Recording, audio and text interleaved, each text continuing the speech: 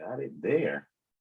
And got it. All righty, y'all. Namaste, namaste, namaste. Islam, Islam, Islam. I am Brother Hassan Ghazi Obey here in Morocco at Northwest of Maxim. How are you? Guys, I know we said we're going to be live at 12 Eastern. However, let me just, first of all, thank you for your patience in advance. Just making sure that our chart adjustments was going properly on my laptop so that I can make sure that we won't be having some goofed up moments in technological advancements, so to speak. So, guys, thank you for your patience again, and let's really get started. Without further ado, I am going to first tell you guys to make sure you recognize my magnificent, patient, magnificent, and awesome beloved brothers in whom I am well pleased, and they are Islam, people, Islam. I am Terrell to my bay. How art thou? Sauce. Islam. You already know if you don't know.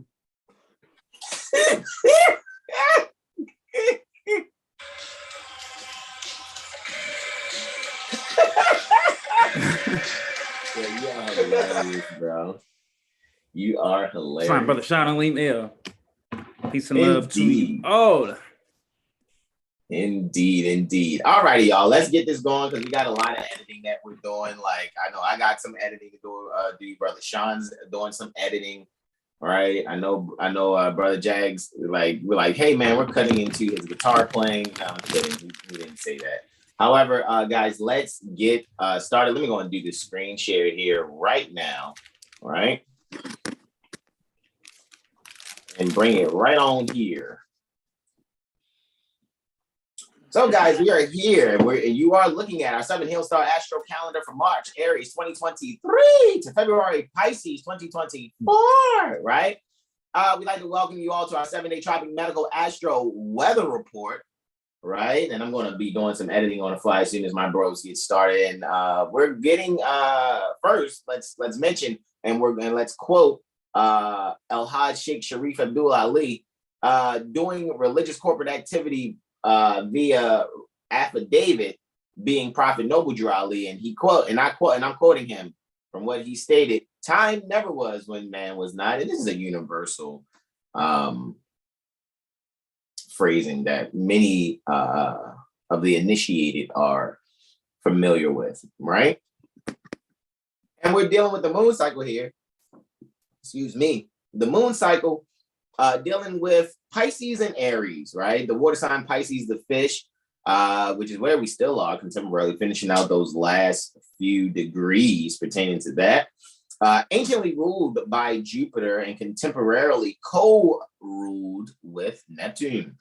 And soon on the 20th, you guys will see, as Brother Jag will get into that for his Monday testimony.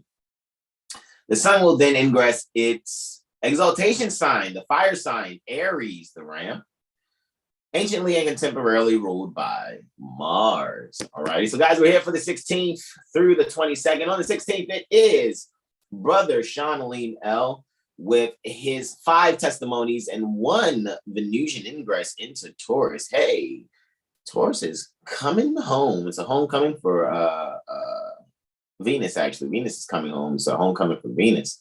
Right? 17th is. She's coming home. Tell the birds Venus is coming home. I know, right? Then there's a very magnificent list of 8 transits and 1 ingress right there for Brother Terrell Tamari Bay. He's going to bring the sauce with the 17th on Holy Day. Quite a few transits happening on Holy Day. Hopefully, right? 6th house sauce for the people. Hopefully, 6th house sauce for the people. Holy 6th house sauce! You're hilarious. For Saturday the 18th, it is our Brother Hassan Ghazi Obey with those 3 transits there, and the 18th I have those 4 transits and 1 ingress. And by the way, back to Brother Terrell for the 17th, he has a moon void of course there, guys.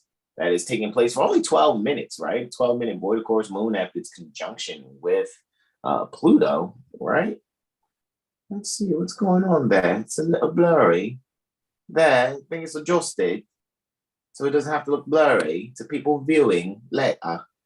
Right. And then on the 19th, I have a moon void, of course, about 4 hours and 39 minutes, guys. Right. From 6:33, the moon will be void, of course, about 4 hours and 39 minutes. So ingress is Pisces at 1100 hours and 12 minutes. Friday, for the solar ingress into Aries, right?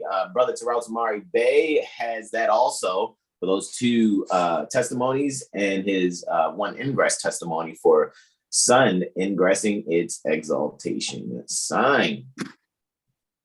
For the 21st, it is Brother Sean Aline L. Bravehearting it out with those 5 testimonies and 1 lunar ingress and only a 3-minute void of course moon, guys. That's very interesting. And finally, for Wednesday, the 22nd.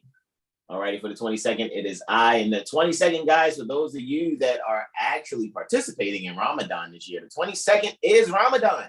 And I just thought it was very interesting how Moon, which rules the stomach, and Jupiter, which rules expansion, it's like it's fasting happening that day. I just thought that was just really interesting how Moon conjunct Jupiter is occurring during Ramadan, right? Ramadan.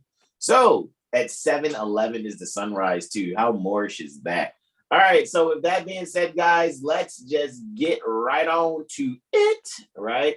Any of my bros have any announcements, questions, comments, and or suggestions before we get started? All righty. Get your regular sessions. Like I said, March Astro New Year, taking new clients, get your mirrors. Yeah. Get your AstroCivic corrections concepts if you need that too. And yeah, I mean, we got it. Matter of fact, just tell brother Sign to drop another song, man. Tell him that we need another song. Bro, that's so interesting because I'm getting to the mode where it's like, all right, I'm about to be really very strict with myself and my time management. That's what I was employing today, where we would have been live at 12 noon. It was a matter of me figuring out why the software and the computer weren't in alignment with their daylight savings times adjustments. It's like, ugh, it is what it is. I'm not really tripping. However, I will be doing that because there is some music coming very soon so that all the bros can write their songs to them and we can do what it is that we do. Right. I'm going at this thing probably one track at a time, and then our literature, which isn't going to be many pages, but it's going to hit. Right. Because, all we got to do is tell the truth in a small book. Right. What is happening here? Really? Did I hit the whiteboard? There's no way I hit the whiteboard. I whiteboarded that thing? Stop share. That's interesting. Oh, it is selected on whiteboard. How did I do that? All righty, let's get it. All righty, y'all. We're here looking at sunrise for the 16th March 2023. And I yield the floor to our beloved brother and whom we're well pleased, Brother Braveheart L. Islam. Islam bros. All right, we got sunrise for March 16th, 2023 at 7:20. Right? To make sure you follow 720 Astro Healing on Instagram, right? Wow. All right, so we've got sun right there rolling over the 6th house cusp. It's at 25 degrees. So I would say for this day, this degree, go read chapter 25. Yeah, go read chapter 25 from the Circle 7 Holy Quran. All right, and get you some gems from out of there for that day. And also, if you can, maybe meditate or visit water this day for this degree. Right, it could be very fundamental to ye's health, right? Getting some water, getting some sun. If not, you can't get by water, at least get out in nature. And with that, I will yield. So we get into first aspect, occurring after sunrise, and we have a lunar. Jupiterian square going on.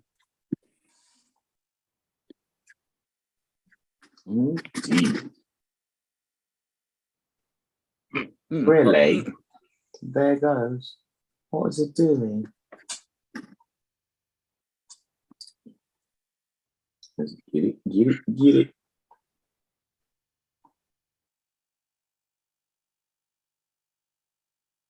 There we go. All right. So we have Luna in the 8th house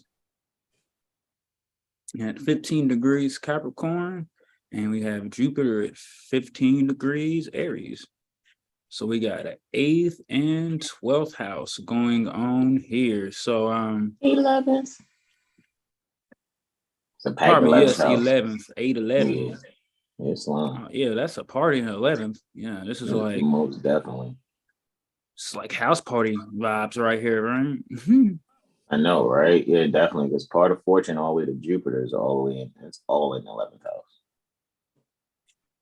All right, everybody party at Jags. No, I'm joking. Right, so did you Luna at 15 degrees there, and Jupiter is in the 11th. Right, this is I'm just feeling the collective really finding stimulation, and when it comes to like their partner values, for anyone that's with their partners, or even just those that are even dealing with others' resources, is really a good time to expand upon that and really find some good philosophy and truth, and being honorable and dealing with others' resources, and financial dealings, as they would say. All right. There's also some very wounded healing too here. So I'm getting like a lot of stories being shared, like emotional stories. But it's like, right, if I even wanted to take me, for example, how I was before I came into, the knowledge about ancient foremothers, forefathers, Prophet Nubu Drali, being Moors and all that. And it's like, wow. As a matter of fact, hold on, bro. I think this came up today. Oh, where is that picture? I don't think I saved it, but it was like, oh my gosh, Christianity and the devil, blaming all that. But what I'm just saying is like, you're able to find like the stimulation and just peace, and just letting go, right? Like what was once a foundation is no longer meant and set for you. So now you're finding passionate and time and enjoyment in what you are learning now, whether that be via internet, social media, maybe dealing with your spouses or your bosses, or just finding stimulation and healing from learning about yourself, but also from about others' journey, right? And yeah, just finding truth in that, and nothing like fascination, like, or no denial of any of that. Mercury's chart rule, and Mercury is in the 11th house as well. Yeah, so probably having a lot of vivid dreams too. For those probably trying to like astral travel and all those, various things, but I would say looking within is better than trying to project yourself out of your body to go somewhere else, when you can have that roller coaster of a journey within yourself, right? With that, I will yield, and we will move along to next aspect, and we have a lunar Uranian trine. Would you look it? Astro cookie. All right, so we have Luna there in the 8th, kind of nearing what I don't want to relate on right now, right? Uranus in the 12th house. It's 16 degrees, 6 minutes. Toro. So 6 and 12. Capricorn or Taurus. Yeah, this is like in either investing, right? Either you're investing or others are investing into like a practice that you have started at the domus, at the home, all of non-statutorily speaking. And you're really able to bring something valuable and of structure to yourself and others. Uranus in the 12th. Once again, Mercury is still ruling the chart. Mercury's in the 10th. About to head into a conjunction with Neptune, right? So yeah, very imaginative. This is like being able to kind of like go other ways of what might have been always usual to go with. And we got Saturn in there too. So some accidental dignity there, right? And wow, it's about to be like a three-way conjunction just about. So yeah, this is like the opportunity, like for like the spirituality, right? The breath work, the truth of like different religions, philosophy, music, and art. This is like taking a turn here. Luna and Uranus folks are being now open to, right? They might have been pissed off or rejecting the truth. They're just different things that, might have took a jab at their character, you can say, or, just their foundational beliefs, but they're now able to move from being stuck on emotional beliefs. And now they're getting into knowing and stepping more into that second, third candlestick of faith and fruition. Able to just leave behind what's not for them. And with that, I will yield it the floor. So now we're moving on to the Mercury-Neptune conjunction. All right, probably still going down in the 10th.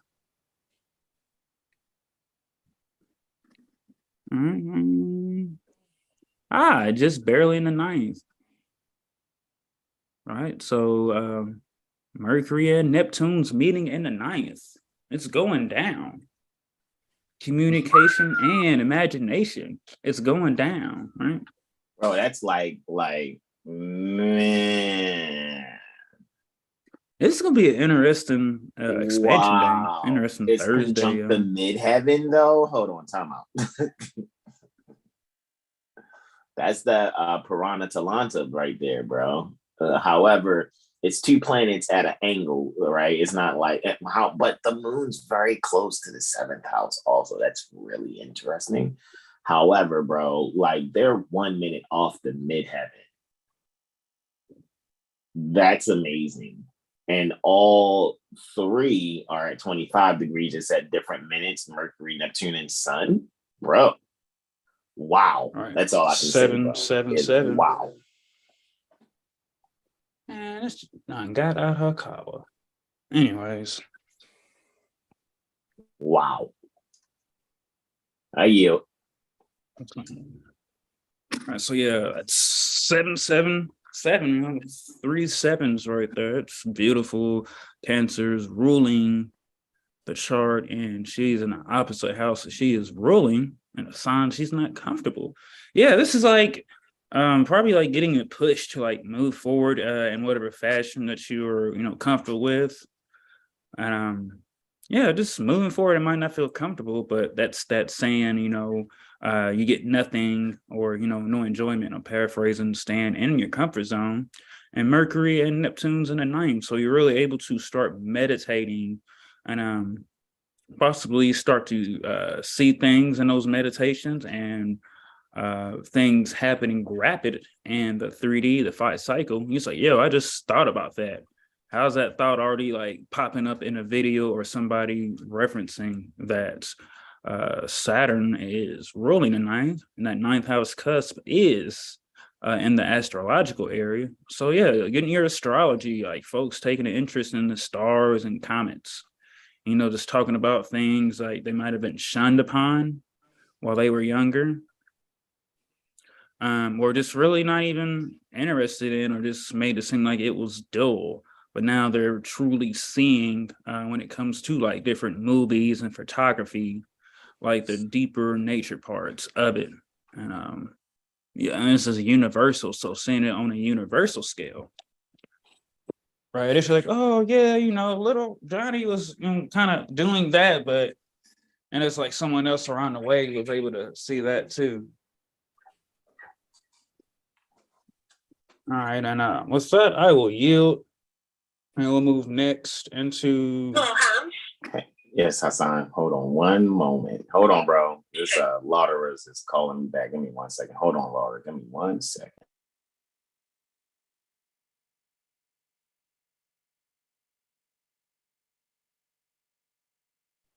All right, so we're about to move next into Sun Martian square.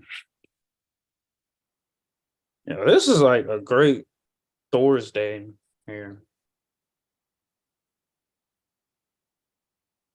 All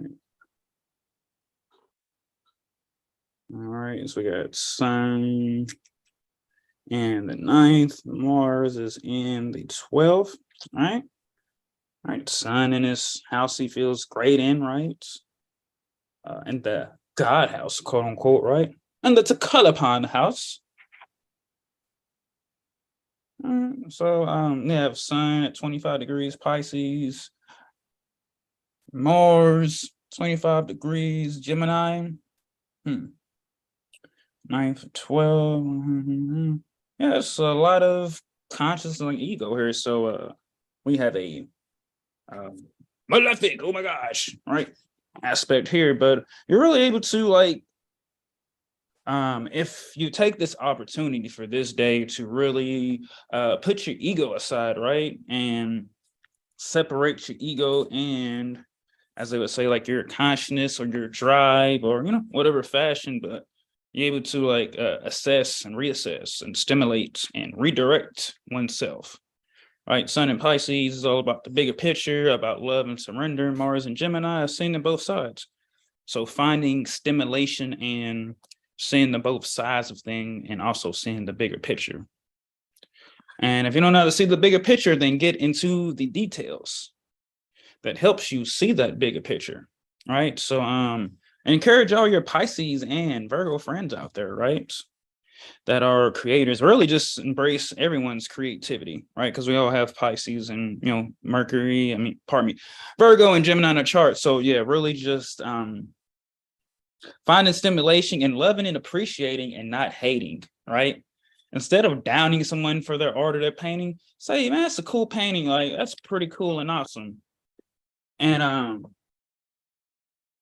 yeah, letting them and like supporting artistic work just because someone would rather sit behind the desk or do something.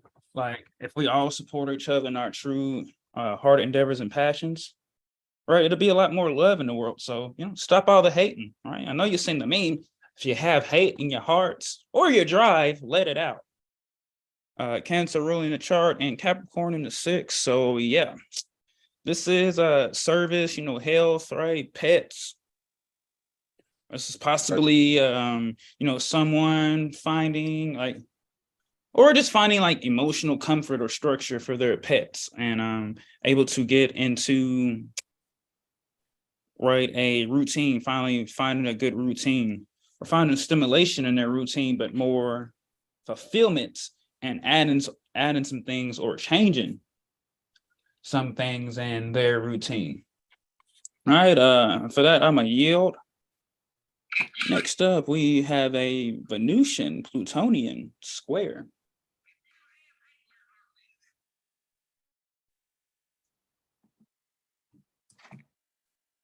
So it look like Pluto will be in that 6. So yeah, Jack.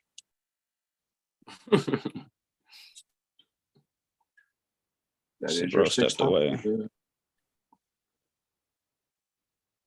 I got the control. Rudy's got the chalk. Remember that show, bro? Chalk Zone. What was it? I am a little older than you. Chalk Zone. What is it? I remember Chuck Dog. Yeah. I did. Yeah, that was different. Chuck Dog was different. Man. All right, so moving along, right? We have Venus in the 9th house and 29 degrees Aries. Pluto's in the 6th. So shout out to Jay, I'll do the 6 houses all day. Oh shit, I gotta make sure her ass don't be taking off. Slipped out her collar. Oh shit. Hey, get over here. Oh my gosh, bro. Like I always be telling us, I'm like, man, they be getting out and they call us like it's nothing. Yeah, stay right there. Anyways, Speaking of the 6th house, yeah. Speaking of the 6th house. 6th house pets, yes. Yes. How did you get out of that? Oh, so cool. You know what? Y'all better just come in. Fuck it. And that'll be all right. Anyway, so right, we got Venus. I'm gonna change this so y'all can still hear me. I'm gonna walk away. AirPods. All right, we got Venus in the 9th, Pluto in the 6th. So this is another 4 houses away that this is occurring. Can you still hear me, brother John? Islam. All right. So we have Venus at the degree, let's see, 29 degrees is prophet of a new order. Pluto at 29 is the degree of collecting. So once again, we're all finding that, once again, when you read your 101 Quran, what is a prophet? A prophet is a thought of Allah manifested in flesh. So now we're able to start collecting what we lost, right? And one's mindset. Bro, don't start running, bro. Chill. Come here. We're able to start, as Prophet Noble Drew emphasized, that man will regain his lost estate, but he must do it in a conflict that can't be told in words. So we're really able to start reading these different texts and just realizing within ourselves, right? Like Saturn's in Pisces, right? Pluto's about to ingress in Aquarius. So we're going to realize that that ourselves can only be our savior. And folks will really start getting out of the middleman, as much as it might hurt, right? I think that's where the stimulation could come from. So no pain, no gain. Man, it's like, oh, pain comes from the gain, but you're really losing. I mean, you're not losing, you're collecting, regaining your lost estates, your sovereignty, your connection to Mother Nature and everything. But it first starts with loving yourself and getting that hate outside of your heart. And Sun's ruling the chart, right? And this is this Kazemi, like this conjunction. So, yeah, and Venus and Sun are still in that mutual reception by exaltation. So the energy's up, right? The energy is up, and you're really able to start putting the pieces of the puzzle, putting the pieces of the puzzle together. Sound like Emma but start putting the pieces of this puzzle together. Venus, Pluto, Venus, is deals with like commerce, finances, right?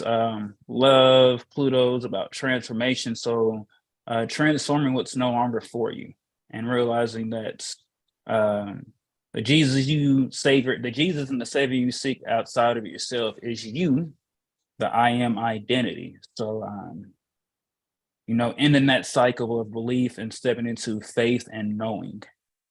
With that, I will yield the floor. All right, I said Bros back. All right, and then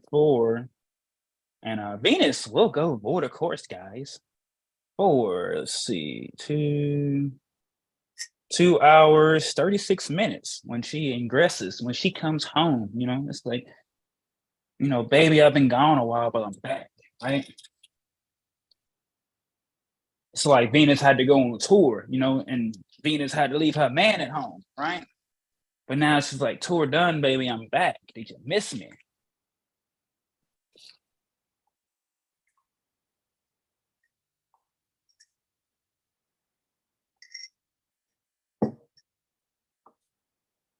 And all righty, forgive me. Had to make sure that Fez order was correct, man. Called me back. Shout out to Lauderer. Shout out to the George Lauderer Company, man. Seriously. All right, bro. I yield. Slime. We're gonna head into the Venus ingress. Am I not there?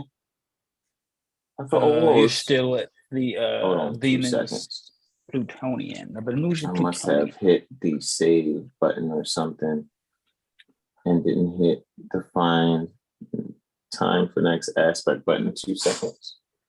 I got it. Thank you all for your patience in advance. She did say she was gonna call back, right? I knew, yeah, I figured it's probably as soon as we start or get going. But hey, at Yeah, least it was on me. Yeah, so yeah, no major purchases during that 2 hour, 36 minute Venus void, of course. right. You're hilarious. All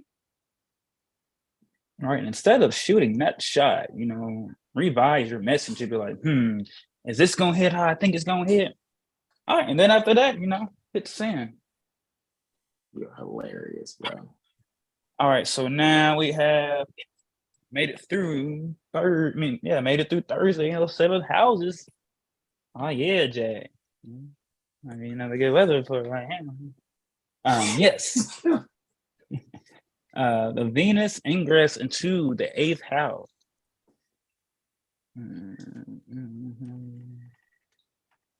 Right. So this is about valuable relating and values of our partner, right? Venus in the 8th house. This is like dealing with as what some might try to say, other people's money. But this is also opportunity to get your AstroCivics correction session with Brother Hassan and Brother R, right? And quit paying that loan, what they call child support, right? Also, others could be maybe moving some of their things, right? Or getting money from so-called money, right? The private commercial paper, FRNs, whatever you like to call them. Military script. Military script. Receiving things from one's parents, one business mates. This is gonna be a beautiful time. Venus is at home in Taurus, right? Feeling good, feeling great, right? And Mars is final dispositor for that in the 10th house. Yeah, this is could be seen like a lot of for those statutory speaking agents, right? A lot of business investments, expansion, also just finding a new sense of purpose, right? In the private realm and their work, just finding something exciting, a career that gets you going. Mercury's ruling the chart. Mercury's in the 7th, opposite of its ruling over the 1st, right? And the 10th. Yeah, so this is about communicating some services that you might be looking forward to or able to find. Matter of fact, yeah, Brother Hassan, when I was actually posting Intuition Monday videos about investors and all that, right? Maybe someone coming to help support the vision for that. So, having those details ready, kind of that 5P energy, right? Proper preparation prevents poor performance. And also just being ready so you don't have to get ready, right? In that fashion, a lot of beauty upgrades. So probably like new beauty products or, ways to take care of oneself, right? And just be also careful what you eat, right? Probably is like an opportunity to overindulge more on like sweets and comforts. But just finding a beauty and comfort and finding ways to get uncomfortable. And yeah, spreading love and surrendering to beauty and love. And with that, I will yield the floor to my bro. All right, so let me get that.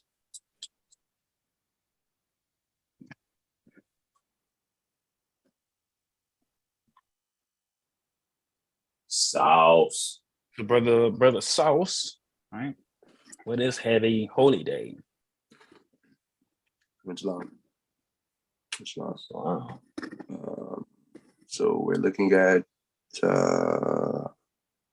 17th of March, 1442 still. It'll be 1443 March calendar year in about 3 days, right? From this day, on 17th. So we're looking at the sunrise. The sun's at 26 degrees, Pisces, 36 minutes. And this is just a sense of connecting to what actually inspires you, and starting your day with that sense of inspiration, or sense of being. You could be starting your day specifically with just writing out your dreams, or just writing specifically, or starting your day with some whatever music you like to listen to, specifically something in the regards of just instrumentals, classical music possibly, or maybe flute or some sort of wind instruments. Just to, start the day with a sense of peace, so to speak. So however that may resonate with you, make sure you're starting your day with some sense of optimism, but not blind optimism, of course, but a sense of, starting your day with vigor. Oh, yeah, yes. So moving on, we're going to look at the Mercury square Mars energy. And this is interesting because Brother Sean had the Sun square Mars energy, so it's like, so we got Mercury in the 4th house, 26 degrees Pisces, 5 minutes, and Mars is in the 7th house, 26 degrees Gemini, 5 minutes.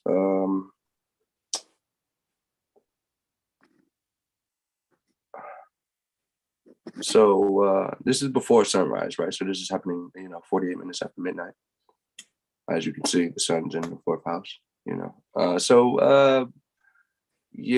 some news or some sudden news or sudden disappointment pertaining to, it could be, an ancestor passing on, or, a brother, or it's a close relative, transitioning possibly.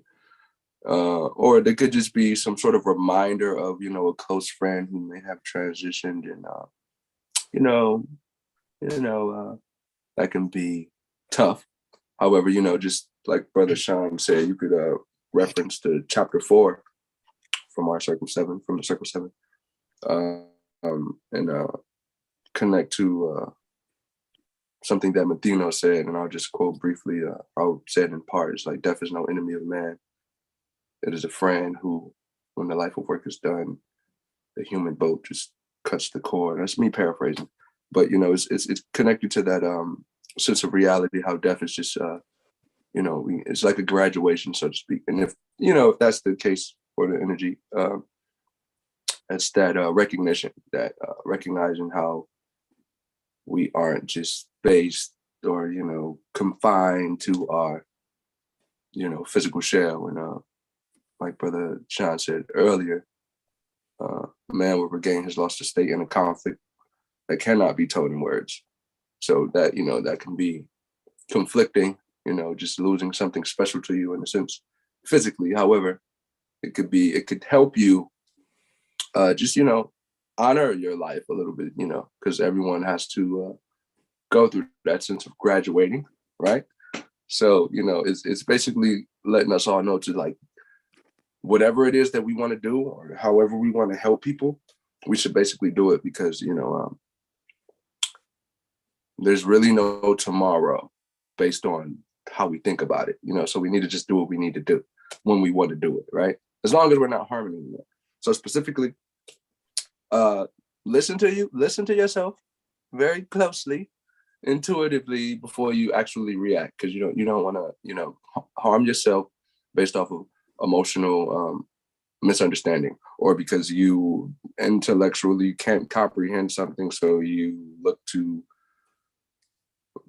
bash somebody for what they do comprehend, right? So just think wisely and listen very carefully before you react. Don't act too hasty, with the Mars squaring Mercury, because something could be communicated that may ruffle your feathers a little bit, but it may actually help you get to the or remove the superficiality of the situation, that you may possibly be looking at it in a superficial sense, or in the sense that you may not, again, comprehend why it happened, or why this would be done in this way, whatever.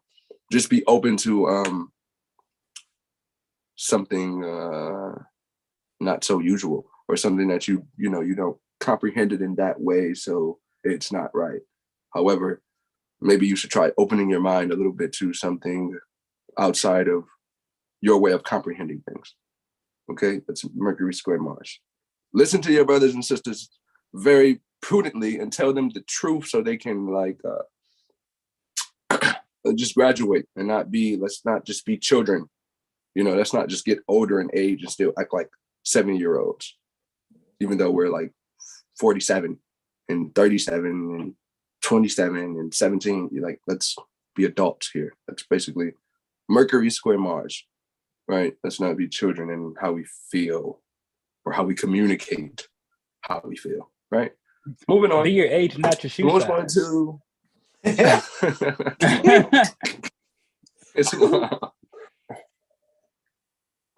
so the moon's going to sextile Neptune, right? So this is good. Moon's in Capricorn, right? 25 degrees Capricorn, 10 minutes. It's in the first. We're in the second house sign, but it's in the first. 25 degrees Capricorn.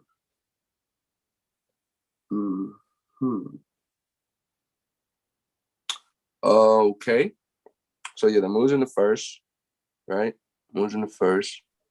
And Neptune is in the third house. Okay. Yeah. It's just interesting. So most people will be resting and recharging. So if you're up around this time, you should probably be writing and or doing some sort of poetry or listening to some sort of maybe audiobook as you travel or as you fall asleep, possibly. Yeah, because this is a sense of like going into the depths of like whatever studies that you're into. So specifically like astrology, if you're like getting into astrology a little bit more. Oh, excuse me.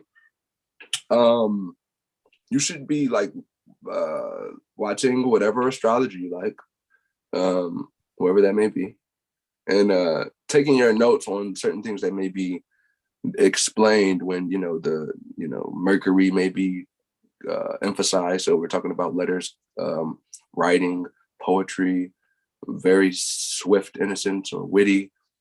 Could like to dance or just a sense of goofiness, but it's in Pisces, right? So there's a sense of liberation being searched for. Like there's I want to know, so to speak, with this Mercury in Pisces. It's because Jupiter being in Aries, there's a sense of acting on what you may know. However, it may also ruffle some feathers. You know what I mean? So it's kind of like finding that balance between discovering and getting into the truth. However, also knowing how that truth may be a little bit uncomfortable for people who are used to certain things, which will be, the Neptune thing. It's like, oh, but, we're all one. It doesn't matter if you're Moor and I'm a European. It's like, but you're not going to tell me I can't honor my ancient foremothers and forefathers because we're all one. Like, what? That's just irrelevant. It doesn't. And for you to not want to honor, your ancient foremothers and forefathers because we're all one. I mean, like, I get it, but like, come on. It's like, it's with the sense of not just being like, oh, I know everything, like, but that's cool. But like the reality is there's differences in people. Like some people like to eat meat and some people don't like to eat meat. That's just a difference. So what? Now what? Okay. So it's like, removing those sort of, I don't even know what to call it, unnecessary debates based on what should be because I am like this. It's like all of that fantasy and bullshit, because it's just fantasy and with, I don't have to be this to connected to that. Of course you don't have to be. We all know that. However, again, like I just said, that doesn't mean someone can't honor their mother because they know that their mother created them. But you have a problem with your mother. You know what I mean? Like, stop that. Let's not do that. Right? So, it's that discrepancy of, removing unnecessary, emotional, imaginative arguments. You know what I mean? Literally. So it's a discrepancy of like the brothers and the sisters, and also you can see it in just like these different schools of thoughts. Like you could possibly see a debate with the guy who says he's a Muslim. He'll be debating the Christian about God and Allah. Idolatry worshippers. Let me stop. Idolatry. Islam. Moving on. My sky daddy's better than your sky daddy. My daddy is better. My daddy has big triceps and your daddy has little triceps. Right. All right. Be like Joe. Want to know the truth. Moving on. Instead of like on Buddha, to wonder what your fantasy is. You said what? I said, I'll be like Joe and want to know the truth, and not Luda. What's your fantasy? Islam. The truth does not change, nor does it pass away. Right? It's me quoting again, paraphrasing in part. Quoting in part. All right, so the moon is going to sextile Mercury, right? Moon's still in Capricorn. Yes, and Mercury is still in Pisces, 26 degrees, 23 minutes. The moon and Mercury. So again, yes, like this is just us getting into the depths of who we actually are, because the first house is pertaining to just, who am I? Where do I come from? Who's my mother? Yeah. So this is the quest or the search for that question alone, or it could just be you could come across a picture or some letterhead that has your actual appellation on it. It's like, wait, where does this come from? And it's like some document from like 1876 or something like that. It's like, wait, hold on, that's my granddad on the newspaper, on the letterhead, right? Excuse me. But specifically connecting to like I said, what actually matters. So the substantial parts of reality versus just being focused on the imagination, knowing that you need the imagination to create something tangible. However, you cannot just imagine something without putting in work. So that's pretty much this moon sextile Mercury energy, for just letting you know how you have to be, you have to let your emotions guide you. However, they do not control you, in a sense. Like you could, it's the formality of knowing what anger, like how you can use anger or sadness to your benefit rather than you being in sorrow because you're sad and mad. You can actually utilize that emotion to do something productive. You know what I mean? However, this is most people are recharging or resting. So like I said, this will be like great to really just actually sit with yourself and do nothing and let the thoughts that may be rushing in your mind around this time to just sit with them and connect with them and ask, why does this make me feel this way? You know what I mean? It's really just I feel this way. Why did she stay on my mind? My mind. And it is in love. Okay, I'll stop. It's that's funny. That is funny. Look at the time of this aspect too. It's like, God damn, I'm tired of thinking of this motherfucker. But anyway, hilarious. This is like opening yourself to like transform. Literally, moon in the first house in Capricorn, sextile Mercury in Pisces. Okay, let me transform my thoughts so I can transform my character. It's like to change. What did I say? What's the thing? To change. Autobots roll out. No. What? Oh my God. You're hilarious. I'm talking about the SpongeBob. Yep. Autobots, bro. You're hilarious, bro. What is it? To change your, what did they say? To change your reality, you have to change your mind or your thoughts, something like that. To change your altitude, you have to change your attitude. Yeah, yes. Yeah, type deal. That's basically this aspect here. All right, there you are. Bow. All right, moving on. The sun, the moon's gonna sextile the sun. So this is great. Actually, let's see, what time? This would be a great, oh, whoa. Hold on. Be the change you want to see. I just thought of another one, that's all. That's a good one. That's a great one. Be who you wanted when you were a little child, yeah? You can either swim, you can drown. You can swim, you can drown. You're hilarious. That's true. Don't drown in your sorrows. That's fine. Okay, where we at? It's moon sextile sun. Okay, yeah. So sun's in the second. Luna is in the 12th.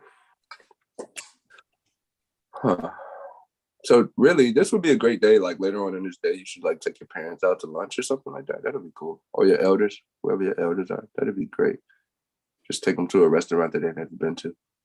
Make them try something that they've never tried before. However, it's the best food ever. Just do it. Take me later, yeah? Take them to a spot or something, yeah? Or if your mother does bowling, go bowling with her. Grandmother. That sounds fun. That's so fun. Do it. You'll have the time of your life. Let out your inner child again, yeah? But yeah, this is most people will be resting and recharging, possibly in the the northern hemisphere. No. Yeah. So yeah, the dreams may be very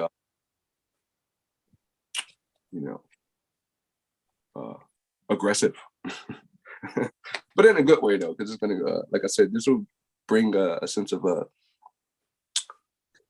courage. Like you'll know what you need to be doing based on these dreams from on high, That's kind of the vibe I'm getting here because, ancestral recognition or let's just say communication, so to speak. Like those things are real because it's making me think like memory or mind never forgets. That's me. That's a quote from Clock of Destiny, right? Memory or mind never forgets, right? So then having those certain thoughts like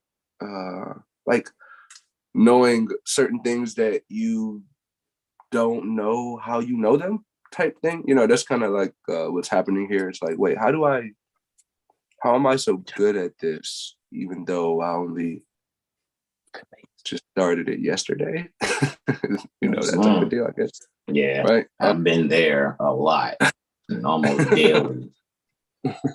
Like literally, like just to add to your wisdom, like it's funny because yesterday, like my baby wanted like the smothered oyster mushrooms, right? So fried them first, and I'm thinking like, man, I could make a mushroom gravy. Never made it before. Never looked at a recipe.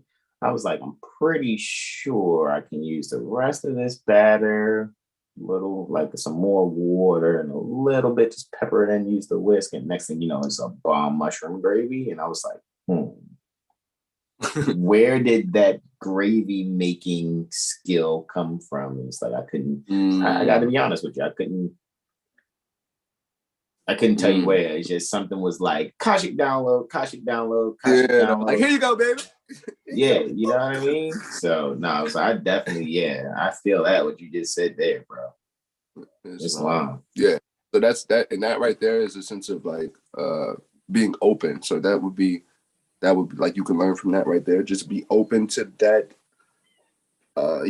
happening uncomfortably, I guess.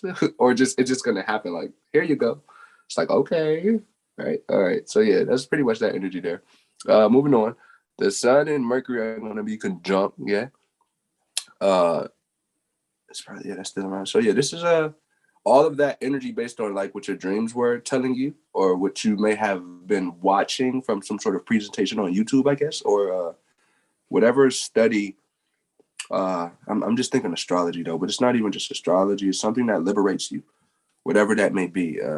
You could be listening to John Henry Clark or something like that. Someone who's like inspiring to you, right?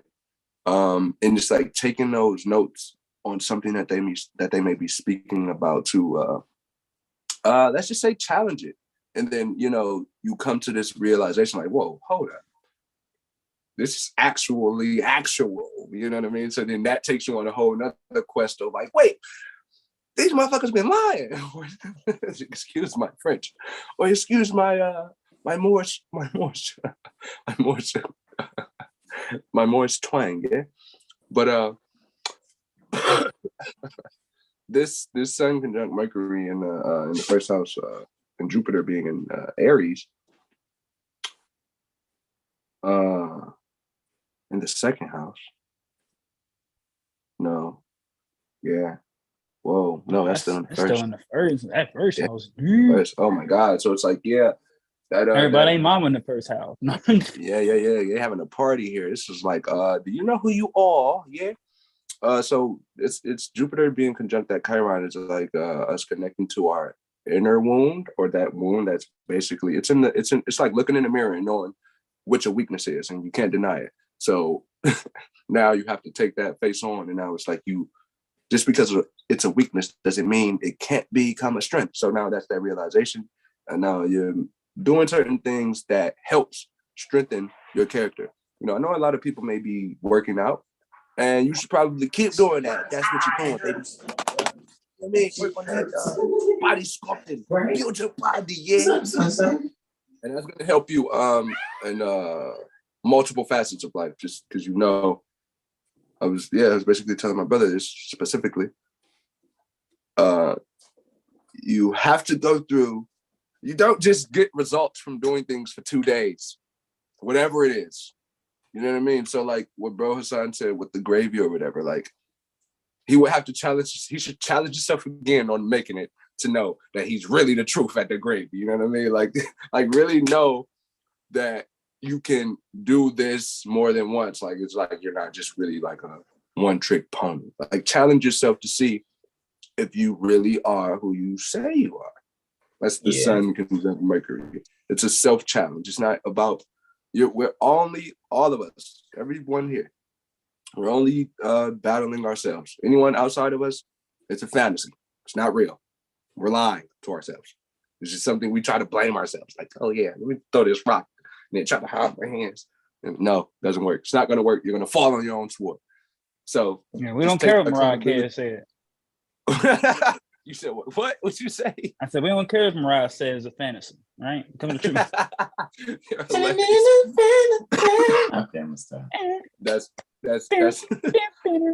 This is transformation though. Sun conjunct Mercury, 26 degrees in Pisces. This is just a sense of transformation, and it's happening in the first house. So we're seeing how mythology, folklore, all of those things can be utilized to help.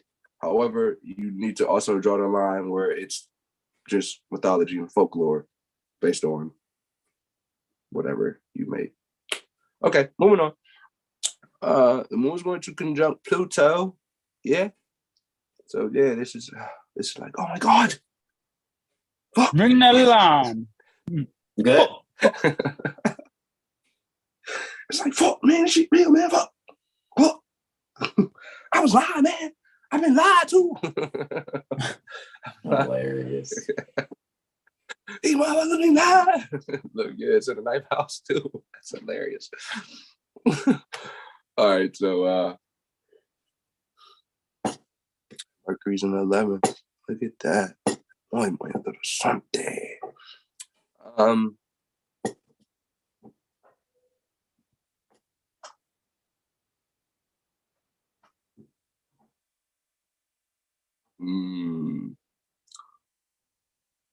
Okay. Yeah. So that at this moment, like I said, I did. You should definitely, again, I'm gonna mention it again. Take your elders out to lunch or to brunch, whatever they like. If it's lunch, brunch, whatever, do that. However, this is great for like, yeah, like I just said, with like challenging yourself on what you actually know. So like, can you give an example of what you know and explain it to a child for them to comprehend it? And this would be like the best moment in time to actually challenge yourself in that sense of knowing. Like if you actually, or it's not that you actually know, but it's like, can you, like I said, can you break it down to a child for the child to comprehend what it is you are a master at, or what it is that you may be studying specifically? Because it may be to just test your own self to see where that weakness may be again, so you can just make it a strength. It's nothing wrong if you can't explain it to a child right now. That doesn't mean in time is being, as you keep going through that process, that you won't be. So it's like, this is the aspect of repetition. Just keep doing it over and over again until you actually get it, because that's just how stuff works. You don't just do stuff once and it's not gonna just happen like that. Like, so I don't know, if we're playing basketball and I miss a shot, I promise you I'm gonna shoot the next shot. I don't care if I just airball it. I don't care. I'm shooting the ball again. I promise you. Like, anyone who knows me, on like, that's gonna happen. So it's just that, Shoot as a shoot the shot, man. It don't matter. Brother Jag really shoots. Yo, yeah. Just let your confidence be a motivating factor in every facet, because the confidence will, get you through any sense of failure. There's what is it? It's a quote. This is you ever failed? If you ever failed, fail again. Try harder, fail better. It's like, it doesn't matter. Like, just do it. Like, who cares? Who cares if you really like failing is a misnomer. You don't really fail, really. You know what I mean? I don't know. Because it makes me think. Let me just give one more, because Jim Carrey said something about his father. I think Jim Carrey's father was a comedian or something like that. He was very funny, but he didn't live out his dream. I think he went to go be like I don't know what he went to do. But the point was, his father did that for like 30 years and then they fired him. But for those 30 years of his life, he didn't do the thing that he loved. And like, his son, Jim Carrey, was an epitome of that. Like, Dad, you should have just did what you love. You know what I mean? So that's basically this, like, just do it over and over and over again. Who cares if you fail? Get up. Like, you basically fail on the ground, get your ass up. All right, that's Brother that. Jack, can I add two more examples? Islam. Right. So this is like, one, the feeling of Kanye West can't tell me nothing, but it's not like physically having money, but it's energetically feeling like you have that money, for one. Two, this is like the mothers when they be walking down the one runway and they know they be looking good. It's that kind of confidence. So there goes two other options. Like, that's like, damn, she's looking good. They can't tell me nothing. I'm walking down through here. And be like that. And just hilarious. I yield. Islam. Oh yeah, Islam. Get that voided course too.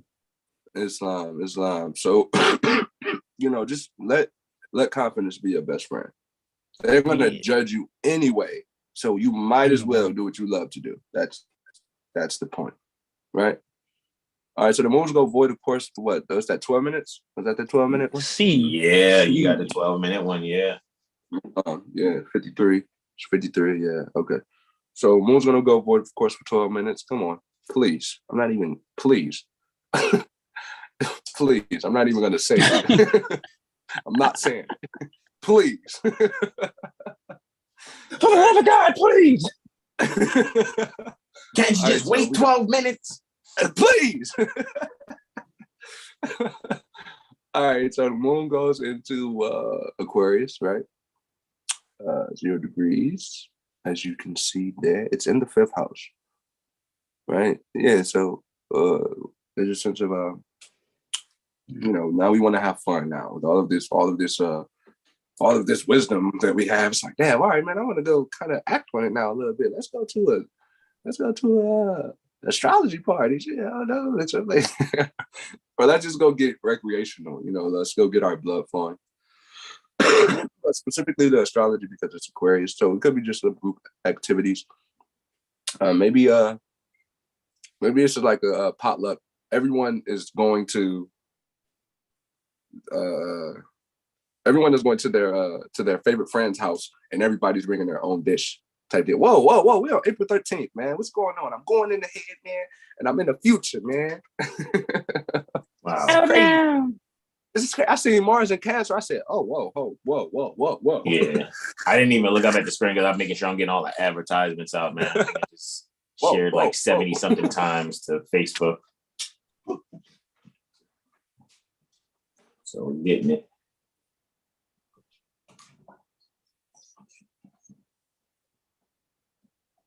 Yeah, just got to keep Brother Jag on his toes,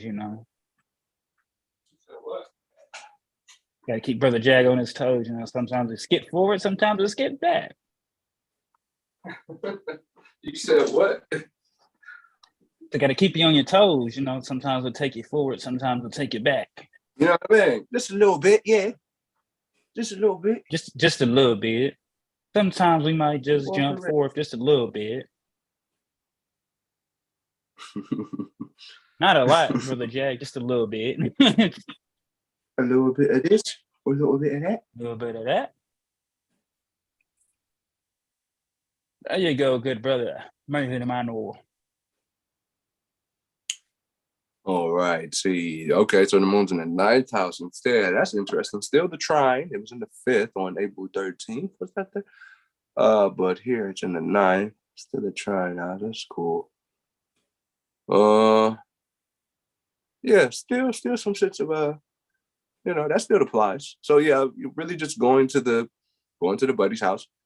Yeah, but it could be more intellectually stimulating rather than being more recreational, I guess. Not like, instead of, for my sake, instead of basketball or something like that, instead of that activity, it would be more like it would be like the astrology thing, where some sort of conversation about quote unquote municipal laws or municipal codes that apply to not the private people. You know what I mean? It's something very unusual, but then it's very just it's only unusual because of the sense of interest that people have, right? And you're not really interested in law. You're interested in okay, let me not do that, right? So I didn't bring a plate, but I brought food for thought. Yeah, this morning the 9th. Yeah, this is like just really connecting with you could be seeing your friends from, like, what was it called? Elementary school. Yeah. As you travel on your about your day, you could possibly run into a childhood friend, or actually a childhood enemy, actually, interestingly enough. And they may admire you. It's possible, because the 6th house got Venus, and Venus in the 12th. It's like, huh? And the 6th house Libra, Venus in the 12th, yeah, and then the 9th. So you could be teaching someone or connecting to someone from your past that wants to actually learn something from you because you have something valuable to teach. Yeah, it's pretty cool. So then the moon's going to square that Venus, right? Interestingly enough, and that's pretty cool. Yeah, because like recognizing the tangibility pertaining to this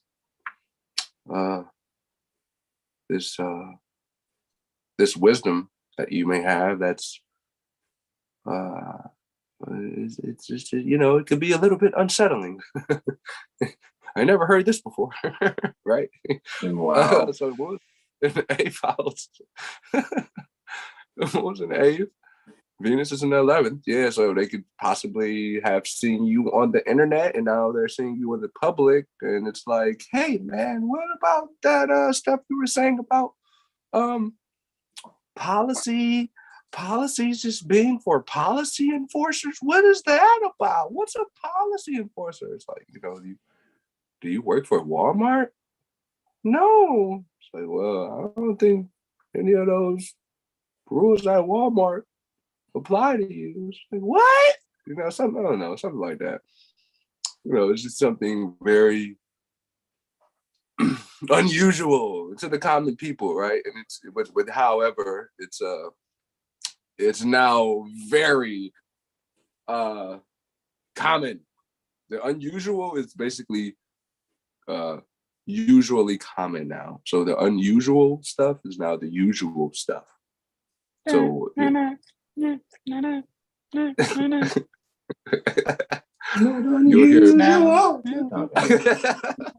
Anyone.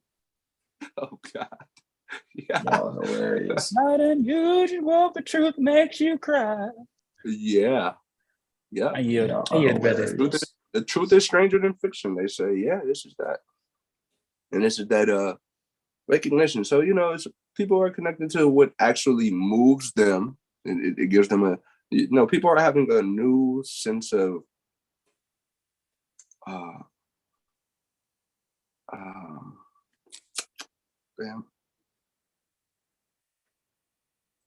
excuse me, a new sense of what actually brings them some sort of like sensation, Venus in Taurus. Joy and appreciation. Mm-hmm. What that actually is.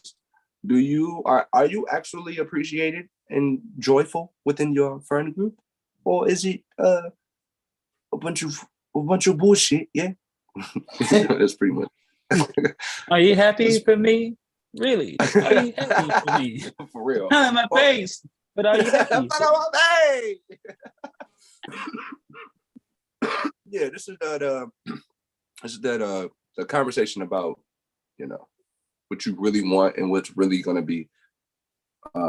This is the conversation of everlasting movement rather than temporary gain, and that'll be, this is an uncomfortable conversation, but it's very great for the betterment of one's own being. Yep. I yield. I got another one. Yep, sure do. Another one. Another one. Yeah, so Venus, look, brother Sean, look at you. So Venus is in the 8th house, 1 degree, 12 minutes, and look at Saturn in the 6th house, 1 degree, Pisces, 2 minutes. Yeah, so this is going to be very exposing. Something's going to be exposed here that you may have been blind to. Turning your eyes to something based off of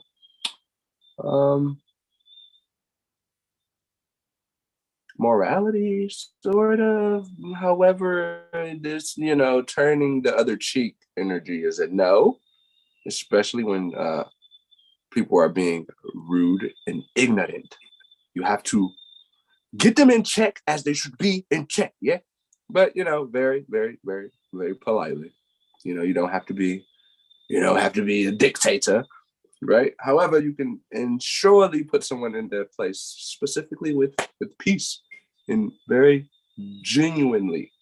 Like, if you don't like something that someone does, simply tell them that. It does not have to be, I don't know, whatever. It doesn't have to be communicated in a way that's like a 4-year-old, right? You tell someone what you don't like, and you set those boundaries. So here, you possibly just, this is the moment to basically speak up and tell people what you want and what you do not want, if that's not clear. However, if that is clear, this is just a good time to really, talk about how, it'll be best to get to the next level within, opening yourself up to things that you aren't open to, so to speak, getting into certain crafts or, certain arts that you are uncomfortable with doing. So it could be pottery. It could even be ballet and dancing, just possibly getting into it with your mate, if you have a mate, or someone, your brother or sister, so you can, basically build that bond to, cherish life together more blissfully. Yeah. Yeah. And oh, tell me what you want, what you really, really want. Yeah, that's pretty much it. And also, lastly, knowing what you want will remove a lot of the things that you don't want. So just come to terms with that. Islam, Islam. Oh, we got Just gonna see who's coming in up the. next. You guys are hilarious. Just seeing who's in the chat. I'm about to go and check, see who's in the chat with us. We're just responding if someone wanted to post a minimum contacts of some Moors who tell you to still be secure party creditors. And it's like, what in the SPC is happening here? What is happening? It's just wow. So, some people just can't help but to just, I'm an L or I'm a Bay, no fez, no turban, all right? No fez, no turban. And then they want to tell you guys to sell yourselves back into slavery by knowing how to be a secure party creditor. You keep listening to these wackos. Y'all keep listening to these beings. Y'all gonna see you're just a federal agent all over again, right? No, we don't see it like that. It hurts our imagination. All right, is that what it does? Oh, I just want to be a modified slave. I want to slave better. That's what you want to do? You want to slave better? Okay. I asked on Facebook. Mother, where's your turban or fez? Brother, where's your fez or turban? That's all I'm gonna ask. Because a lot of people got L or Bay and they just think it means, I know how to be slick with law and the codes. And it's like, man, these beings are the worst. And when I say the worst, I mean the worst. I don't care who your favorite discharged debt, secure party creditor that has either L or Bay affixed to their appellation. Who gives a fuck? Respectfully. Anybody upset, mad about it? You can kindly just exit out of the, you don't have to fucking be here. You know what I mean? Because at the end of the day, what we're making sure we share when we do this astrology and this civics is that people have what they know that they need so that they can show why they are absolutely not a part of something. You know what I'm saying? People want you to go and get an LLC and do a doing business as name and all these other things. Like, why don't you mind your own business and keep people that want to be in your business, these corporations, and keep them from putting their labels on you? Just 7 Hill Star Astrology Firm is clearly an astrology firm. Guess where we're registered? Within our own minds. We don't need some outside source telling us what to do. So I just figured I would just respond to that real quick, because I know a lot of beings pertaining to the jurisprudence gym are, tuned in also. Let's go back to the beginning. Brother R is in the chat. Peace and greetings to our magnificent and beloved brother R Muaba Bay on the Paragon Rico. Exactly. Enchanted Nerd says, y'all song is slapping. Okay, thank you so much, Enchanted Nerd. Appreciate you.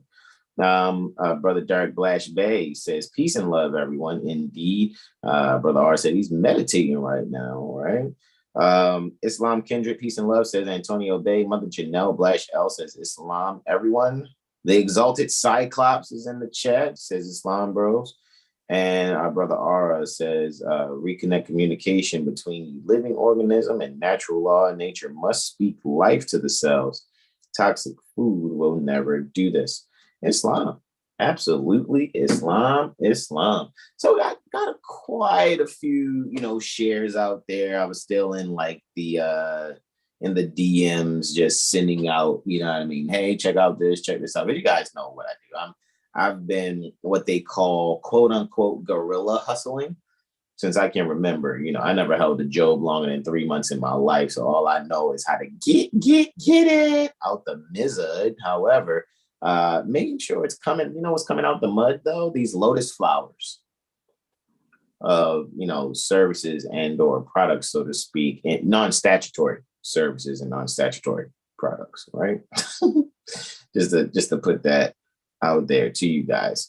All right, let me come back to the screen, guys. We have a sunrise actually taking place here, and it's happening at 0700 hours, 17 minutes and 42 seconds, or 1742 anti-meridian Eastern for the 18th March 2023, having about 27 degrees Pisces, 35 minutes.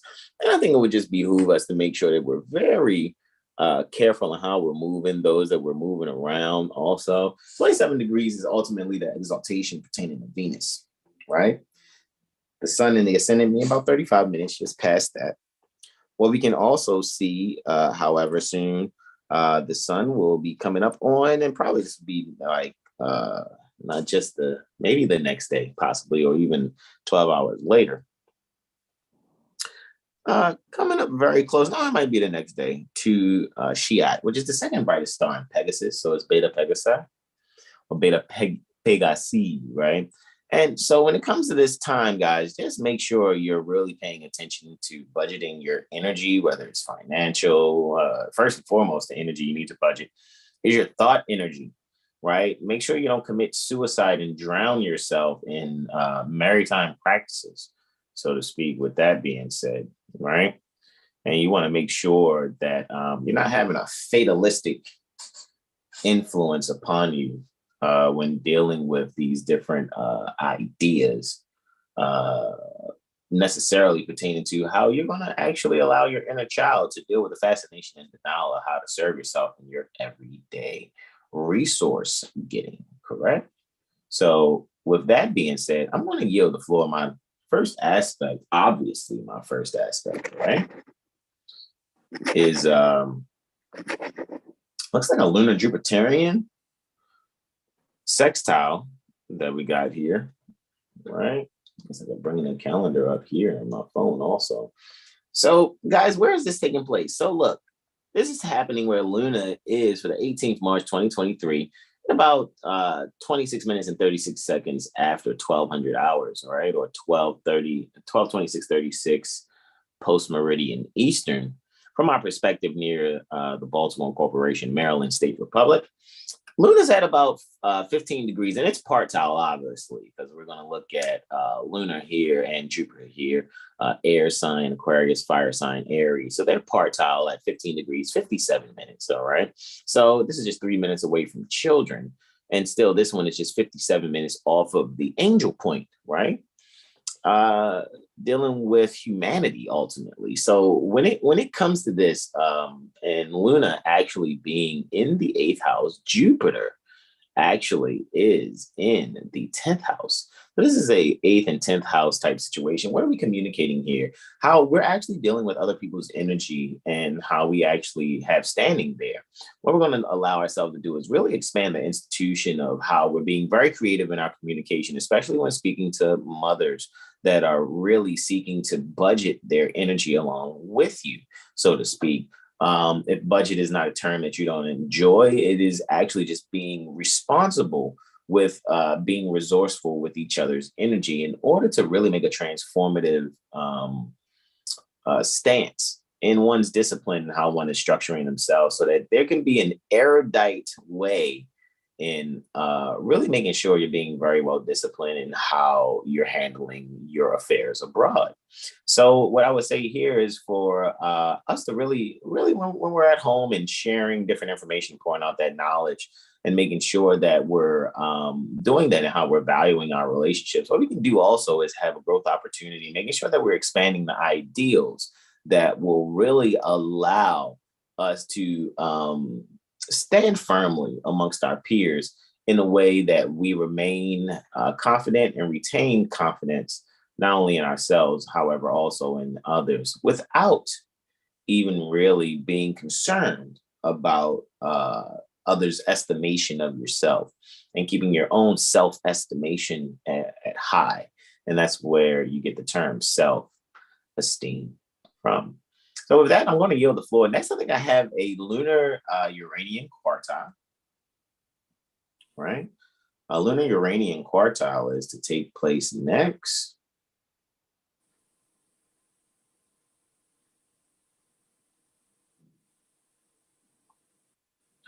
And this lunar Uranian quartile just it's interesting too, because Luna's in the sign that Uranus is co-ruler to, and Uranus is clearly in Luna's exaltation sign, right?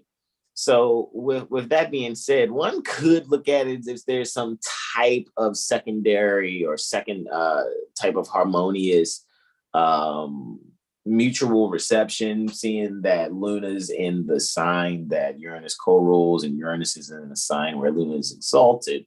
However, what we're actually seeing here is still Luna is in the 8th house, right? Looky, Astro Cookie still there in the 8th house, still under Saturn's dispositorship. However, Pluto is now no longer in the 8th house with Luna. What we can actually see, though, take place here is we can really be very innovative, alrighty, with how we're actually, if you want to go cook for a loved one, go right ahead. There's no problem with that. You can be very innovative and show someone that may not be used to seeing things go from garden to table. You can probably really change their mind. And once they may not like seeing you pulling the vegetables out of some dirt or pulling them off of a vine. However, once they actually see how you actually, or at least taste that meal that you process, they're going to realize that it's fresher than anything they've ever tasted. For example, and just wanted to point out here that Uranus is at 16 degrees Taurus, 11 minutes. However, it's taking place in about the 11th house. So this is a 8th and 11th house type of transit. So if you're at home and you're really looking to find a way to share and relate some values in a certain way with your loved one, right? Or you wanted to do something to show some skill that you possess to a relative, what you can actually do is really change their mind suddenly. And when they see that you can really take things that may seem like they're a biblical meal, so to speak, right? I'm saying biblical because they're both at 16 degrees, 11 minutes, and 12 years, which is a whole Jupiter cycle after the 1599 Geneva Bible, you get the so-called King James Version. So one could have a Bible type of food, and I don't mean Bible like this was the food in the Bible. I mean just something that people are just so used to having, such as like spaghetti, right? And instead of the sauce being made from the jar or coming from the jar, you will see how someone will take tomatoes that they've grown and other vegetables that are fresh and actually make their own sauce in the way that now you never knew that spaghetti could taste so good. Right. So this is where you're having a meal. However, your mind is going to be changed with the basic things of someone's garden actually being poured out to you in the form of maybe a meal or maybe some type of experience with food that you never would have known that would have been your experience. So now what you can do is really take this time to enjoy the fact that you can get out of a mindset that may have been a little juvenile and a little closed off from seemingly trying new things. However, now you can mature further by allowing yourself to really, really, really, and I mean really, enjoy your life outside of what you grew up thinking you've known or with the ideas of those that may have been instrumental in your upbringing. You can now let those other beings that may have helped you grow, you can now kick them out of your mind and now have your own experiences. And who would have known a plate of spaghetti would have done that? With that, I yield the floor. My next aspect, interestingly, right, we have a growth opportunity between communication and transformation, right? Maybe you guys are renovating the neighborhood. Maybe you're helping to get your garden together, so to speak, or maybe you're helping in the community garden, because this is a Mercury sextile Pluto, all right? Happening still on the 18th of March, right? 18th March 2023 at about 2300 hours, 23 minutes and 32 seconds, right? That's a 555, right? 23, 23, 23. Or some may recognize 23, 23, 32 as 11, 23, 32 post meridian Eastern. And what's actually taking place here with this Mercurial Plutonian sextile, right? We have Mercury here at 29 degrees, 55 minutes. All righty. It is in Pisces, so it's still in the fourth house here. All righty. Mercury's still in the fourth house. So you guys are probably, maybe you're hanging at someone else's home around this time. I know it's kind of late, but maybe you guys are, maybe your neighbors, and neighbors are really isolating themselves. Maybe they're at home being creative and possibly playing a game. Maybe this is a card game or something, right? However, with that being said, and this sextiling Pluto, right? So Pluto is here in the third house, right? 29 degrees, 55 minutes. So there's this part-tile sextile, right? Fourth and third. So what's really being done here is possibly a game being played, right? And I'm saying card games. And what's going to actually happen here is really a means to just kind of maybe discuss over a card game some changes or some things that need to be done either in the neighborhood or the home. So this is probably where someone's making renovation plans. And in the renovation plans for one's home, what people are able to do, they're able to really share their ideas. Maybe someone is really thinking about how to begin commencing the painting. Right? How can we paint? How can we now allow ourselves to hang this here, or, build this there, or move this from here? So very spring cleaning-ish, this Mercury sextile Pluto. And what we'll be able to do is really allow ourselves to make sure we think in a very secure fashion so that we're able to communicate the things that we would like to, move locally around the home, in order to, make what seems to be some formidable changes and transformations within the home. So let the renovation creativity fly. All right. And with that, I yield the floor. I have sunrise for Sunday because I have the 19th also. Sunrise is approximately 0700 hours and 16 minutes.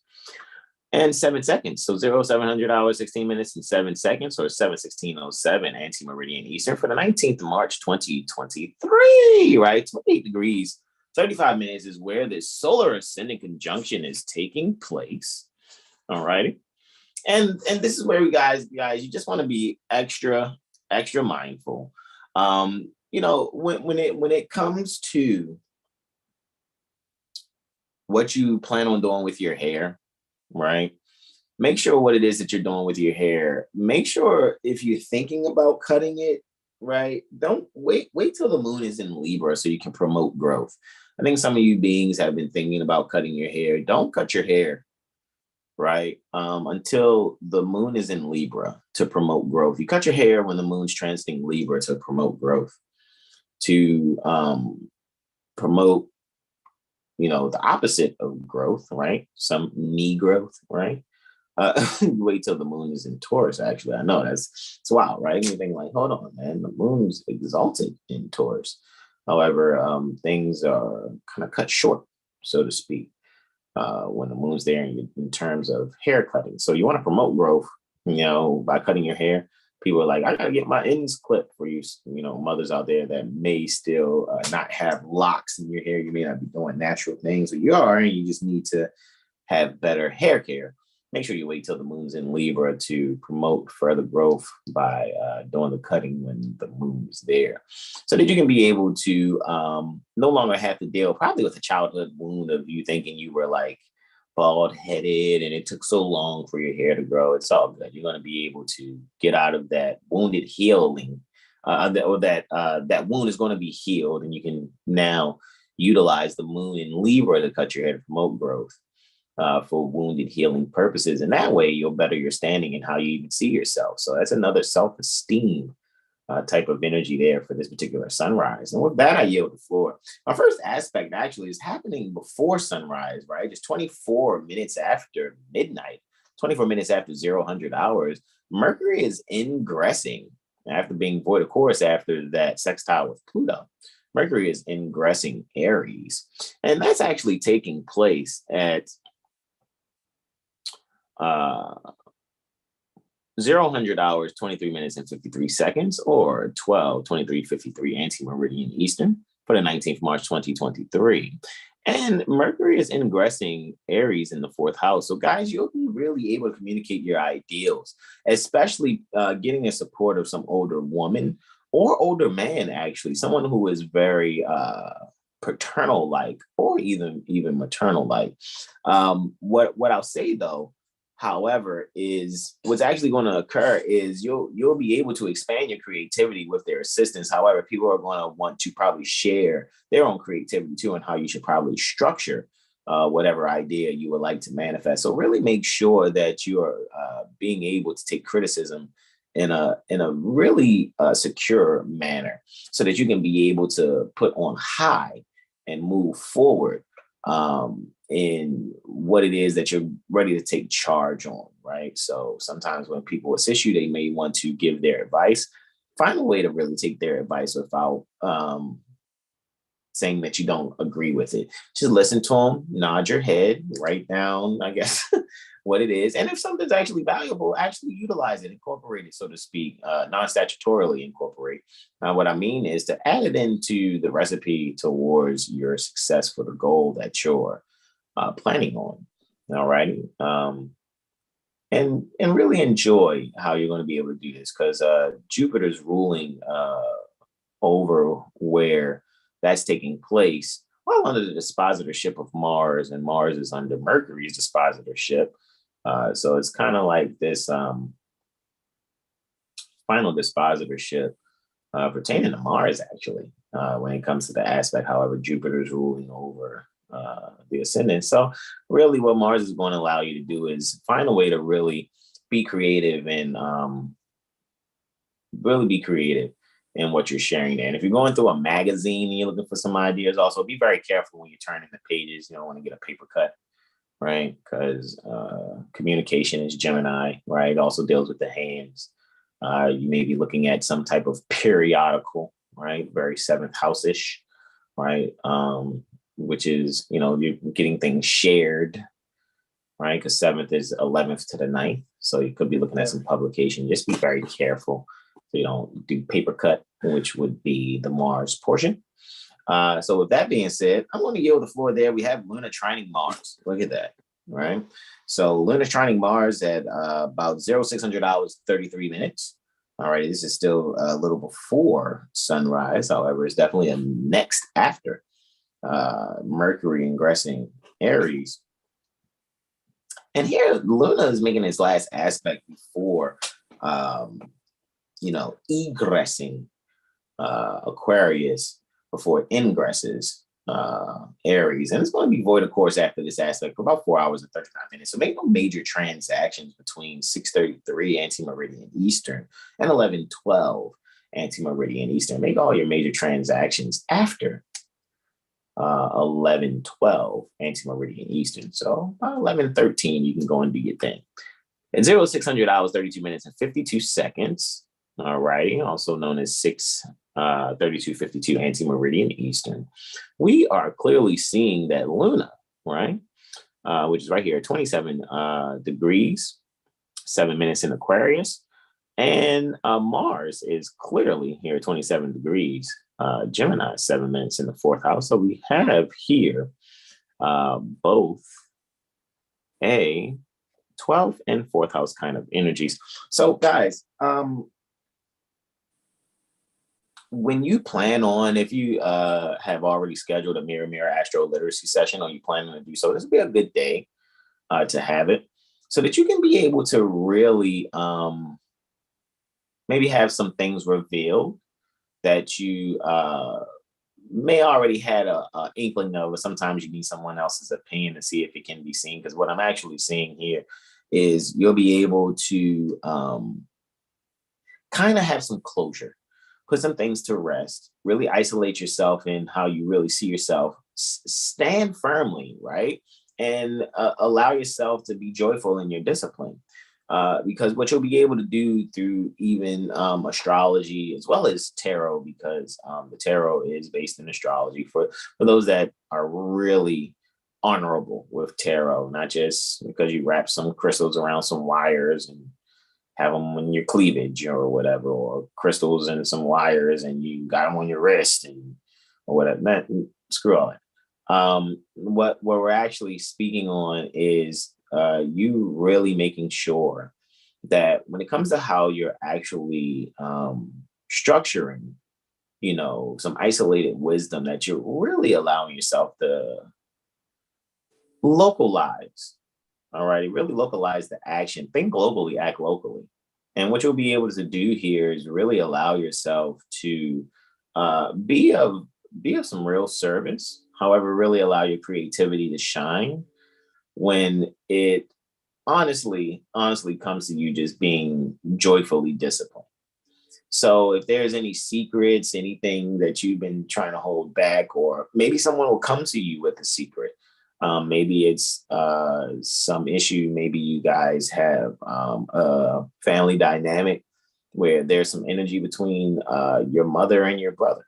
And that energy between your mother and your brother is really getting out of hand, to the point where you may have now in your mind some wisdom that you can share and really make some elemental changes, some elementary actually changes, where you may say something so profound. However, the simplicity of what's actually being said will really shake up the family dynamic. So don't be hard on yourself when you go to say what you say, or even separate yourself from that particular family dynamic, because that will make the change necessary that the family actually needs.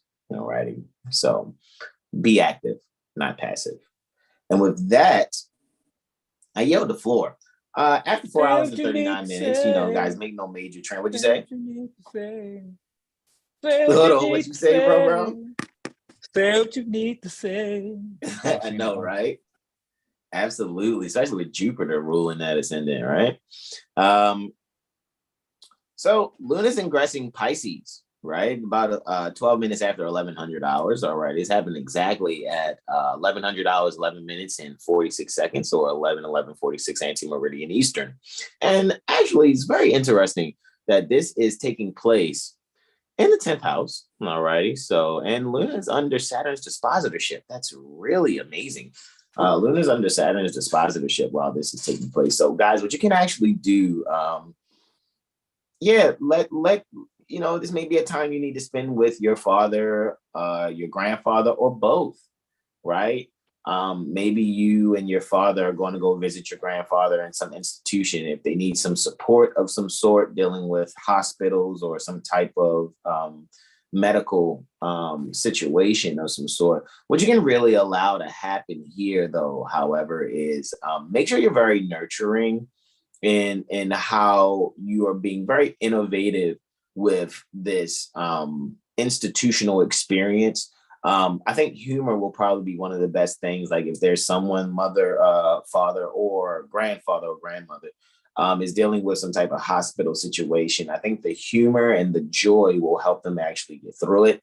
What Saturn is going to allow to happen is there's going to be some really awesome wisdom, right? Some disciplined wisdom, so to speak, or some essential wisdom that will be very innovative to the experience, to even to the point where those that may be assisting and I myself would normally say, stay the fuck out of hospitals respectfully, and just make sure you're just making the right decisions as far as an apothecary to have anything happen. However, there's someone that's dealing with a surgery, which it's interesting because Mars is in Gemini. Right. So, Mars is the scalpel, Gemini is the hands. And Mercury, even though Mercury's coming off of a bit of a first being Cazimi, but now still combust. if there is a surgery of some sort, you guys are just going to have to be really good about it. I think your positive energy will kind of change the energy of those that are the surgery team. It'll bring their spirits up. So just make sure when it comes to any type of medical institution that you guys really allow yourself to make it feel at home, first and foremost for your loved one. However, then that energy will overpour and outpour and then overpour to those that are working within that situation. I mean, if it's like a chiropractic situation, right? Really having beings that work there, whatever the so-called medical facility is, them seeing that family support is really going to help. I think when people see the support that you have from your loved ones or that you're giving to your loved ones, it will spark something in them and will really activate the compassion that normally they don't express. They're usually probably very cold-hearted in their practice. And that will make them then probably bring something back that they have felt like they've lost a long time ago. Alrighty, so really allow your self to really help someone to secure the essentials necessary so they can really establish their status of not being cold-hearted any longer. And with that, I yield the floor. The next aspect, we have a lunar Saturnian conjunction, right? Go figure, right? Because they're there. I think it's going to probably be some ninth house-ish type of energies, though, because this has happened in about 2 hours and 16 minutes later. And it's looking like it's probably taking place actually in the 8th house. Look at that. All right. So we have and it's funny because Luna rules Cancer, Saturn rules Capricorn, right? And they're ruling the ascendant and descendant right now, while both under Saturn's dispositorship. Very interesting, right? So what we can actually see here is that we can really be self-nurturing and really make sure that when it comes to our relationships that we are patient with the delay and maybe someone's comprehension and really making changes that are necessary. However, you can really renovate or really stimulate some really awesome change and transformation in how you interact with others. And I think this particular aspect shows that one must be very nurturing by expressing patience. This may be the listen more, speak less type of transit here. So to speak, because what will actually occur is people will actually find that you'll be really love filled. They will see that how you conduct yourself is really heartfelt, and it's almost like if somebody is speaking to you and they're even coming to you for advice, and sometimes just being nurturing and them thinking they've had a great conversation with you and you barely said anything except okay. If that's the amount of speech that you have actually emitting from yourself, at the end of that conversation, they're like, I'm so glad I talked with you. You're great to have a conversation with. And in reality, you said barely nothing, hardly anything, actually. Right. So with that being said, I'm going to yield the floor there. And finally, we have a lunar Venusian sextile occurring at about 1600 hours and 54 minutes or 4:54:05 post meridian Eastern. All right. So we see Luna is clearly in the 7th house, right? So she's really being able to subconsciously bring the wisdom and relate it in a way where the value will be poured out during some kind of lesson. So some lesson is going to be communicated and the value is going to be, it's going to hit home for a lot of people. So this is a way to relate to people who may be not comprehending your immediate situation. They may be foreign to your lifestyle and how you actually are at home. So mothers will be able to also allow themselves to be celebrated. I feel like somebody's going to get some jewelry also, right? And be celebrated in a way that she will recognize, right, that people in general, probably even in the neighborhood, have really realized that this particular woman has not only cared for her own children, but other people's children in the neighborhood also, right? So very Virgoing is the ascendant, therefore Mercury there in the eighth house will really bring to the forefront the recognition of someone who has been actively assisting other beings, and she may be quiet about it, right? And maybe someone who felt like a lot of the children who she assisted, even if they, were beings that got in trouble, she may have felt like she wasn't listened to. However, I think there's going to be a group of people that's going to honor her, right? So I will also say too here, make sure that when really showing that you can really see the value that someone possesses, make sure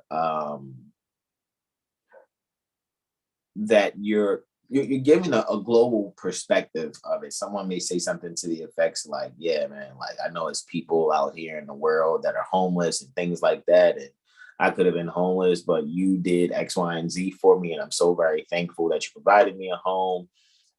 Even though I didn't like church, you took me to church. You made sure that that's the type of speech that I can see happening. So, and it's going to be a huge surprise to whoever this particular being is. It could be a man also. It could be someone who is very father-like in the neighborhood, and someone who isn't indecent, right? The man or woman, whoever I'm speaking about here, is someone who has never been indecent. They've always been helpful. They've always not only took care of their children, their family, they were also able to help other people's children also.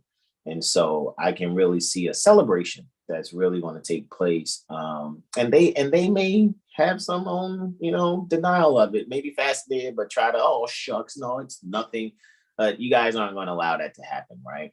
So let that party, do what it do, and really, really treat them great. Really cater to them, really serve them, right? When it comes to the celebration. If it's not jewelry, then it's definitely going to be some food of some sort. So I really see somebody getting a surprise dinner, so to speak, and being honored for them being very altruistic. All right. And with that, I yield the floor to my beloved brother, in whom I'm well pleased with the South, Brother Terrell Tamari Bay. Islam.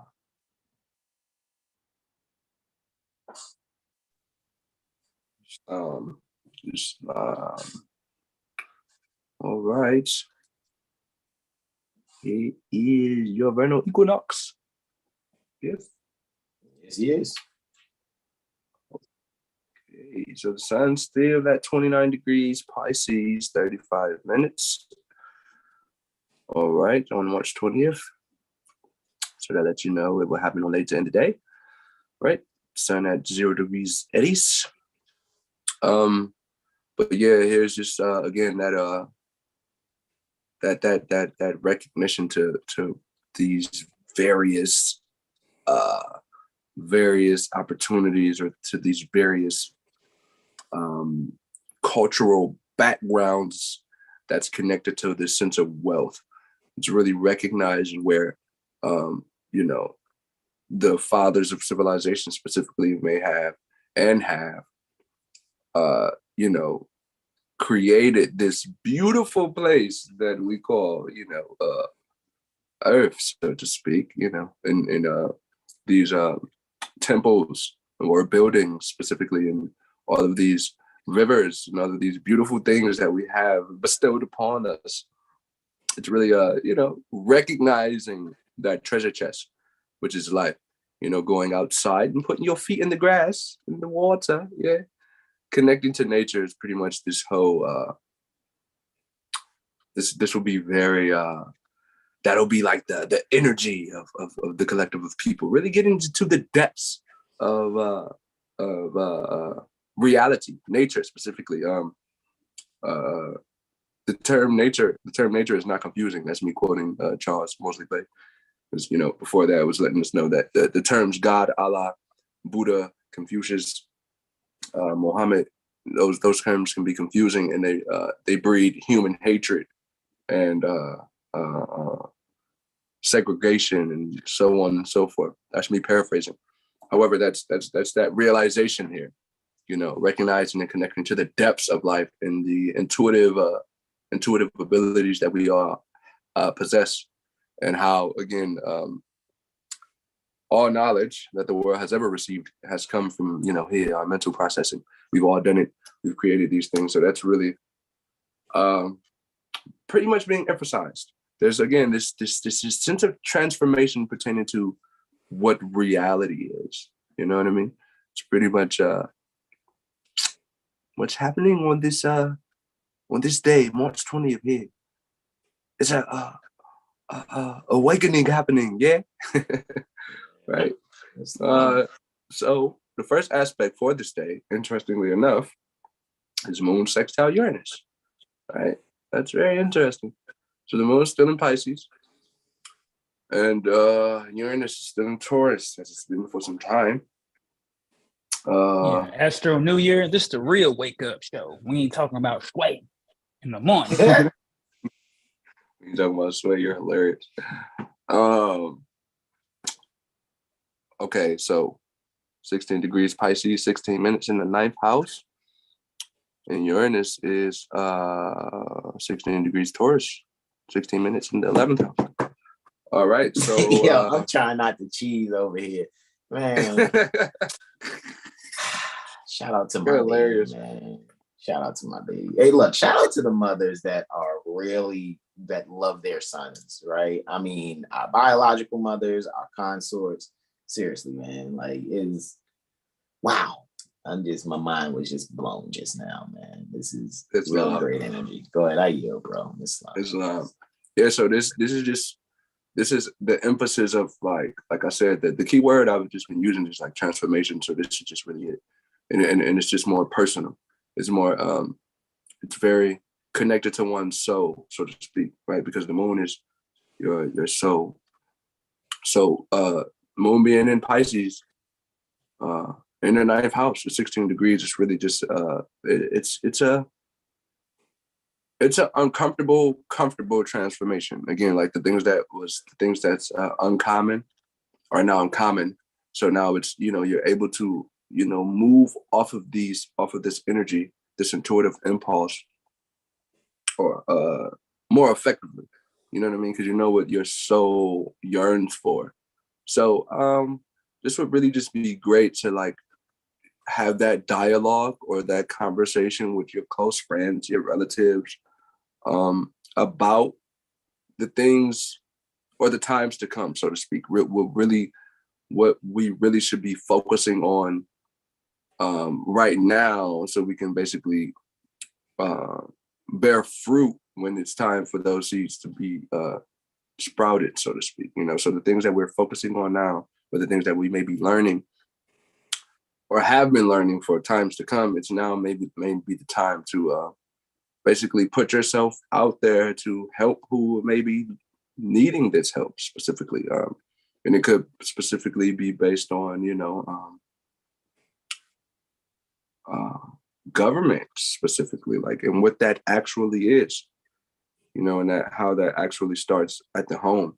And if, the home isn't right, you can't go out and be right in the world specifically. So that's that realization. And again, let me see. Let me bear with you. I'll read this. That's home training. Yeah. Seriously. When you say, act like you got some home training. Act like you got some sense, right? All right, hold on, bear with me. Okay, all right. I'm going to read this really fast from here. This is here, yeah. Page 31. Okay, so it says, memory or mind never forgets. Mind is the cause of all things, which, therefore, makes woman the law of cause and effect or evolution. She is responsible for the acts of her child. The more knowledge woman possesses of the zodiac, the wiser the child to be born will be. Woman is the great creator of both good and evil. Right? So this is the emphasis of that, and recognizing how the mother is the creator of everything. So now she's taken her place amongst the affairs of man to be who she knows she is rather than who they told her to be, which was a lie. You know, we're basically, this is the moment, this is the aspect of sweeping ourselves from under the avalanche of lies that are let loose upon us annually, if not daily. And that's me quoting Prophet Noble Ali. So you could definitely be getting connected to some sort of news that's, again, it was uncommon. However, it is now the norm. You've heard it before. However, you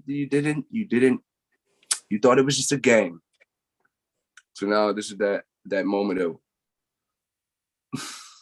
putting on your pants and, you know, connecting to who you really are rather than who they told you to be. Right? And that's pretty much lies ain't working now. Yeah. Now.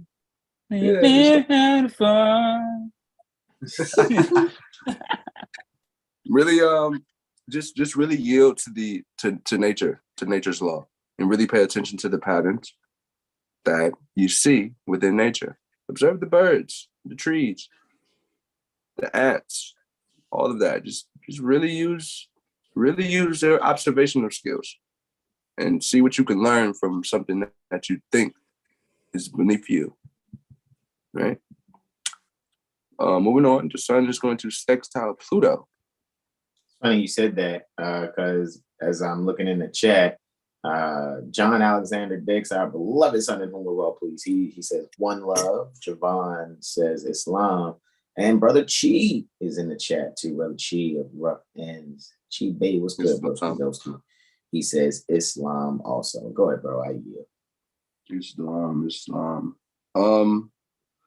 So this is very interesting with this last aspect before the sun ingresses into Aries. So the sun's in the 8th house, right? 29 degrees Pisces, 57 minutes, and Pluto is in the 6th house, 29 degrees Capricorn, 57 minutes.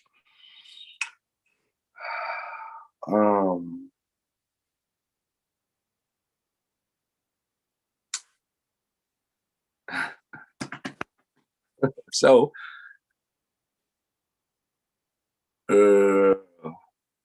this is basically like again, like I mentioned earlier, how we had the opportunity to basically know or challenge ourselves to how much do we know what we think we know. This is then the opportunity to basically see where the weak spots are and how that basically is also your strength. Because, you know, we like to focus on the things that we're strong at. However, where you're weak, if you focus on that, again, that can be something that's built with time, with repetition.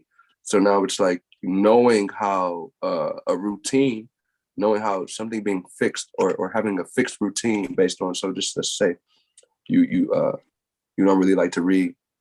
However, you're incorporating at least reading at least 10 minutes a day into your routine. So then from that, 10 minutes a day can become 20 minutes a day, and 20 minutes a day can become 40 minutes a day.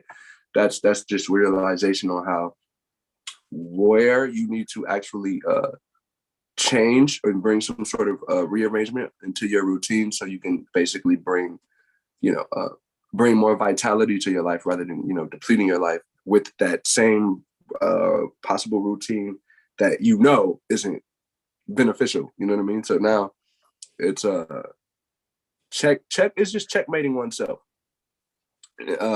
within how one take cares of oneself, so to speak. And that's also like in regards of how you relate to people as well, because it's the emphasis of give and take. So how is that actually being utilized within your relationships? And also, how are you actually utilizing that within yourself? Like, what are you giving to yourself that may actually be taking from you, literally, like you're in the sense of your vitality. So there's pretty much that recognition. and you know what it is. So remove it from your life, yeah? Specifically, no games. No mas. No mas. No mas. Simple. It's So, the only time I yield use to- Mo, but Mo for the 6th house. You're silly, man. Yield to the universal guidance, though. You know what I mean? Yield to Mother Nature's little whisper. Like, listen, just really listen. Really, but not with these though. With the ones inside. You know, it's go within yourself to really connect to yourself. This is pretty much that energy. 6th house, 8th house energy. Bring up the things from the grave to, you know, be who you are. You know what I mean? Check yourself before you wreck yourself. You know what I mean? Right. So then the sun is going to ingress into Aries. And like I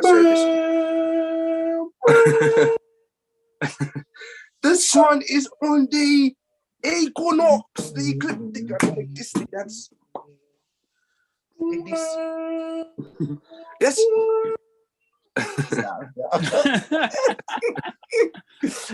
Look, it's here. It's here. It's Jag's here. about And to it's relate happening. for us. Yes. It's in the 7th house too. Look at that. Wow. So Really? Look at that. Interest sunset. I I mean, I shouldn't be surprised because Intuition Monday we saw when the sun was ingressing Aries in the 7th house for, you know, the Virgo zone. However, it's like, wow, to really see it. This is great. This is you know where you want to be and why. You know what I mean? This is like, you should just really connect to the water, nature. This is really the emphasis of that, because it's things that you need are really within you. So then it's like, okay, so we're done looking for stuff outside of ourselves for some sense of satisfaction or gratification or confirmation. That's like second to none when you really know what you know. You don't really need someone to confirm what you know when you know it. It's just gonna happen. Like, you know, the sun is gonna rise, so I don't need you to confirm that for me. You know what I mean? That's basically that sort of energy. I don't need outside validation for you to tell me this, so to speak. Right. So, you know, the sun ingressing Aries is happening in the 7th house. It's like, now who we're relating with and why we're relating with these beings are very clear. And if it's based in superficiality, it's not gonna last. That's just straight to the point with it, because it has to be something that's practical and not just based in fantasy and sweet whispers of nothing. Like, ooh, I like your, like, please, how old are we? You know, so now it's like really being sincere with oneself, and then making sure that, you know, whoever we may have around us specifically may carry that same sense of self-love, you know, not willing to deal with self-pity, right? Or, you know, someone just wanting to always doubt themselves based off of circumstances, right? You know, so it's really just a removal of doubt here with the sun ingressing into Aries. This is the moment of initiative to really stand up and affirm oneself to be who you are without being afraid of, you know, let's say, ruffling some feathers again, as we've been saying. It's just like, you know, be who you are, and then that's going to naturally magnetize to you the people who are supposed to be around you. You don't have to force connections. People who do that end up committing suicide. No one wants to do that because that's a waste of time. You committing suicide? It is. Mm-hmm. So, just, you know, just really be mindful and remove these, let's all remove this illusion that we have over our eyes based off of how we may have been raised, so to speak, or certain things that we may have been connected to based off of, let's say, intellectual stimulation or emotional stimulation, right? It has to be a lot more practical rather than just, again, sweet whispers of nothing, right? Make sure the foundation is there within yourself and whom you may be relating with. And then there's no miscommunication or mishaps based off of who you are or who you may be dealing with. And also you may be finding out some things about, some close relatives. You may be, it's probably best. This is just the best time to really just start writing out your thoughts. If you don't talk to anyone about your thoughts specifically, express yourself in your diary, so you can find a means to connect to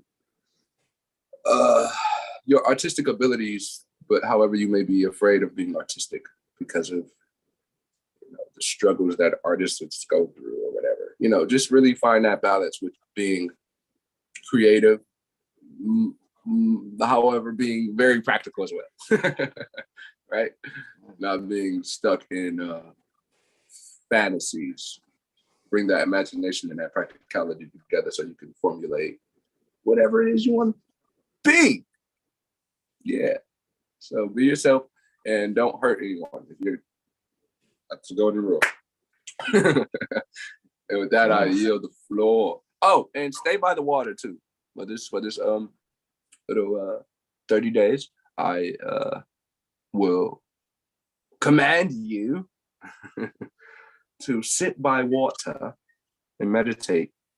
If you don't meditate, whatever, write when you're sitting by the water, or dance too, because got a little rhythm to it. You got a little 1-2 step. Yeah, do what you like to do there while you sit next to the water. All right, it's now my yield. I want to be the very best that no one ever was. Dun, dun, dun. Find truth is my real test. The truth I will become. Really?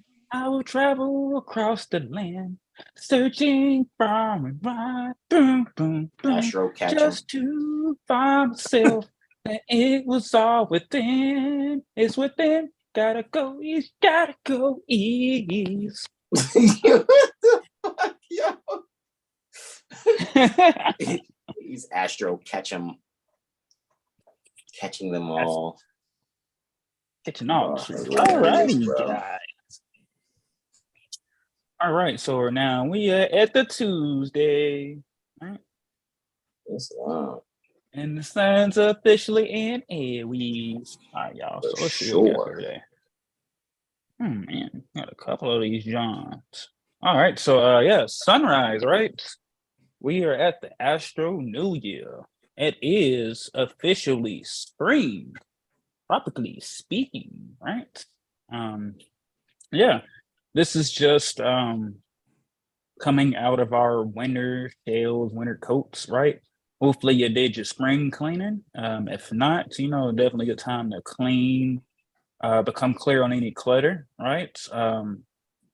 Having conversation with one's mother about her health, right? Or just the value of her spiritual practices to light the fire up under her ass. No, I'm just playing. Yes. Right. Yeah. This sunrise, it's just be active. Get out in the sun if you can. All right. I know Brother Jack was saying plant your feet in the ground. Maybe even like take a jog, right?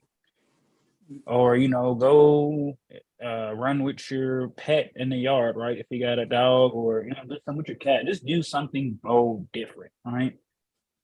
Something that gets you fired up and feeling good.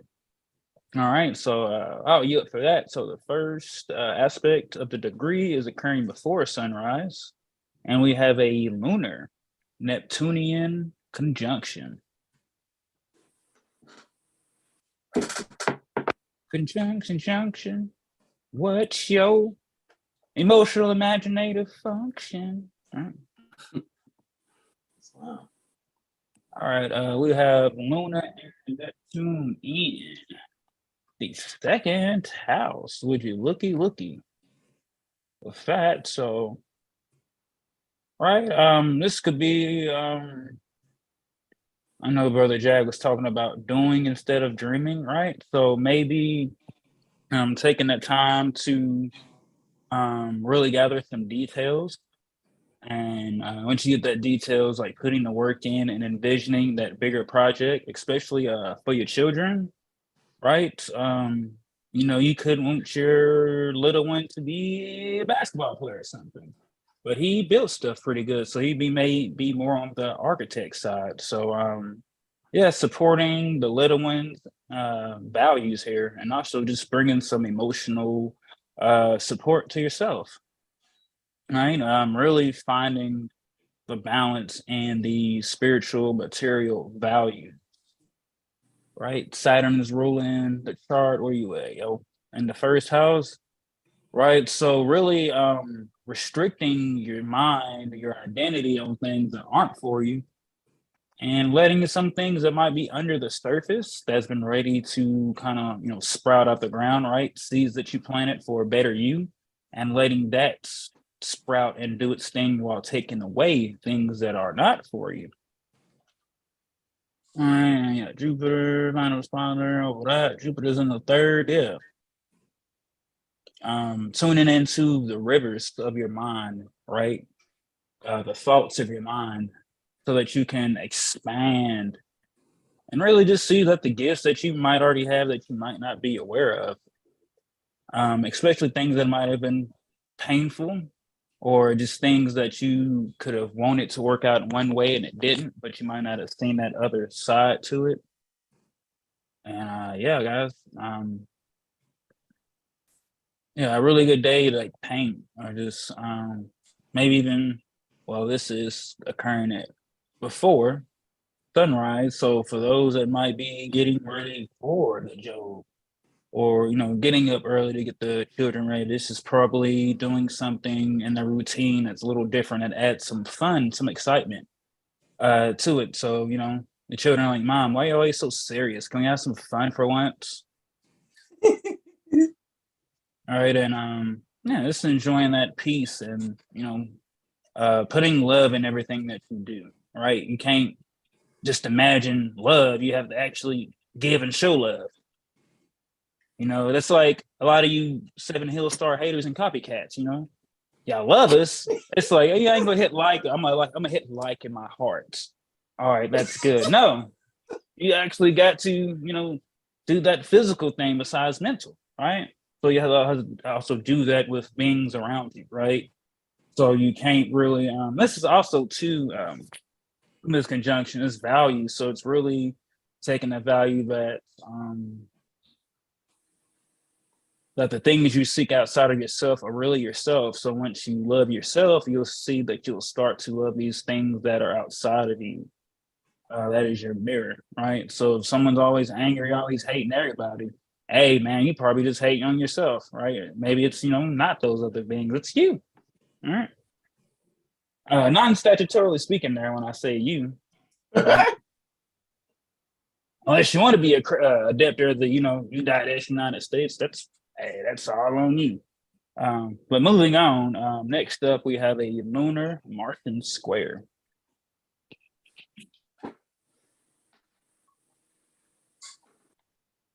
Right, so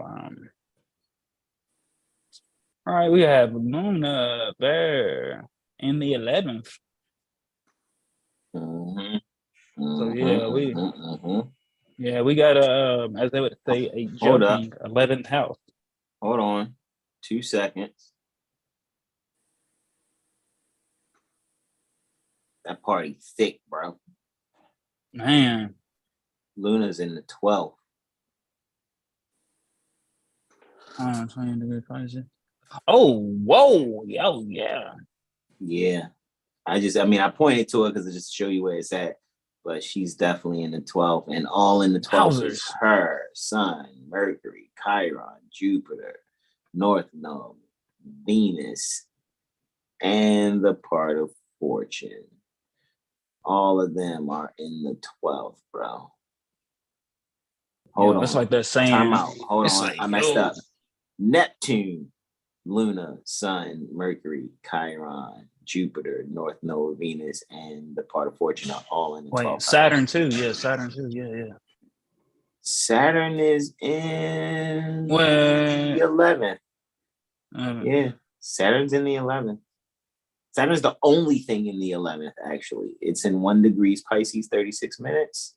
Yeah, it's the only thing in 11th. After 23 degrees Pisces, 57 minutes, where the 12th house cusp is Neptune all the way to part of fortune, bro.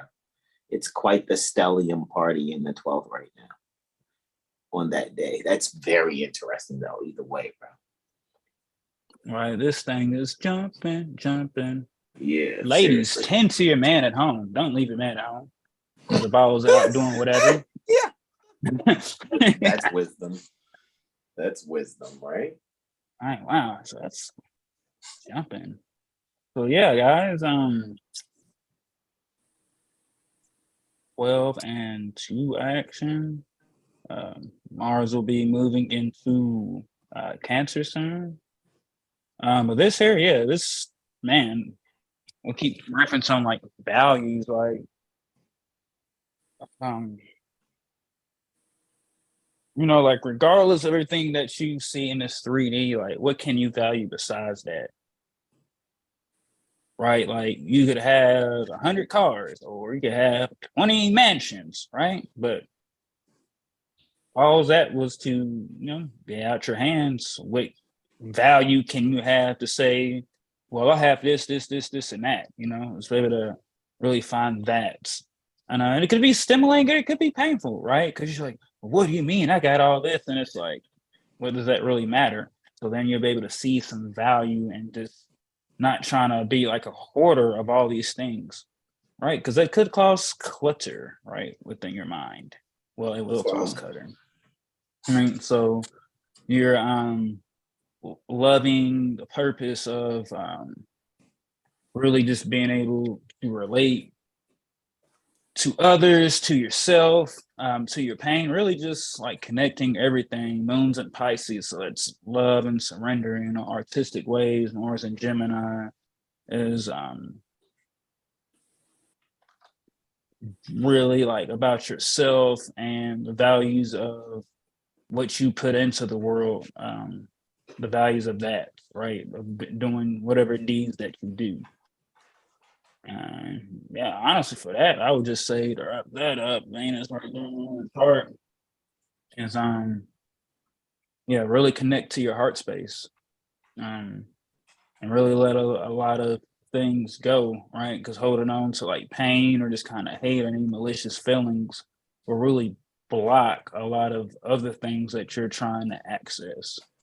So tapping into that higher and lower heart chakra, right? Listening so that when you speak, things are, flowing through one. And with that, I'll yield. Moving on. Let it go. Or even if you want to do the Keisha Cole song, and let it go, whichever way, right? You can do that for the babies and Keisha Cole for you.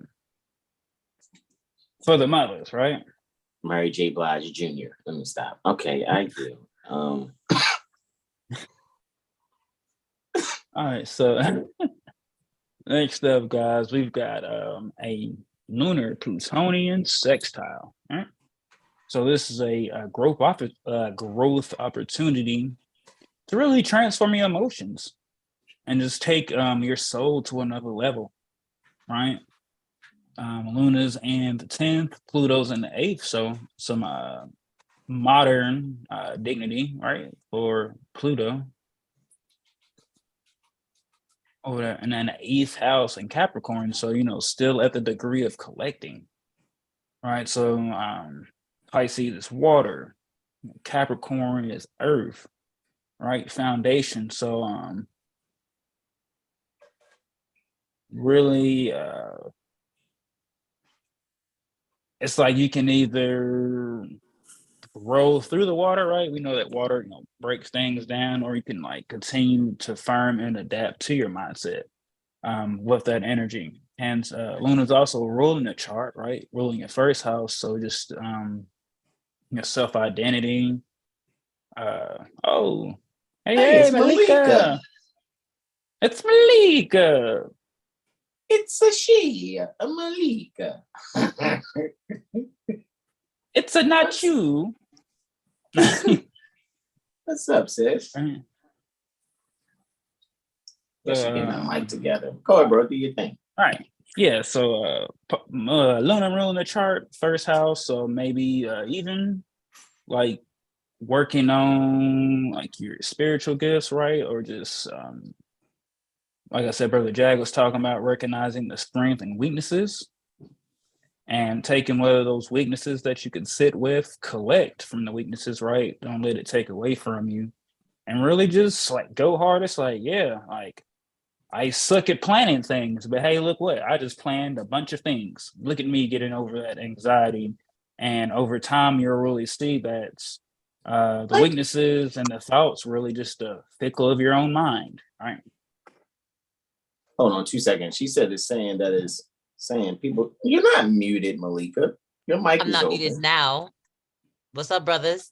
Yeah, it's Islam. Peaceful greetings to you. I didn't check the chat. I didn't see that you, I didn't check the chat yet, but you said, hey fam, and Seven said Islam, and so did she. But yeah. I didn't know. I don't know why that's Zoom on their fuck shit. I don't know why that happened, honestly. I don't never make it so that people can't unmute. That sounds crazy. Okay. Anyhowser. I yield. Go ahead, Brother Sean, do your thing. Islam, 1 second. Oh, hey, I will say by the time we get through this, once Brother Sean's done, I only got one transit. Malika, we can speak briefly on the whole secure party creditor idea. Because I know sometimes there are some Moors here. There's some Moors here that will probably be like, why are you talking about your SPC Moors? They're elves, aren't they? And I gotta admit, like when there was times where, I was on high frequency radio, you know what I mean? Because Dr. G had her, I was on 2 of those presentations. And high frequency radio is USFL. However, I don't agree with the SPC bullshit. And I've been able to enjoy videos that had Brother Paul Savage yell in them. However, I don't agree with the secure party credit bullshit. So that'd be something we could briefly speak on. Maybe Malika changed my mind. Maybe I'm missing the beauty in secure party. You notice I said that with sarcasm, yeah, right? Maybe I'll change your mind. Maybe. I don't, the thing I don't never like to come across as, even though I know I do, is that I'm speaking against what someone is doing. And to be honest, I don't care. The reason why I say it like that is because I don't actually care what other people are doing. Yeah, I'm not here to necessarily speak against it. But what I do is when I read the code, I try to figure out how are people getting a different interpretation of what the code is saying. Because to me, all the processes that people are doing are legitimate for agents. So what I'm trying to figure out is why, if I'm not an agent, I would do it. That's what it really comes down to. So a secured party creditor is a statutory position, if you will, a statutory. Yeah. I don't even know what else to call it besides a position, right? Because that's what it is, right? You're you're acting in a position. So if you wish to, when people say things like public and private don't mix, but then what they're teaching you is how to be an agent, it's not that they're lying. It's just that they seem to be giving the impression that you're acting in the private when you're not. If you're acting as a secured party creditor, you're acting as an agent. You're not acting as a private man or woman. You're acting as an agent in agency for a legal, aka fictitious entity. And some people are okay with doing that. And it's perfectly fine if you wish to run your private life like a public utility business. But in my opinion, you should know clearly that that's what you're doing and not thinking that you're being private. Here's my thing. Now, I know that sometimes it may come across that I give a fuck about others, and I don't actually. However, what I am doing to add to concept correction, which is what we do, you know what I mean? It's all concept correction overall. My thing is in the concept correction of it all, though, however, I know too, by me having the experience of being a part of this Moorish community directly over the last 8 years or so, that a lot of times people will try to take past classes of Brother Taj Tariq Bey, and then they'll try to find ways, and by not saying his appellation, but they'll be like, yeah, there's some people out here, elder gurus that's respected or whatever, but they just wasn't saying X, Y, and Z. It's like, did you not get the disclosure though? A disclaimer and the full disclosure that he was only there to slap up some cells to get you to thinking. He wasn't going to do the reading for you. He wasn't going to do the searching for you. That's why when I had other conversations with Brother Taj, I'm like, hey, look, I'm seeing this, and that, and that. And this is like, he was like, well, Hassan, you already know because you're doing the research. And I was like, you know what? I think I get it even more now. You do such a great impersonation of him. Stop it. It's so good. But that's how he sounds to me. So, it is. However, though, when I see that these beings have at one point in time sat at the feet of Brother Taj, and then they're just like, oh, he don't know what he's talking about. It's a strategy. Well, Brother Taj is not out here getting the bag. He's not out here driving off the lot in a Benz. Correct. You know, he's not trying to get 3 more Airbnb locations. So yeah.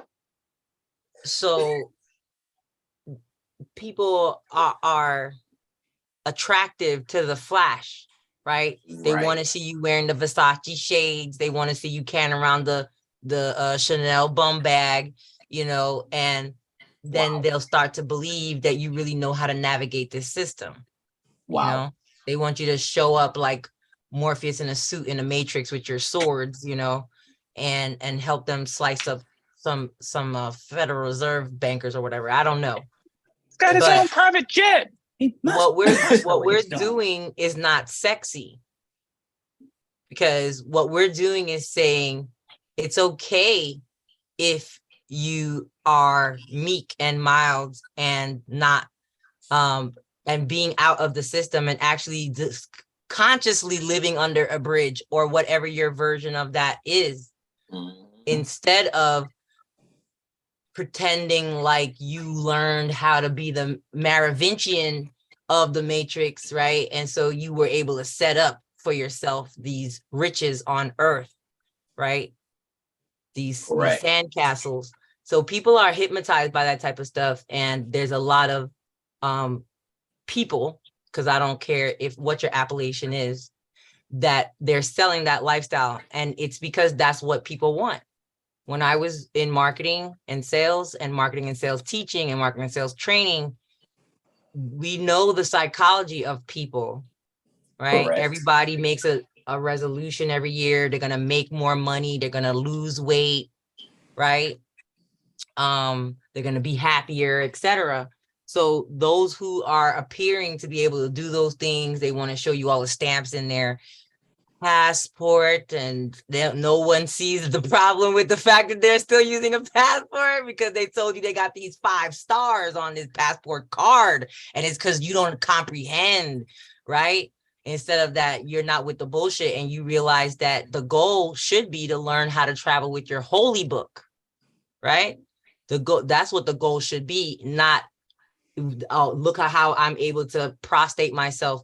Because when you read who's eligible for a passport, and it clearly says agents donned by the Secretary of State, anybody who's flashing you their passport, they haven't figured it out yet.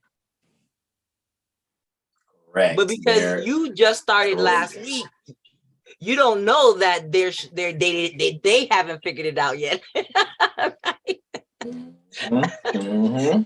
You haven't figured it out. They haven't figured it out.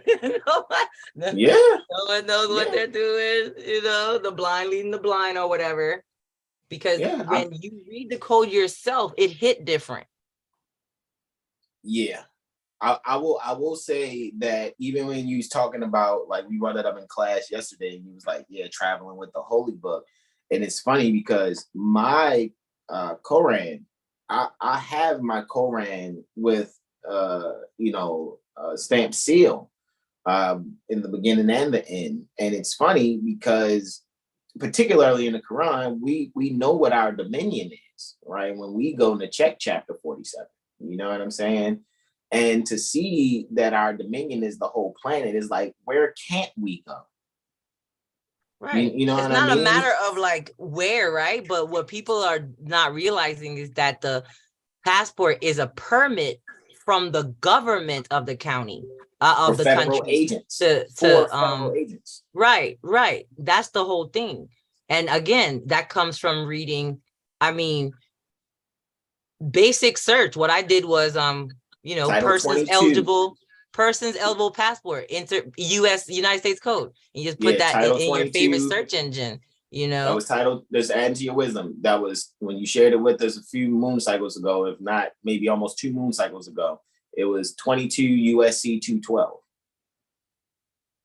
Yeah, I don't remember the section because I know you don't. That's why I found it just by looking up that exact question, because nobody's gonna answer that for you. These gurus don't want you to know that the realness is not, oh, you got a US passport or your passport card got 5 stars or 4 stars or whatever, because they don't disclose what those things even mean, and none of those gurus could tell you. Correct. But when you go and you see it's a permit from the government for public agent, you got to ask yourself, is this what I'm supposed to be doing if I'm flexing my dominion? I want the people to think about that question that Malika just posed. Brother Sean's going to come. We got a couple more of these aspects to go through, and we can continue this conversation for, maybe we'll stay on for about a good another half an hour or so. Because, guys, these are some interesting things. You guys, if you haven't been showing up to lawfulliving.com, all right, I've been seeing the community grow. I got to admit, I be watching the community grow. Guys, when you come there, right, the worst thing you can do is bring your debt discharging secure party creditor mindset and try to see how it fits in lawful living. That's just how I see it. It would be best, and it's been shared by many members or many of our loved ones at the Jurisprudence Gym at Lawful Living, to just look at the videos that have already been put out there. Your questions are going to get answered. They're already answered already. You just got to be sincere enough to be patient. Stop looking for microwave results and really listen to the classes pertaining to your situation. You dealing with so-called eviction, you know what I mean? Malika put together an eviction class within rent-free. You're already so-called up to speed on the so-called rent. Okay, that's what rent-free videos are for. Evade eviction is for not having to deal with the eviction, right? And if I'm not mistaken, Malika just recently, I think mortgage-free, though, if I got this correct, or you can help me out, Malika, mortgage-free is for people that are looking to be in some place new. They don't have a so-called house. However, they're not seeking to do the mortgage. So there's lessons there where beings can learn it. It's just that with my thing, though, I think, and this is only because of where I'm coming from, because I sincerely took the steps of making sure I'm being sincere about who I am, where I am, and what my purpose is. Taking part in your classes, it's not like I'm trying to be slick to get some shit. Where I think a lot of people who don't know who they are, don't know where they're at, don't know what their purpose is, they're just looking for some slickness to perform.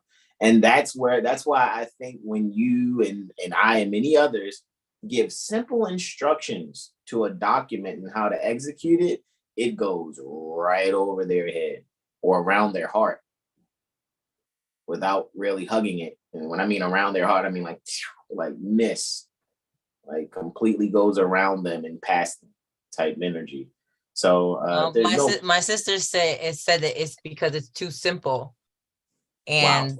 that the way that the gurus teach it is that it's complicated and you got to go through all these long, hard years. And I remember when I first came into this sphere, I was coming at it from not having to pay property tax.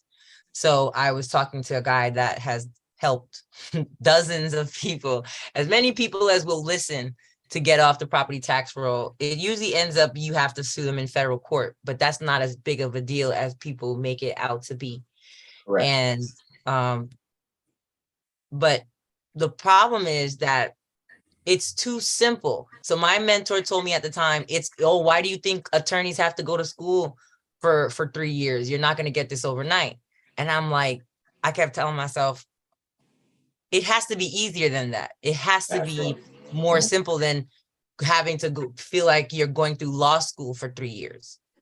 So what I did for those 3 years was not only learn what I needed to look at, really, because again, the bottom line for everything is if you are not using the product or service in the performance of the functions of public office, then there's no justification or any law or rule or statute or anything that says the private people have to pay for it. If you're not using it to gain yourself, to like literally get this thing called income, aka profit, you're not supposed to be paying for anything. That includes the light, the phone, your house that you live in, your apartment, is everything. So once you realize that, you realize, and this is again from reading the code yourself, because you're going to be like, okay, well, why am I paying property tax? Oh, because they think you're using your property in interstate and foreign commerce, and that you have a register in there, and you're generating receipts, and you're filing a tax return for your business. So it's like, okay, well, shit, I'm not doing that there. But then when you start going down any other, like I'm reading the installment agreement, the statutes that govern the installment agreements that they have you fill out for like Aaron's Furniture, and when you go to get a car, and you're reading the statutes that govern it, and the only relationship they're talking about is the dealer and the manufacturer. It's not talking about people walking through the front door like, yeah, let me get that blue one over there. It's talking about people getting fleets and all kinds. So again, they're talking about people using these motor vehicles in interstate and foreign commerce, and you are required to have a business license called the driver and all this stuff. That's what they're talking about. So it's like, okay, well, what if I'm not using the thing to do any of that? Oh yeah, wow, that means I don't qualify. I'm not liable. I don't have to try to discharge anything. I don't have to try to find coupons. I don't have to try to use special numbers. I don't have to get myself thrown in jail for trying to turn the birth certificate into some bond and filing it.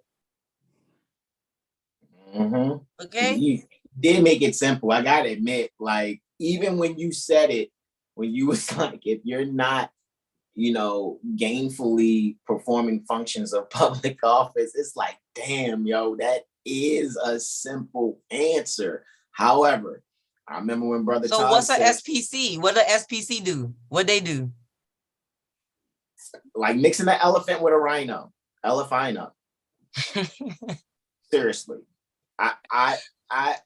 Even when we looked at the UCC1 statement for United States in class yesterday. Oh yeah, y'all like that one.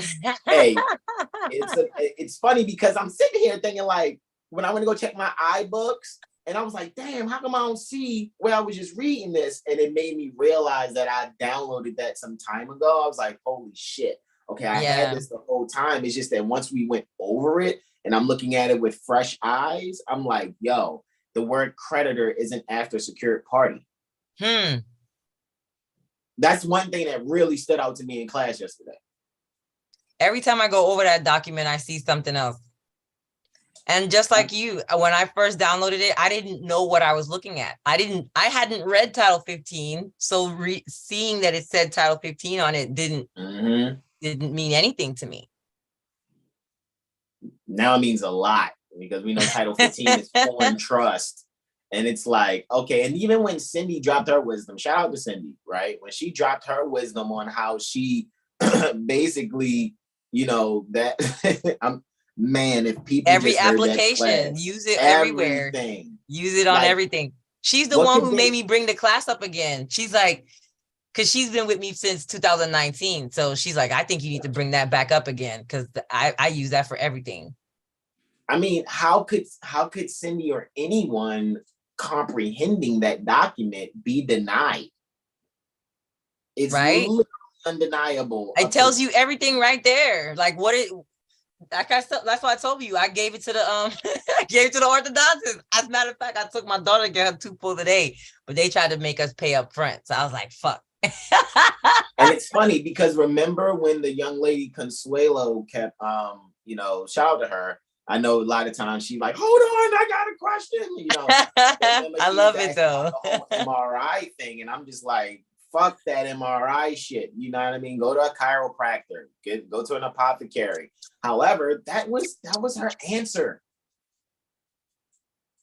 yesterday when you shared that. You know, and a lot of people come looking for yesterday's class. However, again, I know how spirit moves. You'll come across your answer if you're sincere. I posted yesterday's class, so if anybody's on the website, they'll see yesterday's class. Yeah, I mean, it's definitely in Friends in Law. I just, hey, they can get past the troll toll, because some people, or again, like everybody, you see people complaining, oh, they don't do nothing but go over what's already on the internet. Yeah, that's it. It's amazing. But we go over the same shit and get a whole different comprehension and go apply it and get great results. And you know, people are going over the same shit and they're not getting the same results. And it's because and this is not a knock again against like Yusuf L or whatever, because what I see, he sees what's going on clearly. We just differ on how we should apply the solution. But we're not playing horseshoes though. His solution is, you know, if they think you're an agent, act the agent. Right? That's that McReal stuff right there. Yeah, but isn't that what it is? Hey, the codes, because that's what I hear him say. He show you clearly. It says here, you got to be an agent. You got to be agent. He broke. I love a video I watched of him where he was breaking down that the title of defendant is a title of nobility. I was like, you know what? That's true. It is a title of nobility, right? They're trying to give you a title. But what's the end goal? Right, the end goal. So we have the same understanding of the problem, and that's what I have respect for him for. We understand the issue clearly. We just differ on what the resolution is. So some people's resolution is act the good agent, chase the bag, you know, get the refunds or whatever you want to call it. And we're over here like F them notes. Basically. Like, why do you need the military script when you got yesterday's class? Like, yeah, that's why I was like, you know what? Because look, I had a conversation with Brother Taj, I think it was 2019, maybe 2020. And what I told him is what you said, what was said in class yesterday. I was like, well, if everything is to be taken care of by Congress, then why don't I just send whatever I got going on, send it to the Department of Treasury then? Yeah, that's Pennsylvania Avenue conversation. 1500 Pennsylvania Avenue. I mean, it's saying in the Constitution is Congress shall have the power to pay the debt.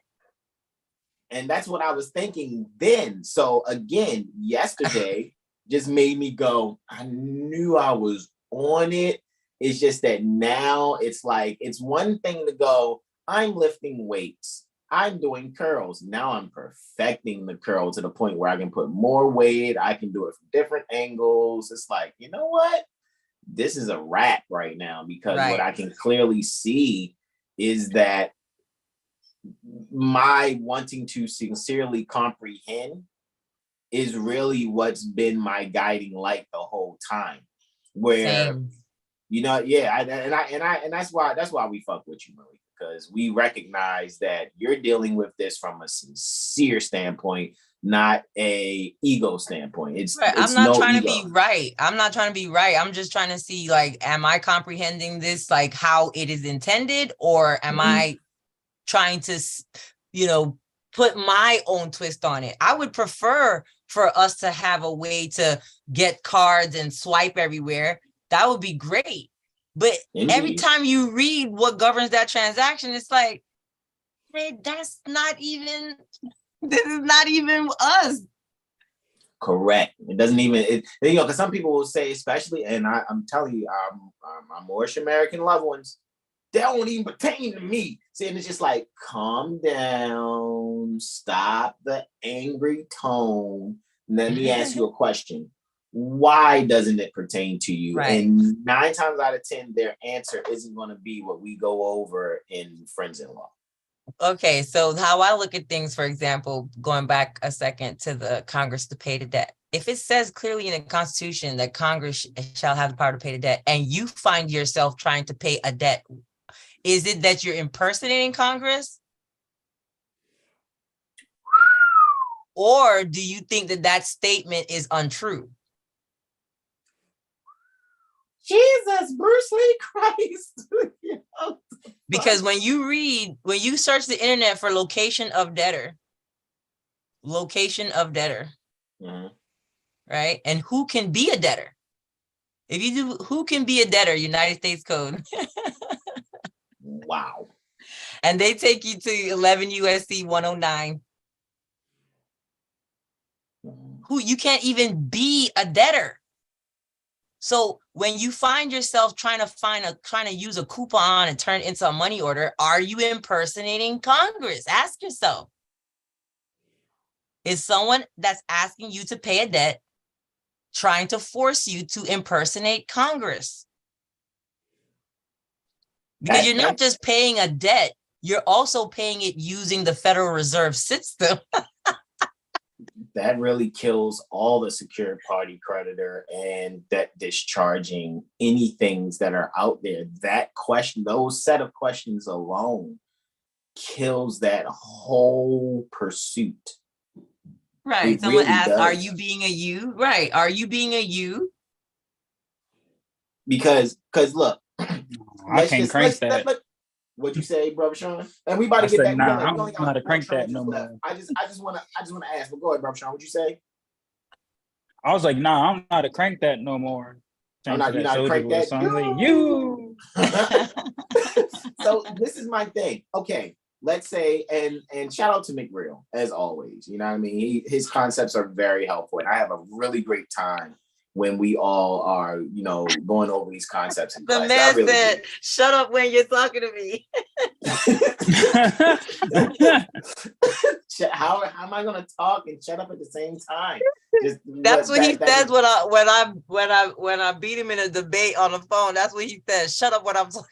Yeah, I know. I remember you saying that yesterday. So here's my thing though. It's like, okay, let me just say, okay, so if one was to go, oh well, since they, which is some beings outside of yourself, saying that, well, we're treating you like an agent, and then it's like, okay, let's just go along with the agent. This is what I didn't say yesterday. This way, come on. This is what I didn't say yesterday. He's talking to the puppies, I think, right? This is what I didn't say yesterday, brother Sean. You might want to mute, bro. I know you're talking to the puppies though. My bad. I thought I had it on the laptop mic and not the AirPod mic. Oh, okay. No worries. And then brother Sean, just get ready because you got your last 3 to go over, and then I got that one for Wednesday. My thing is, it reminds me of Medea, where Tyler Perry playing Medea said, "It ain't what they call you; it's what you answer to." And if they're calling you an agent, why? Okay, all right.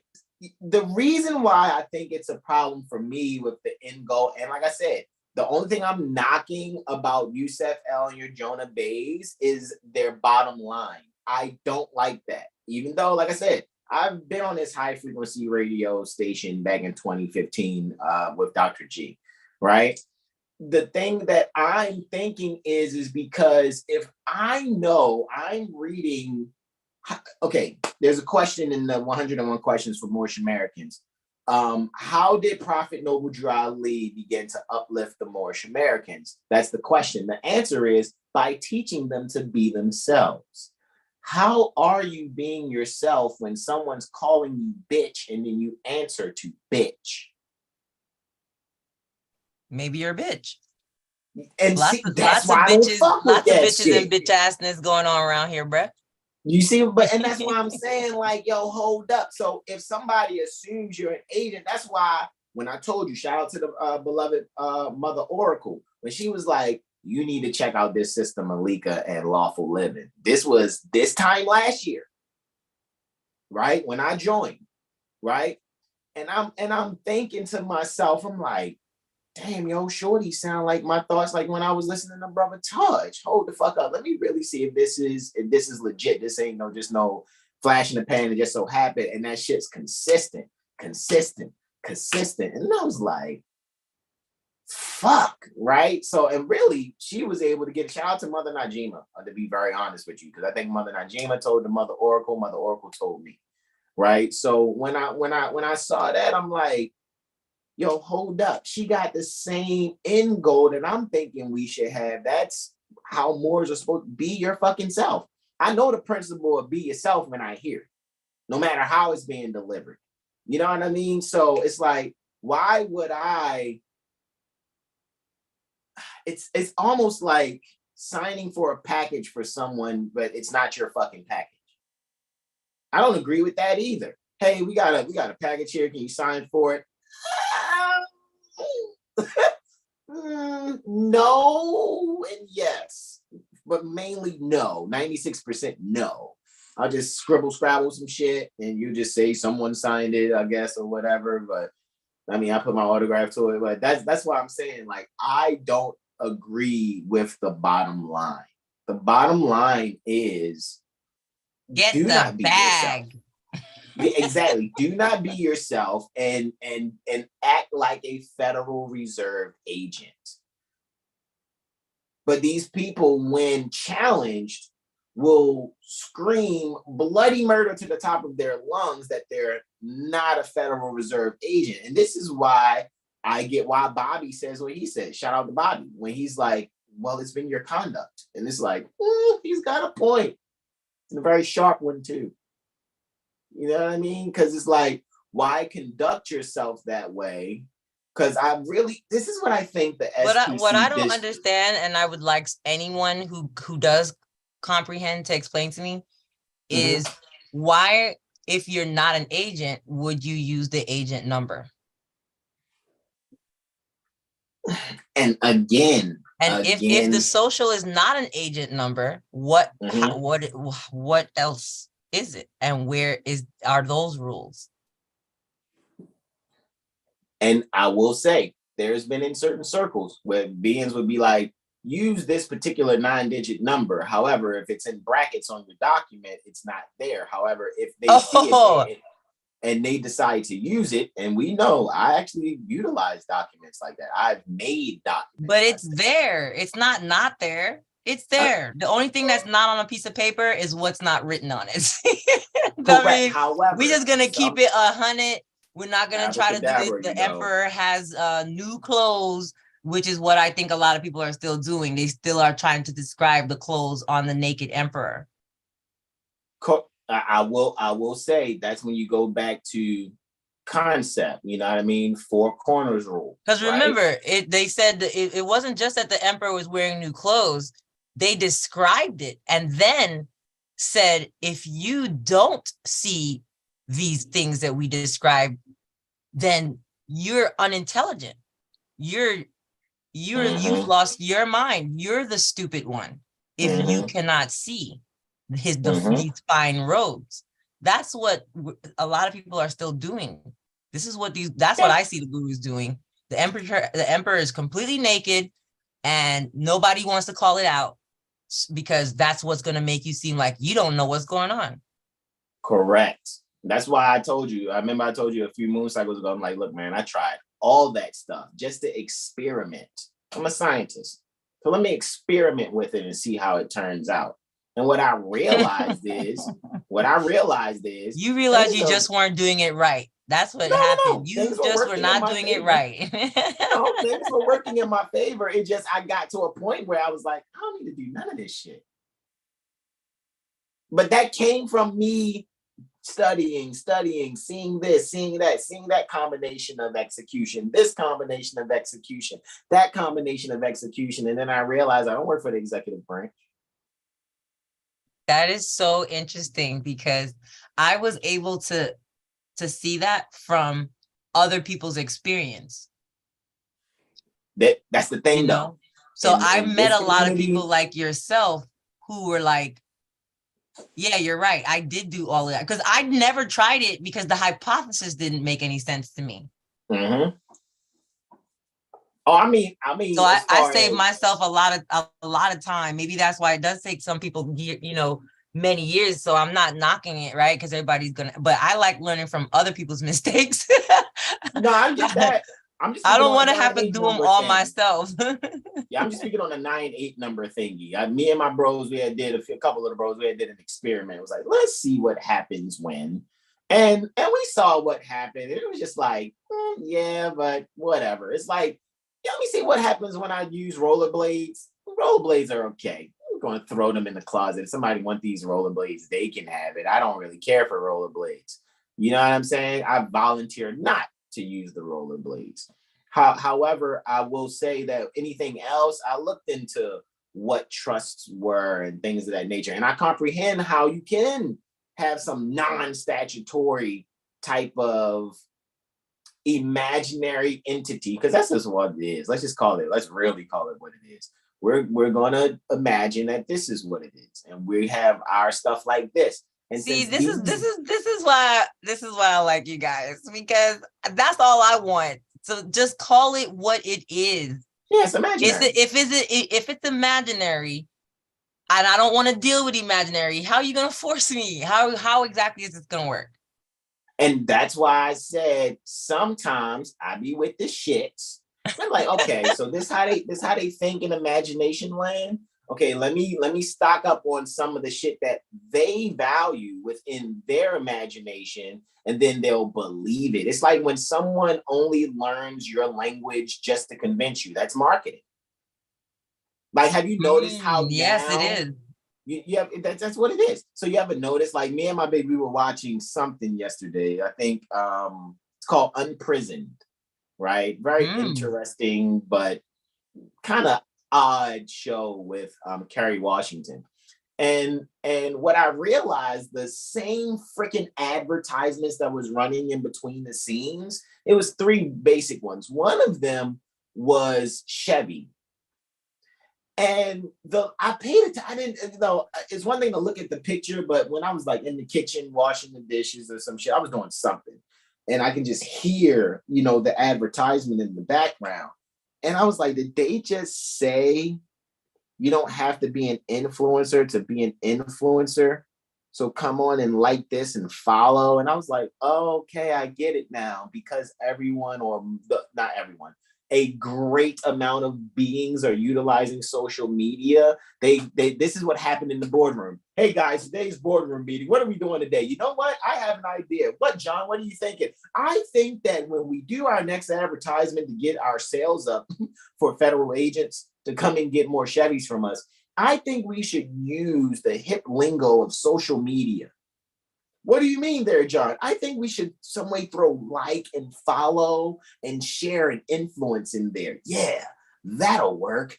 You know what? Let's run that ad, John. Great. This has been a great board meeting. Board meeting adjourned. That's how I imagine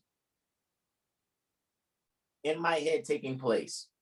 And then so now you're going to see commercials and all types of things catering with language to what's being, and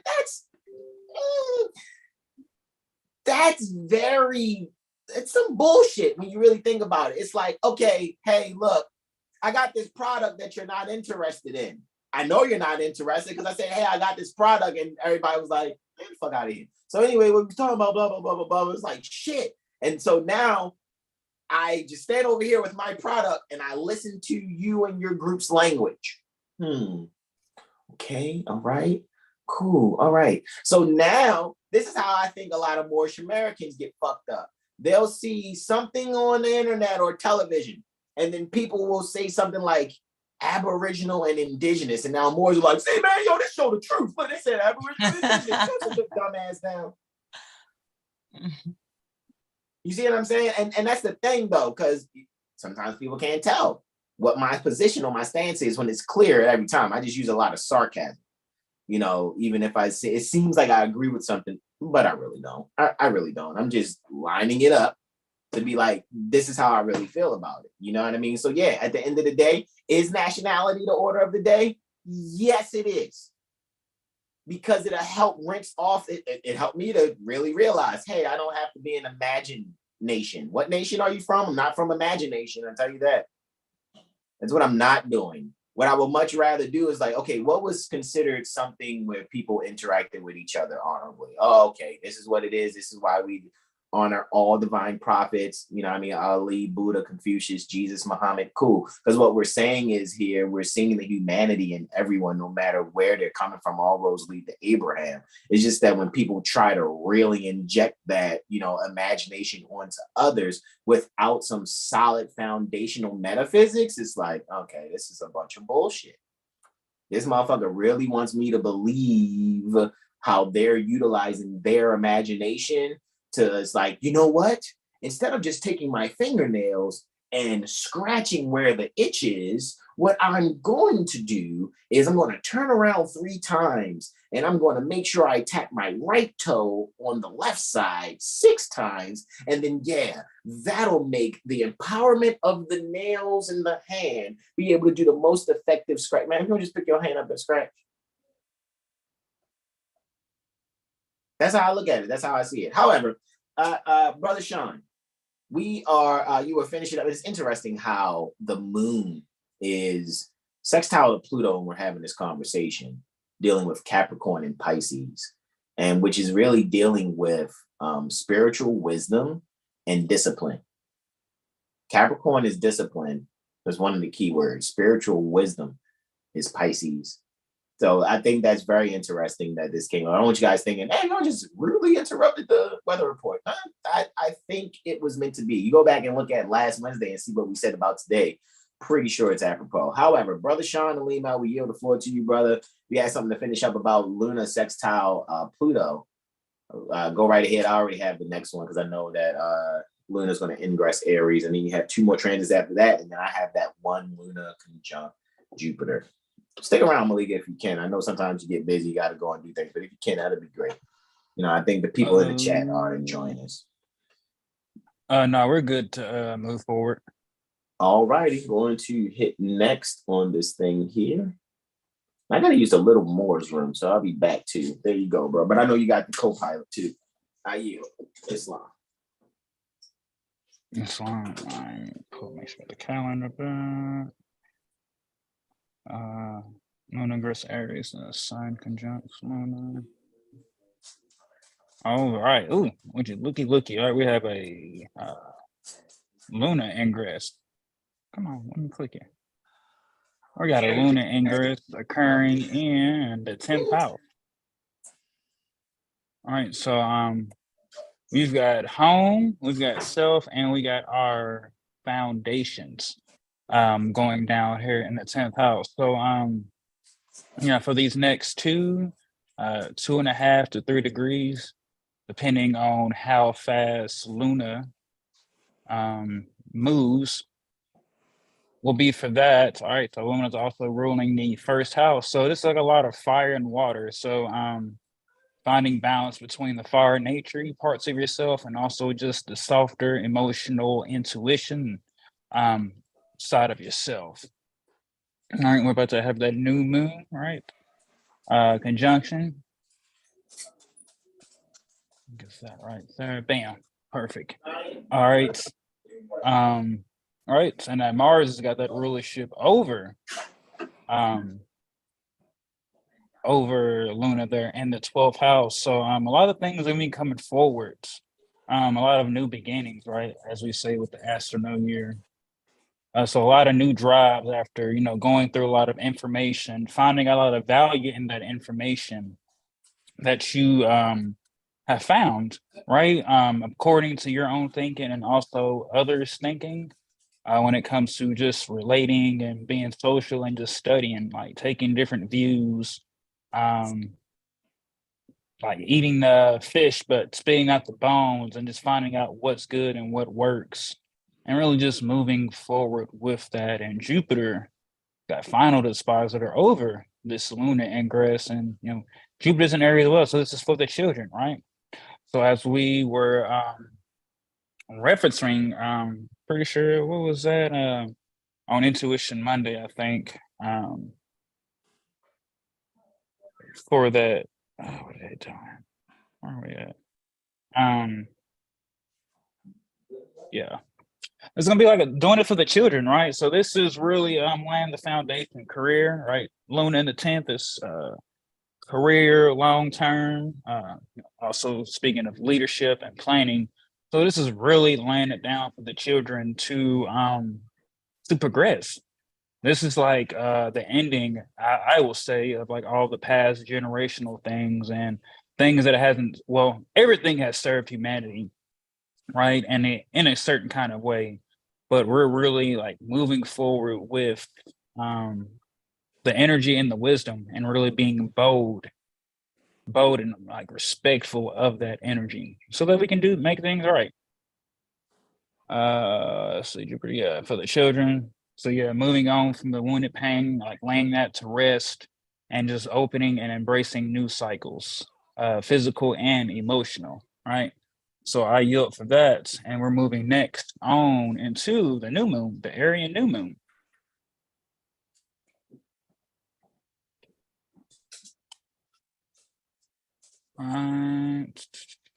And this is, wow, this is another ninth house transit with the sun. Sorry, another God house transit, another strong house. Oh wow, it's in its joy. And it's, yeah, so, and Jupiter's got rulership over that again. So yeah, as for this new moon, Cancer's ruling the chart. All right. Wow. Yeah. Spirit and fortunes and Cancer, 20 degrees. At the altar in your white dress. That's kind of what that kind of looks like to me right now.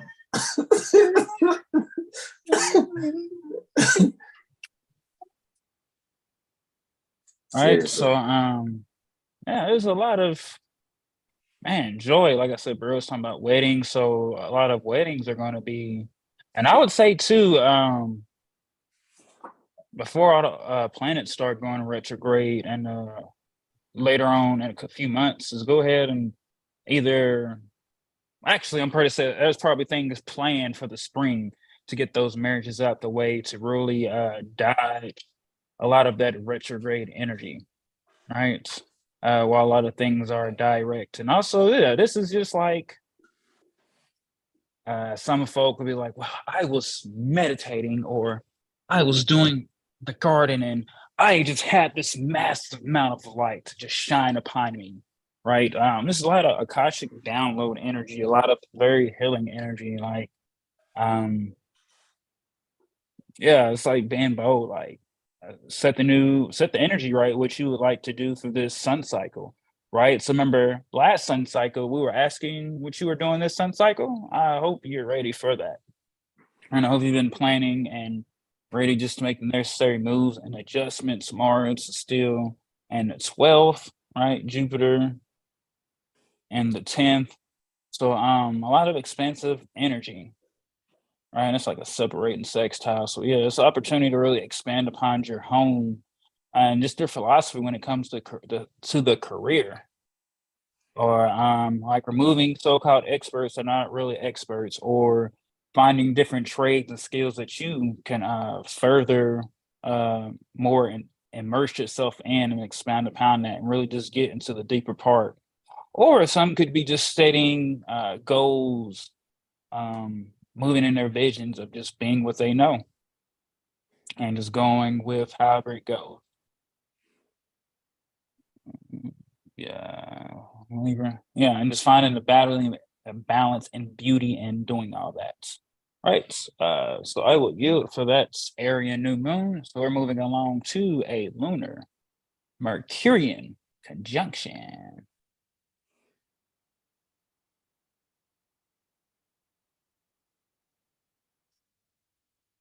Hoo-hoo, hey, Jay, man, barely just got past that said. Got it. Ooh. Standing guard Right. at the 6th house door too, man. At the 6th house cusp. That is amazing, actually. Yeah, Luna and Mercury is in the 6th house. Right. Got natural rulership and final dispositor is Mars in the 8th. All right, so there's gonna be a lot of physical transformations for those that have been like upkeeping their game on like natural herbs or like really taking their like health serious, right? And a lot of things that were once comfortable or that you felt like you naturally were good at, like past life skills, really won't be seen as like much of a mystery no more. You'll be able to make services out of those talents that you were naturally inheriting with from past lives. Or for those that are just, first time here on Midgard, you're really finding a new fashion to really move forward in how you do. Right? 6th house is health and service. So Mrs. Mercury, our communication, our writing, subconscious and thinking on a deeper level. Moon is our emotions. Home, right? This could be the health of the home as well. Getting service there, or someone like changing who does like their caretaking, right? Maybe wanting to go to a more family oriented, or just changing the area who does that for them. Maybe not bringing the necessary things or doing the things they need to be doing, right? Venus is ruling the chart, strong in Taurus, and she also rules over Libra, so she's feeling great. Libra's strong, man. That Venus is strong. All right, got a +7. And what you look at that? Mars and Mercury, yeah, they're in a mixture reception. That is right. So yeah, and this is emotion. So yeah, this is really able to like make a change. Right, really taking that hard look at yourself, motivating yourself, getting in the mirror, getting past the mysteries of yourself. That might seem like a parent or old. Yeah, this is like taking that great leap. And I'll reference Indiana Jones again. I know I made that post before when he was like, it's the walk of faith, right? When it was like an invisible bridge. Yeah. Testing himself. So, and to add to your wisdom, bro, all three of those that you had listed, Mercury, Venus, and Mars, they are the ones with the most dignity in this Dorothean essential dignities table, bro. Like seriously, like that's amazing. They do have the highest dignities. While actually ruling over this transit. Like, look at that. I yield though. Go ahead, bro. Yeah, like I feel lighter, like beings will feel lighter, more better, more confident in themselves.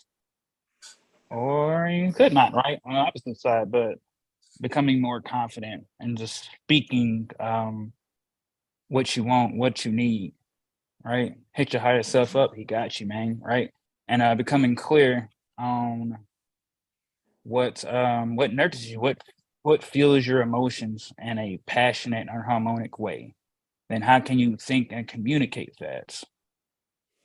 And then how does that thinking and that communicating reflect in your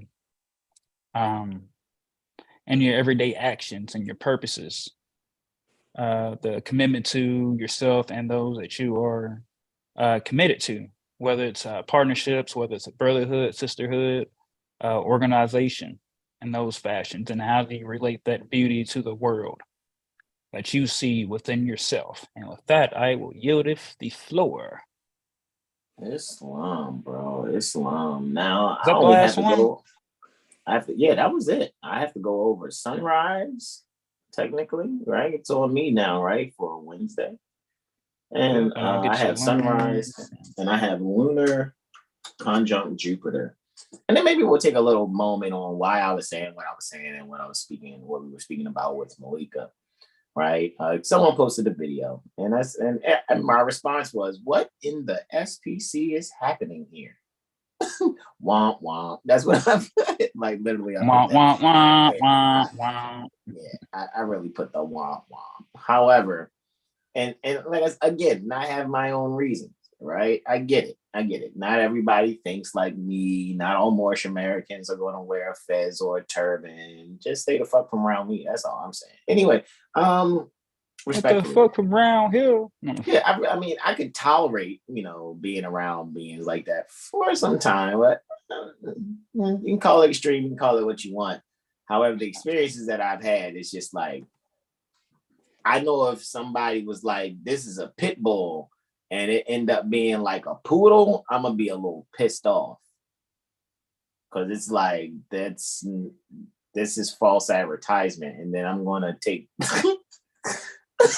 take that Lennar writ, Malika. Be like, you motherfuckers falsely advertise. Okay, sorry, I'm a That's right. Well, don't be out here falsely advertising. Don't be out here. I mean, well, it's okay if you're out here. I'm gonna just take advantage of that. Wow. Liars. You're gonna be out here lying. I'm gonna take advantage of that. Yeah, might as well be like, you know what? You just said something to get your ass sued, right? You giving away peanut butter sandwiches? People are suing entertainment companies, movie making companies for false advertising when they put an actor in the trailer that's not actually in the movie. Hello. Or that actor dies really soon. I didn't hear those ones, but yeah, they put false advertising. So if they're doing it for false advertising for things like that, we're not doing it for the fact that these people are saying we can finance your new home or your next home or your dream home when all they can do is other bank buildings. Correct. And so it's like false advertisement. Right? All right, sunrise, 1 degree, 34 minutes, right?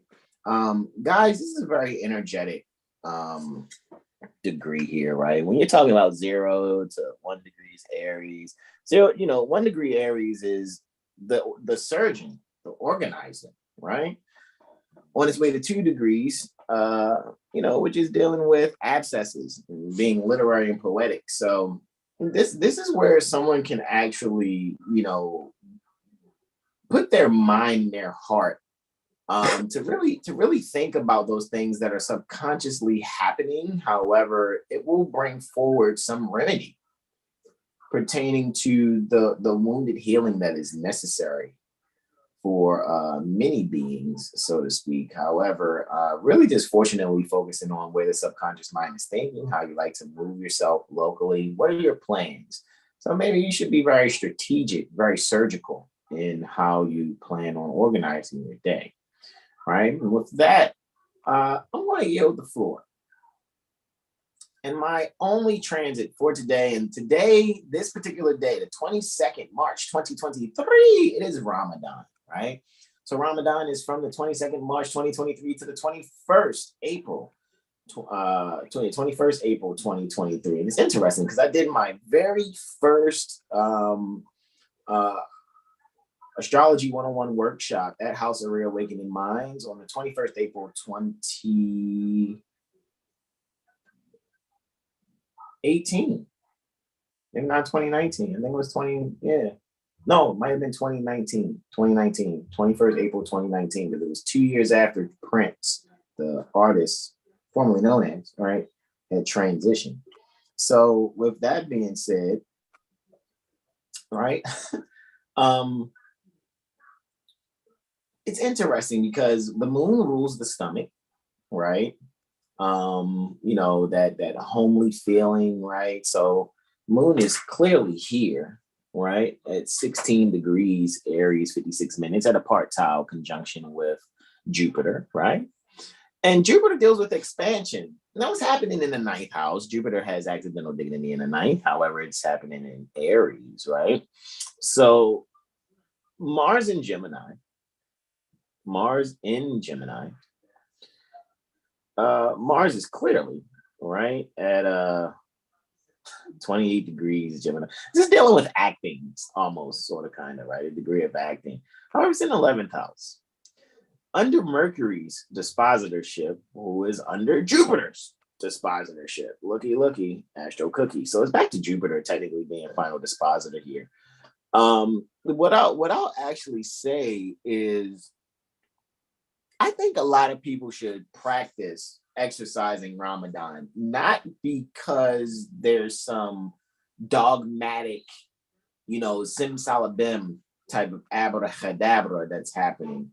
I think it would be wise to observe how the waters in your body actually will be cleared, so to speak, because when you're talking moon, you're talking the water content, you're talking the stomach, you're talking the breast. Alrighty. I think what people will actually realize, unless you're with child, like, you know, like we are, you know, my beloved mother, Mistress Consort, we're expecting. So I wouldn't advise that, you know, just flat out don't eat while the sun's up. Like, no, you may have cravings, do what you have to do. However, one could not just only fast from something that they're putting in their mouth to their stomach. The moon also rules the subconscious mind. What is it that you can fast from in your thinking? What is it that you can fast from in your subconscious mind? And interestingly, a lot of people Being a federal agent, thinking the certification is real. The certification. Wow. I didn't know someone was just gonna blurt it out like that. Emotional outburst. You can stop being a damn agent. Stop imagining you have a friend that you don't. Basically, stop carrying around dead people, like Malika says, right? I just don't get it. I don't get it. And no one can explain it to me. And that's the other thing that kind of makes it really crazy, because it's like, if so many people really do buy into this concept, why can they not explain it back simply? Jesus, Bruce Lee Christ. I mean, hey, this is why I'm looking at it like this. When it comes to fasting, yes. When speaking on nutritional fasting, one thing I've learned from observing the Ekadashi fast, every time the moon gets to the 11th set of 12-degree transit from the new moon or full moon, what I've recognized is not eating grain on the 11th set of 12 degrees. What you're allowing yourself to do is some interaction with the liquid in your body and the moon, where grain, which is an absorbent material, so to speak, grain will absorb the water. That water during that particular portion of the moon cycle, you actually need, so you don't need a taxing on your energy as far as the water content in your body. Most people that still, it's like once you're conscious of it, you got to be careful, because when you eat grain during a Kadashi fast, you'll end up having a pretty fucked up day. However, because I've experimented, I told you I'm a scientist. Like, let me see what happens when I eat rice on a Kadashi. Can it be that bad? And yes, it is. Something could go wrong as far as, like, you may intend to do something at a certain time and then you forget about it. Like, holy shit, I really missed this important thing that I wanted to do. The benefits in observing a Kadashi fast, according to my experience, again, this is not, you know, the gospel and me putting my spirit on you all. What I realized was, when I'm, you know, noticing that I'm abstaining from grain scientifically, I'm not doing it because of some Vedic text. What the Vedic text does, as all mythology does, it just gives some insight to something that's actually happening with your consciousness and your endocrine system, period. And the mathematics and how to actually master those mathematics pertaining to one's nature. So with that being said, when you actually see the benefits of abstaining from grain during the Ekadashi fast, right? And there's a tool I'll show you guys before we get off. Well, really, I can just tell you, Prokerala, right? Prokerala. And it'll show you when the Ekadashi fast is. It's literally a calendar between all the calendars that's used near Sindh, which is known as Hindustan or India, right? And when you see when Ekadashi is, make it your time to go, you know what? Let me abstain from that. So how am I tying that to Ramadan here and this aspect here of Luna conjunct Jupiter in the 9th house? Luna deals with the stomach, yes, Ayurvedically speaking, and the hips and thighs, Ayurvedically speaking, or medical astrology. That's what I'm saying when I'm saying Ayurvedically speaking, is Jupiter. So Jupiter rules the hips and thighs, just on the surface, immediately speaking. And the moon rules the stomach, the breast, right? So really think about that, esoterically speaking, like that which you feed from, right? We're all babies, right? One mother's breast have given us suck, right?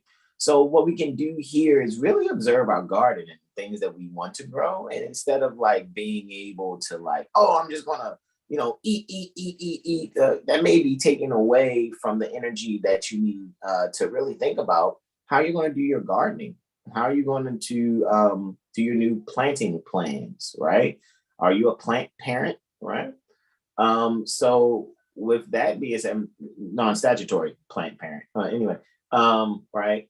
That would be non-statutory plant parenthood. You would be actually, taking away from. So here, instead of expanding one's stomach, you can actually allow your subconscious mind to further expand by abstaining from some foreign affair that, that usually you would be, into. So in other words, maybe there's a food that you really enjoy. Maybe you're somebody who loves baklava, right? Just can't get enough of, baklava or something like that. Hey, why don't you just not eat your baklava during the day and just wait till after the sun goes down? Why don't you just drink water? And if you're doing your herbal teas for whatever reasons you're doing your herbal teas, okay, fine, do your herbal teas.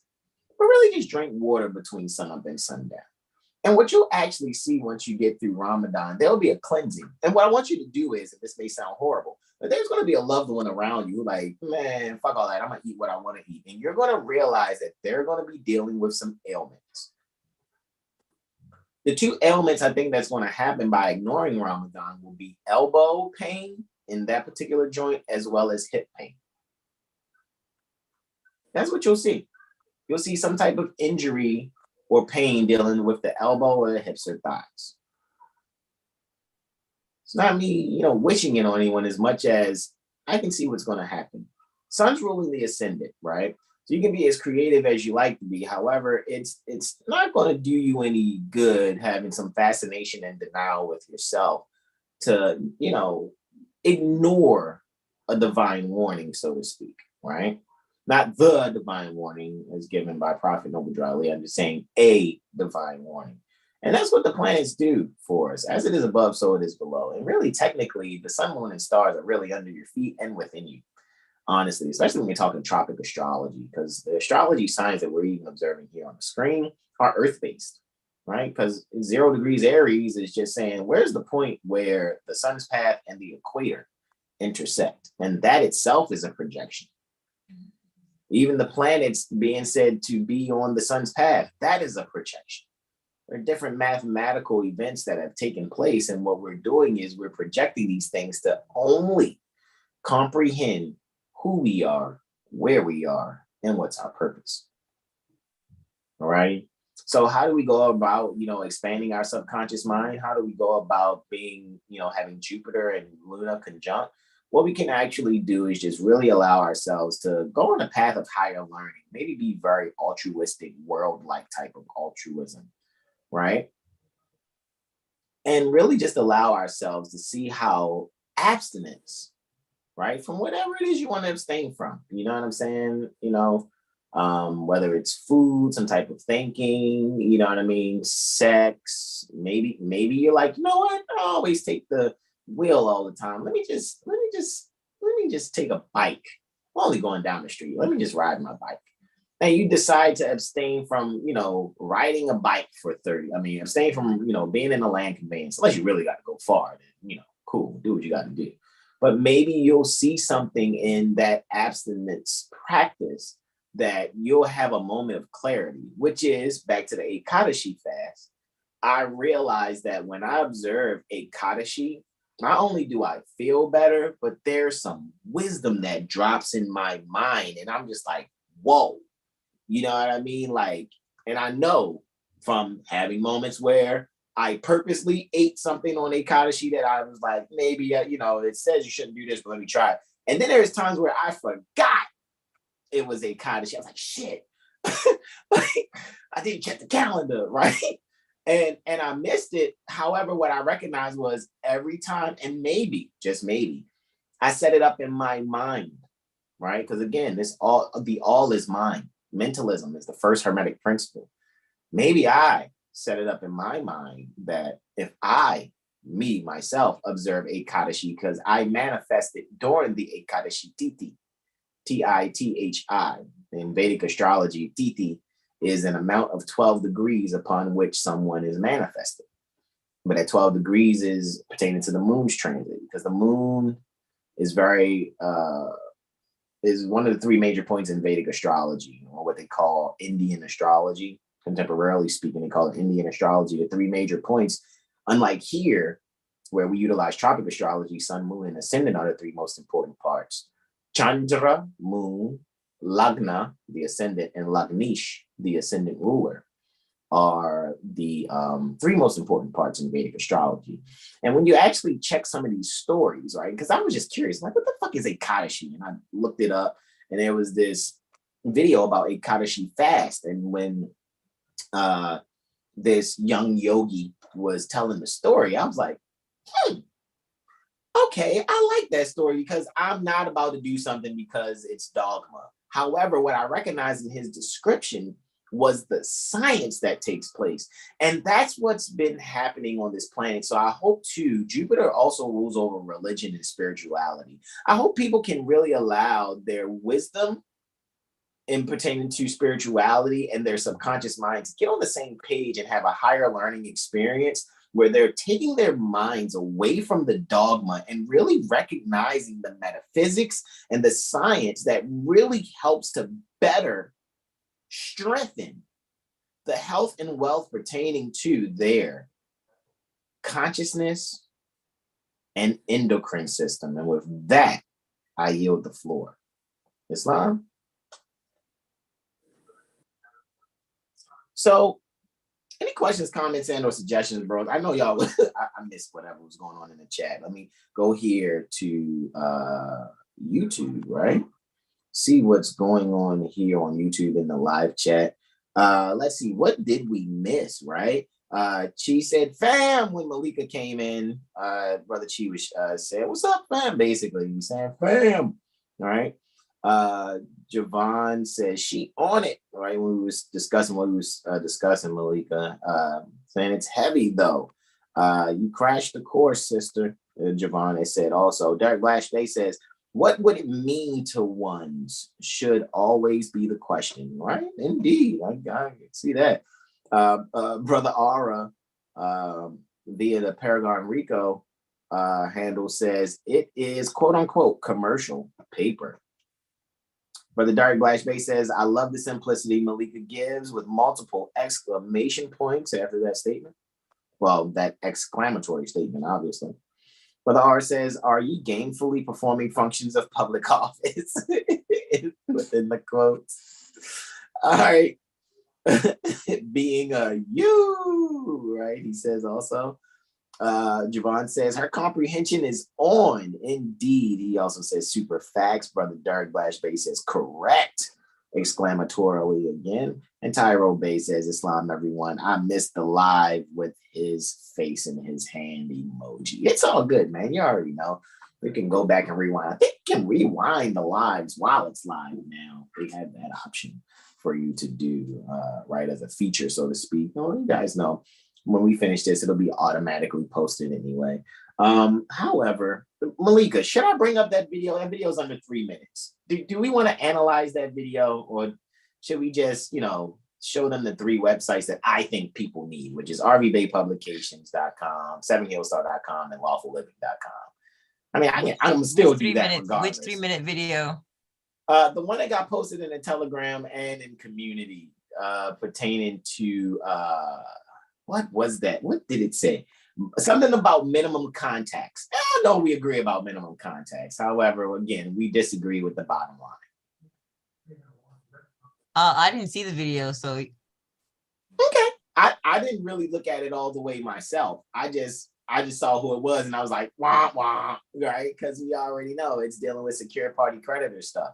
And even the United States itself doesn't say secure party creditor on their UCC1 statement. Unless I missed that yesterday in class, Malika. I'm open for correction. Well, as you see, I downloaded it again too. That's what I'm saying. So maybe I missed it. I guess I don't know or whatever. But okay, let me stop the screen share here. Right, I thought I hit stop screen share. Okay, good. There it goes. All right, so I stopped the screen share. I'm gonna go to the Telegram, go to Lawful Living Telegram. I mean, I could go to the app, but let me go to the Telegram, right? And then I'll screen share because it's still right here. Right? It's still right here. Okay, let me just shout out to everybody commenting on YouTube too. I saw your messages. Shout out. Yeah, indeed. So let me go share the screen, right? Let me do that. All right. I take us right here to Telegram, the Lawful Living's Telegram, right? Okay, so after I posted, hey guys, we're live, join us, enjoy these studies, right? There's an account that goes, here's a YouTube link. What are minimum contacts? And I was like, However, you already know, do we see, does that say SPC University? Bottom right-hand corner. SP, Secure Party Creditor University. Agent University. I'm just saying, like, do I have to? Okay, I'll click on it. I'll click on it because Brother Hassan just seems like an immediate asshole, I'm guessing, right? So, Yep. I'm seeming like an immediate asshole. What's crazy about business credit is, one, you can get approved for hundreds of thousands of dollars at a 0% interest rate. Let's give it a gave shot. them a delegation of authority to regulate commerce under Article 1, Section 8, Clause 3. Okay, you may not understand when you go to the airport and they tell you put your fucking mask on and you want to argue with the motherfucker, but they have the authority to do that because we gave them the authority to do that.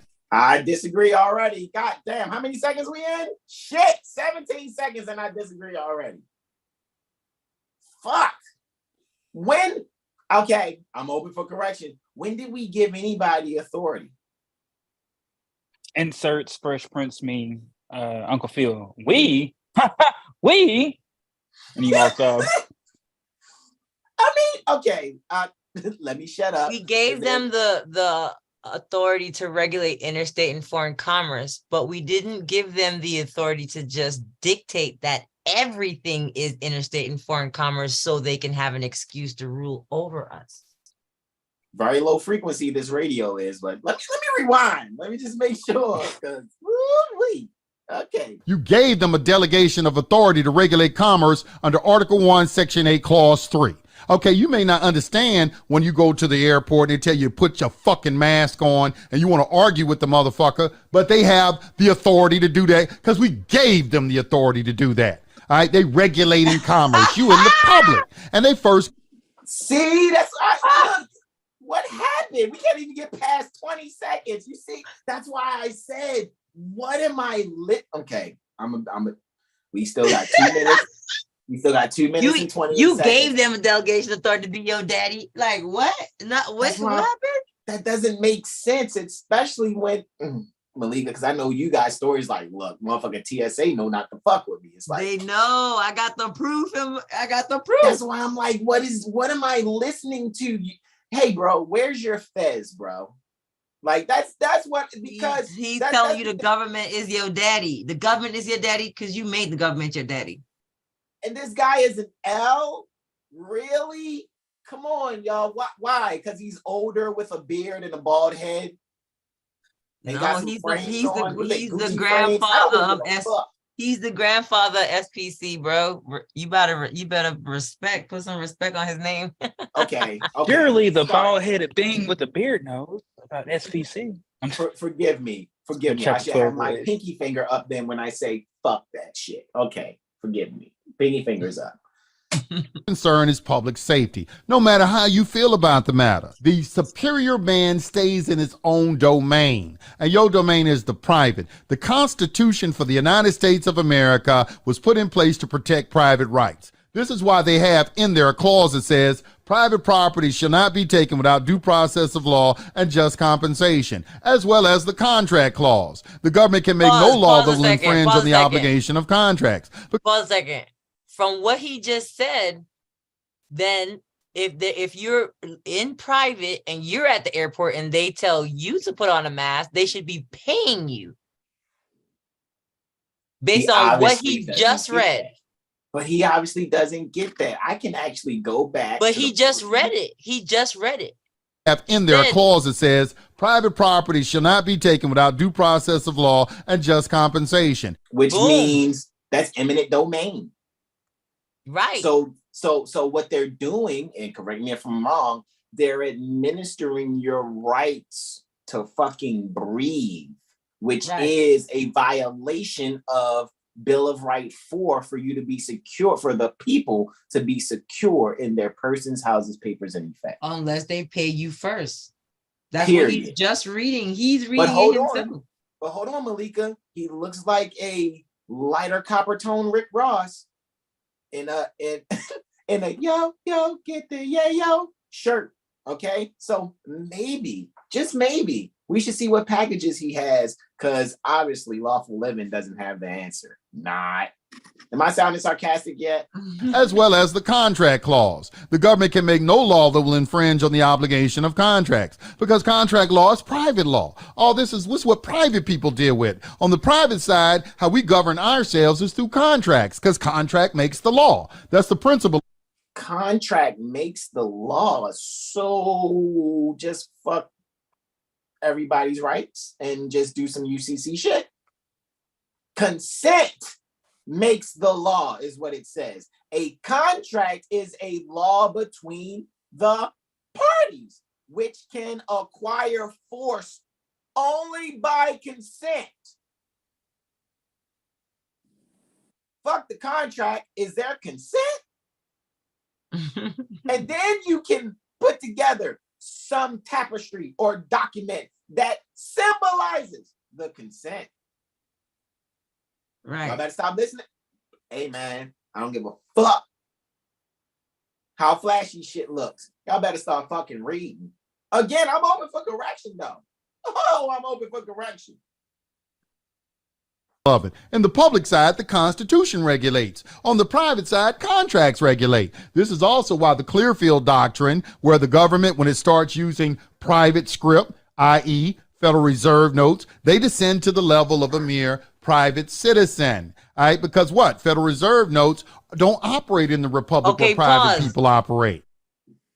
What he just said again, he's speaking out of two sides of his mouth at the same time. I know. He says on the Constitution side, on the public side, the Constitution makes the law. On the private side, contract makes the law. Then he says the Clearfield Doctrine is when they use private script, which they are using right now. They descend to private parties. So that puts you back into contract. That puts you back into if they're descended down to private once they use the script, then that means we're still back to where's the contract that I have with you to wear a mask on your command.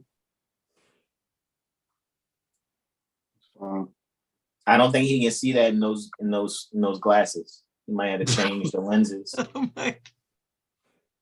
I mean, am I making sense? Am I talking shit? I don't really know right now because he's the guru. It makes complete fucking sense to me. It's like, oh, they boil down to a mere private corporation. Well, which great. means, That where means did I if you ask me to consent? wear a mask, there's supposed to be a contract. There should be some type of evidence of consent. I don't care if it's chalk on a fucking brick. Right. Does it say, check here, yes or no? Will you be my mask wearer today? Right. Like we in high school. Is there a folded piece of loose leaf paper? Will you wear my mask today? Yes or no? Basically, it's a varsity mask too. Okay, let's see if we can make it through the other minute.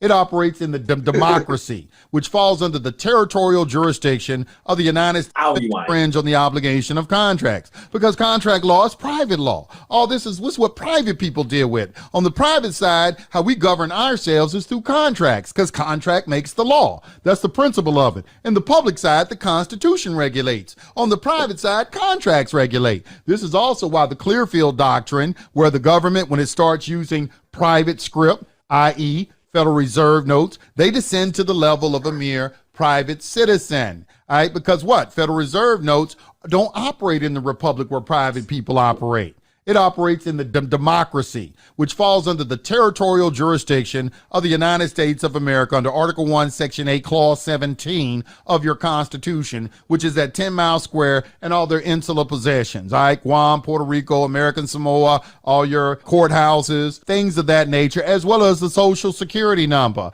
The Social Security number was created by Congress. It says right there on the card, give it back to us when you get through with it. So when people the Social Security number was created by whom? Did he just say Congress? That's what he said. He said that. He said that. He said that. That literally came So the out his Social mouth. Security Administration is Congress. God. Hold on, Oh my God. because isn't it a tax identification number? So Congress is Social Security Administration and the IRS. It's crazy. Congress shall lay and collect taxes to pay the debt. They're Congress. So really, when they're on the Congress floor, they're just people who are they're just members of the Inquisition Revenue Service, turned the Internal Revenue Service, and Social Security Administration. That's what it seemed like to me. Because he just said Congress made it. That, I deal with specificity. I think, I don't know, like that should just, I guess that should be what it is. Congress made the Social Security card, but I think it says it right there on like, it says Social Security Administration right there, Department of Health and Human Services. Yeah, it says it's property of Social Security Administration. Yeah, it doesn't say right. Congress. Yeah, and it gives you the form number too. So yeah. Anybody asking you for taxes, including the cashier, is either Congress, acting as Congress, or impersonating Congress. It's either one, because it says Congress shall lay and select taxes. And then he's calling the QSIP number the secret British bank control number.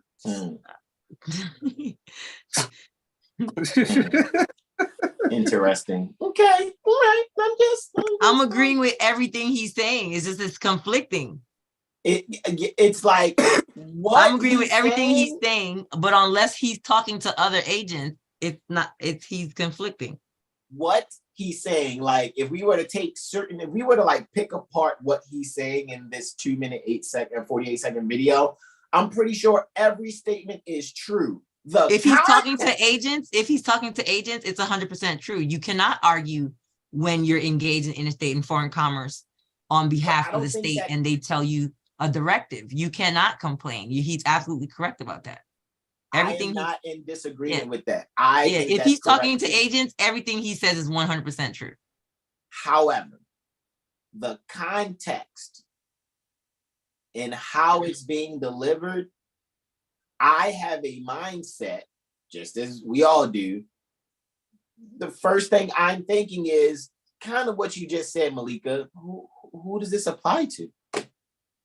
Now, when you go and say, if we was to actually speak to this brother, and go, hey man, who does this apply to? And he says everyone, that's when I'm going to look at the dog to say, roll that beautiful bean footage, because the dog's got to speak now. The dog has got to fucking speak now, because that's the most wild shit I will ever hear in my life. You say everyone. People who talk like this, they are saying everyone. And that's why I put in the caveat to let everyone listening know that what he's saying is only 100% true to agents. While you're engaged in interstate and foreign commerce on behalf of the municipal corporation, you cannot not wear your mask or follow whatever directive that the agency created at that time. But when you're on your private time, as he did also say, it's by contract. So you had to have agreed willfully, knowingly. It cannot just be forced upon you upon your arrival to the airport. All righty. So I guess I'll hit back a couple times, going back 20 seconds. Section 8, Clause 17 of your Constitution, which is at 10 Mile Square and all their insular possessions. All right, Guam, Puerto Rico, American Samoa, all your courthouses, things of that nature, as well as the Social Security number. The Social Security number was created by Congress. It says right there on the card, give it back to us when you get through with it. So when people try to do these processes and you got driver's license, social security cards and things like that, and you want to go in and challenge jurisdiction, you're looking like a damn fool, because those things are called minimum contacts. They're a commercial. I agree with that. Look, see, I'm not being a complete asshole, or am I? Contracts, and you're not in here in a Republican form of government. What the government is telling you to do, all right, if you want to be sovereign, is get the fuck out of our system. Stop using our shit. Stop using the cell phones. Stop looking at fucking cable TV and Netflix. Stop doing all of these things that we provide for you and go in your hole and do your own shit. Or you can do what we're talking about and be the creditor and operate in the public. And I think I'm having an emotional outburst to disagree again. But he's right. He's Sort of. right. Sort of. Well, I shouldn't say he's right. Right? He's partially right. Because I'm not gonna go live in no hole when your system that you want to go play in and get your Bentley and your Versace shades is built on my existence. Exactly. You can't wear tie-dye shirts in a hole somewhere. So what I'm saying is this. Why not then just hold the beings who have a contract, an oath, and obviously some type of sworn, separate, certified autograph statement that says they're performing functions of public office, since the United States is the trustee and the Federal Reserve System is the trust. Whose stuff are they touching? I think it's those of us who have dominion over the fucking earth. You can't run your public side without the fact that people who are not a part of your public employment. You know, they like to say that the private, they might to make it seem or say that the private cannot exist without the public, but that's not true. It is the public that cannot exist without the private.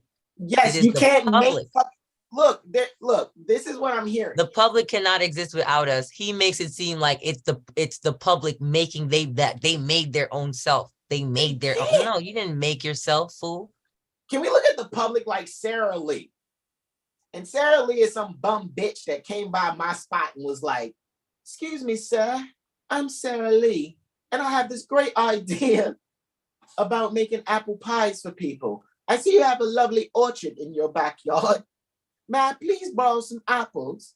I'm like, okay, you can borrow some apples. Go right ahead. It's more than enough anyway. And we also got other apples other places too.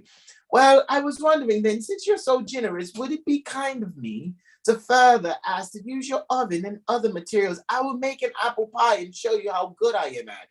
And we go, you know what, Sarah Lee, you seem like a cool little bitch. Here, take it. Right? And so she go to make an apple pie. And we like, damn, that's a little, I don't know what apple pie really is, but it's smelling pretty good. That's good. She pours it out. It's all sitting in the window, cooling off and shit.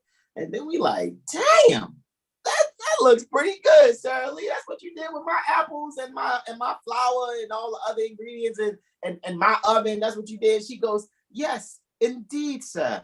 Indeed, Moorish brother, sir. Would you care for a slice? And I go, you know what? Sarah Lee, cut me a slice. And she goes and cuts it and plates it and goes, that will be $4.99 plus tax, sir. And she make it the fuck out of my house. Right. Because she wouldn't exist if it wasn't for her application begging prayer. Sir, please, may I use your orchard and other things to make this public side product? Right. They don't No. see that that's what's happening. They think they exist on their own. Fuck no, they're not autonomous. They're not independent. They tell people you need the public. You need, it's like, are you, what? The public are servants. They are the sixth house. They are Virgo. They're another side of Mercury. And what they need to do is be the hands-on servants that they're to be. He's out Jeffrey, here telling you, you have to act in the public. Public and private don't mix, but you're forced. You're always forced to act in the public. And that's the complete opposite of what Prophet Noble Drew Ali brought. And that's why I said he needs to not have that L tied to his appellation. Period. Because that right there is selling people back into slavery. When you have the knowledge and the know-how, you claim you've been around this Moor that knows this and this other elder Moor. Does he sound like he has the knowledge and the know-how to travel with his holy book? Fuck no. From even just what he's saying right here, does anyone think that he has the knowledge and the know-how? Yeah, would you guys hear Malika? Put a one in the chat. You think this guy knows how to travel? You know, I mean, just with his holy book, whichever it may be. No one's putting a one in the chat. No one's gonna do it.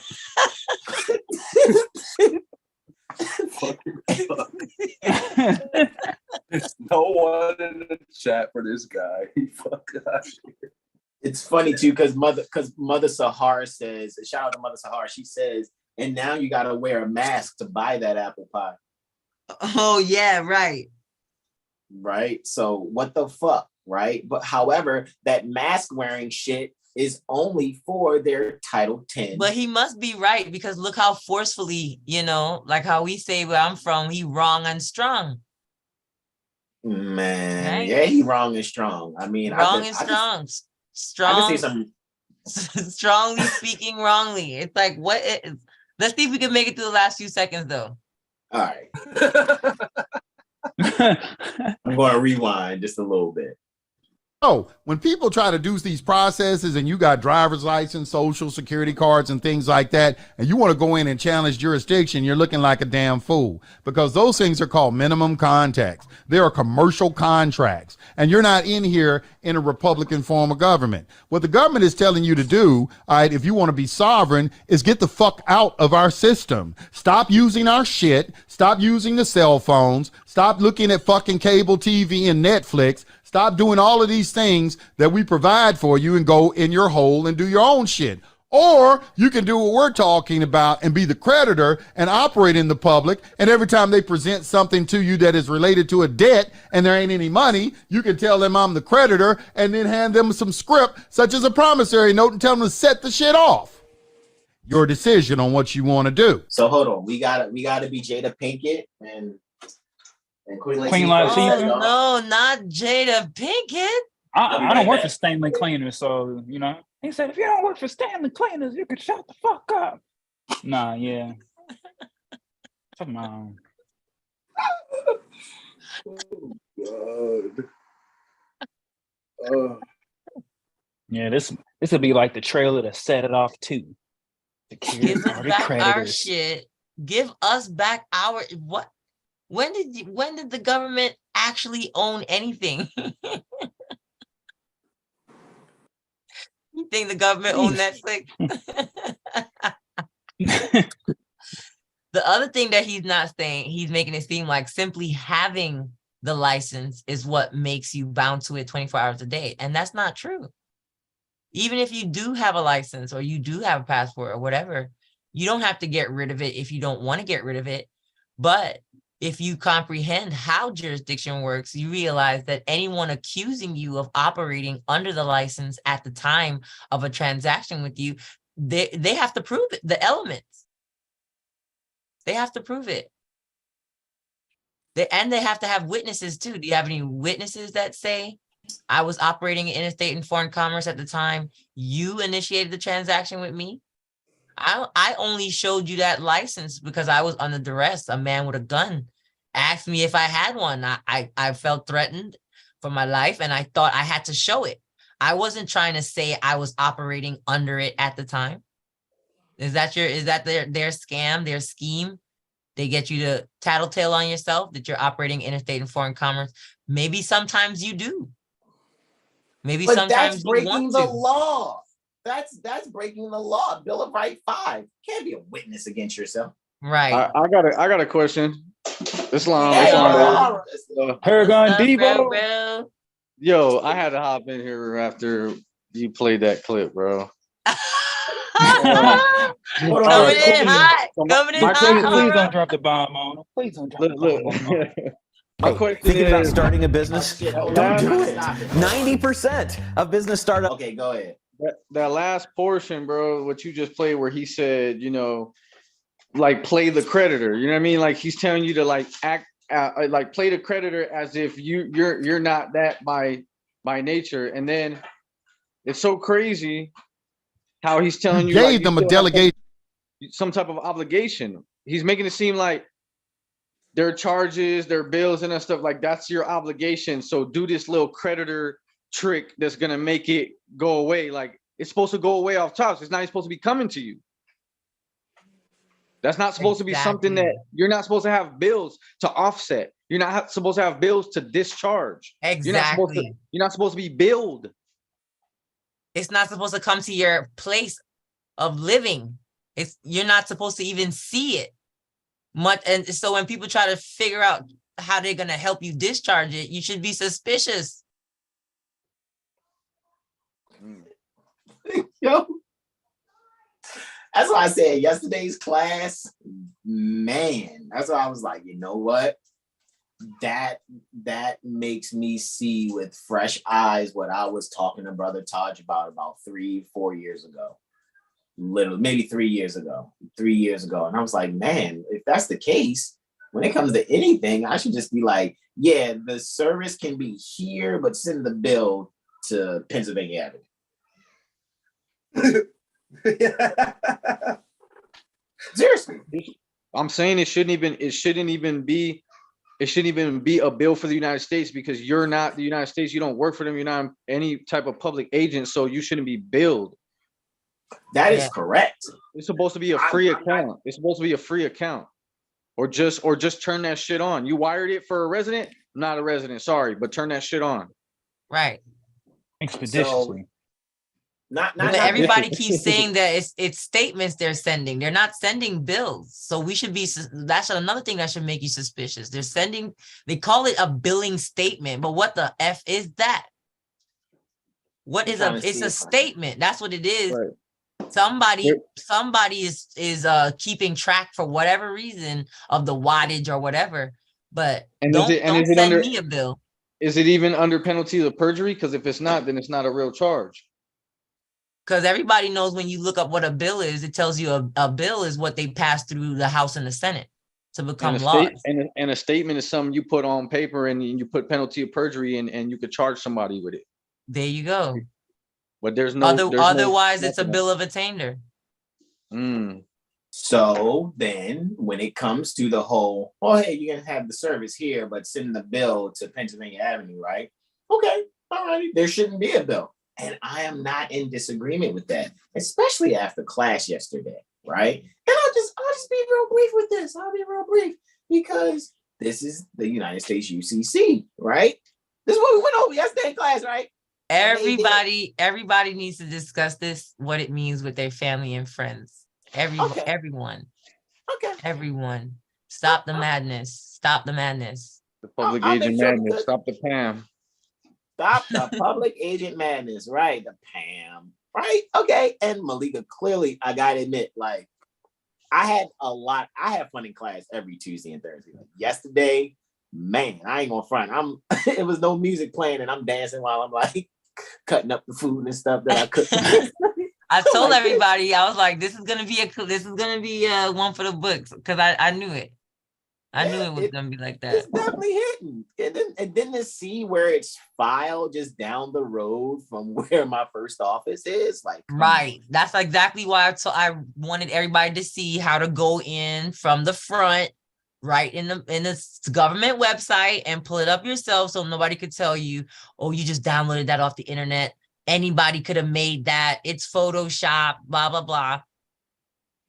That part right there, right here, when you went over yesterday. And then Cindy started saying whatever. And then I said, yo, man, if people can really comprehend this and be honorable, in other words, stop being like a Boomquisha or Ray Ray and just think you're getting away with it. It's not a getaway. It's comprehending what is and what isn't. This shit says with, and even though with is technically not there, right? Even though it's a bunch of contracts, because it's a bunch of boxes, right? According to the Four Corners rule. However, let's not use that imagination just real quick. With, this note is legal tender for how many debts? Oh, Public and private. They're calling it a note. If this is the note, this is the note. This is the note, the main, the master one. the master note. Like, yo, what the fuck? But is it not? I mean, what, somebody figured it out, because it's quin what? Like, hold on. Quintillion? That's What is even that? What is 1,000, even that? 100,000. Hold on. Like five? Yeah, that's 100 million. Like 100 five billion, times. 300 trillion, 14 Quadrillion. quadrillion. There you go. And then quintillion. Quintillion, quadrillion. Well, who cares? Those numbers quadrillion. don't exist. Those numbers don't exist in reality. Okay. They're saying this is the note that backs the Federal Reserve System. So what else do they need? They list themselves as the debtor. What else do you need? How can anybody listening to this call, or not even listening to this call, be the debtor? Because what you need to do is you need to be the secured party creditor. And you need to get the EIN registered with your LLC, and then get your 5 bank docs, and then you go to Equifax for 90 days, and then you wait and you buy another business. In order to do all of that, don't you have to like put a lot of your stuff like on public record as, and then, you know, as saying that you're part of their system? Of course. Do you need a passport to do all that stuff? Probably.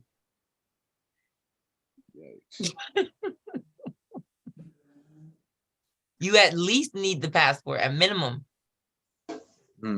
Oh no, you just gotta. I don't think Brandy knew what she meant when she said she wanted to be down with you. I don't think she knew what she really meant.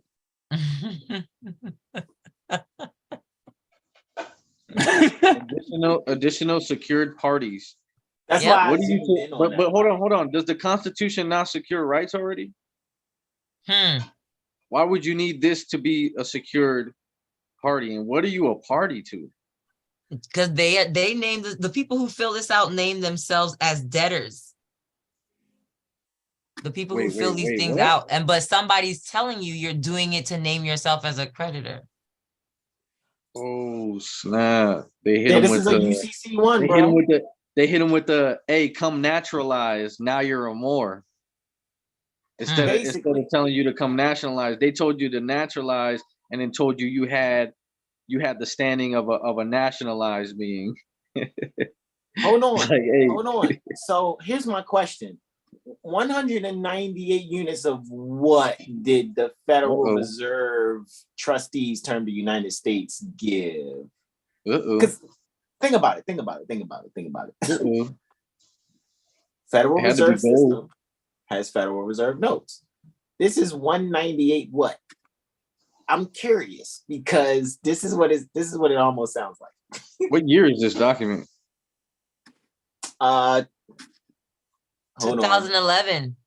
I'm gonna zoom in on it so you can see. And it says it's good for 30 years. It says it on the front. This is why the Pope did what he did with the multi July 28th. In the financing records of the MDST Maryland State, Department we're going to of say Assessments and Taxation. I remember that number by heart too, Malika. Like, because all it took me was to look at it yesterday, just so we can show just real quick, because Malika really made sure motherfuckers could get this shit. Oh man, I'm still on it. That sucks.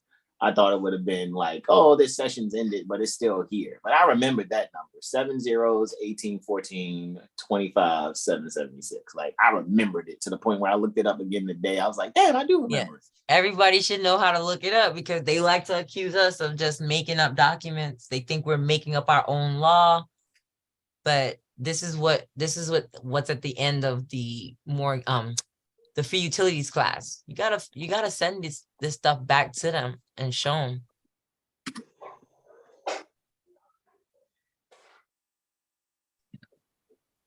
So the trust is the debtor.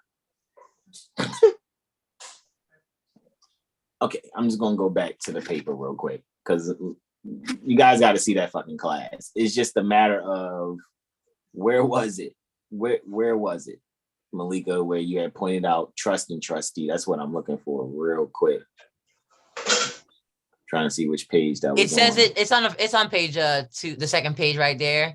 It says next to the name of the Federal Reserve System, it says trust is the Federal Reserve System, and then trustee is the United States. Right, that's the trust. So United States Treasury under Title 15, and then it says trustee right here under Title 15. And it says it's a security on the second page. On the bottom, it says it's a security under Title 15 as well. So the trustee is the U.S. could be unum sanctum, right? Department of Defense Finance and Accounting Services, right? I bet you nobody don't even know the name of that company. They never even heard of the name of that corporation. Wowzers. This is the type of stuff we go over, guys, and you're too busy looking at other people in Hawaii 5-0 shirts and shit, talking about you got to be the agent.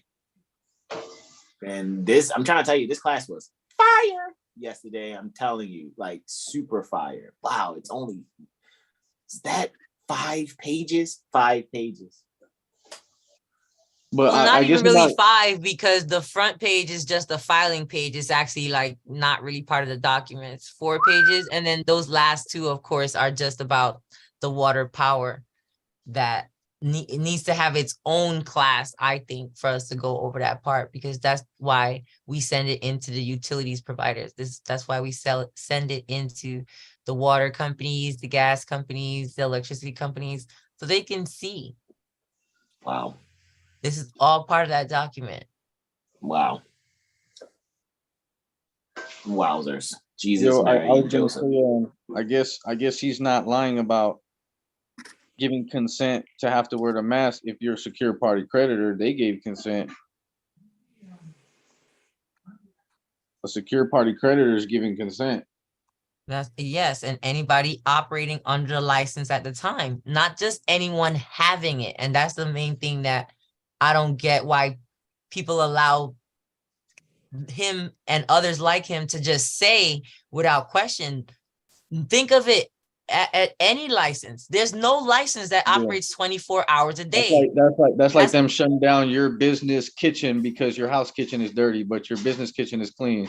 And they go, oh, we're gonna shut down your like I'm not. They bust into your right, exactly, your house and be like, look how dirty this kitchen is. So they shut down your actual business, your actual restaurant. Mm-hmm. Wow. That's what he's saying, that they could do that. They could bust in your house and shut down your house kitchen because sometimes you work at a hotel restaurant. Yeah, no, that's not. Wow. That's what they're saying, and people not realizing it. So he's like, give them a promissory note. Are you asking me to impersonate Congress and pay a debt? I'm not saying I'm not going to pay it, but I just want to answer that question. Can you answer that for me? Wow. And I See, like remember yesterday, Charles wanted me to pull up. I already have it up because we were already arguing about it. So I already have it up on my screen. But he wanted me to show everybody the different titles of different chapters of Title 31 that talks about the process. And what I keep telling him and other people that say the same thing about, oh, look, the process is in the code. Think about the fact that the process is in the code. Who's supposed to be doing it then? the ones that are abiding by the code. Hello, isn't Ones that are that's what bound by is the code. obvious to me? Mm-hmm. The ones who are bound share. or bind themselves. I think multiple screens can share. Go ahead, bro. I yield, brother. Yeah, I was saying the ones who are bounded or bind themselves. Yeah, that's what all I'm saying. So it's like, I'm not telling nobody that their process is bogus. It's not that the process, I know how to so-called fix my credit and go in through the front door and pretend to be engaged in interstate and foreign commerce to get a car. I already know how to do that. I did it twice. 3 times actually. Two new cars and a used car. I did that shit 3 times and I have proof with it in my name, Malika. Wowzers. Oh my God. That should trip me out. I already know how to do hard money loans, and when you Google my real name, the sale on my house comes up with my name. You already did that already. So here's my question. You got the one where it says like a defendant is a title of nobility. That's what you said you got up on your screen right now? No, that's not what I have on my screen, but I have the parts of Title 31 that show some process of endorsement or whatever. Oh, okay. Oh, I thought that, okay. That's why I thought you was about to screen share. Okay. And with them using the social, and it talks about using the social and the TIN and all that, different sections of Title 31, which is money and finance. I completely understand all of that. But again, like I keep telling everybody, just be clear when if it's not but you're not bad, evil, or wrong if you want to get the passport and get the driver's license and get the business license and do the DBA and all that. It's just that you're acting as an agent, and you have to know that that's the capacity that you're acting in. Instead of letting people telling you you're acting in private. No, the fuck you're not. It's an impossibility. You can't act in private while you're saying play agent. What's a private agent? That's like being almost pregnant. You either are or you're not. You know what I mean? You can't be either. You can't, you know what I mean? Like, you can't be both at the same time. You can't be not and then at this, which one is it? So they want us to seem like we're always be acting as an agent. And all I'm saying is you could be off sometimes. You could be off all the time. You could have the credentials to be an agent and be off, be retired. Or just be off today or this week or this year or this decade. Anybody telling you that you absolutely have to always be an agent, act as an agent, you have to acquire every single thing in your life as an agent, you got to do. No, it doesn't even make sense. No, it doesn't. It sounds like you got to stop being who you've been. Malika, are you familiar? So Javon's saying, look up, I think it's Directive 3. Is that what you're saying in the chat, Javon? Look it up. DIR3. DIR3 government. This is what I'm seeing. When was they government, right? Was what Javon was asking. Have we ever heard of that? Has anyone heard of what now? Directive 3? I want to say Directive 3 of what? Of what? Whose program or whatever? Yeah, that's kind of how I'm actually thinking about it. Like, I haven't heard any Directive 3. That doesn't even ring a bell. Sound familiar? What is it supposed to be about? That's what I'm trying to think of too. I mean, maybe I'll put directives, but I'll just look for without sharing. Let's see what I see here actually. Directive 3 under Executive Order 13662, Treasury Department. It's a PDF.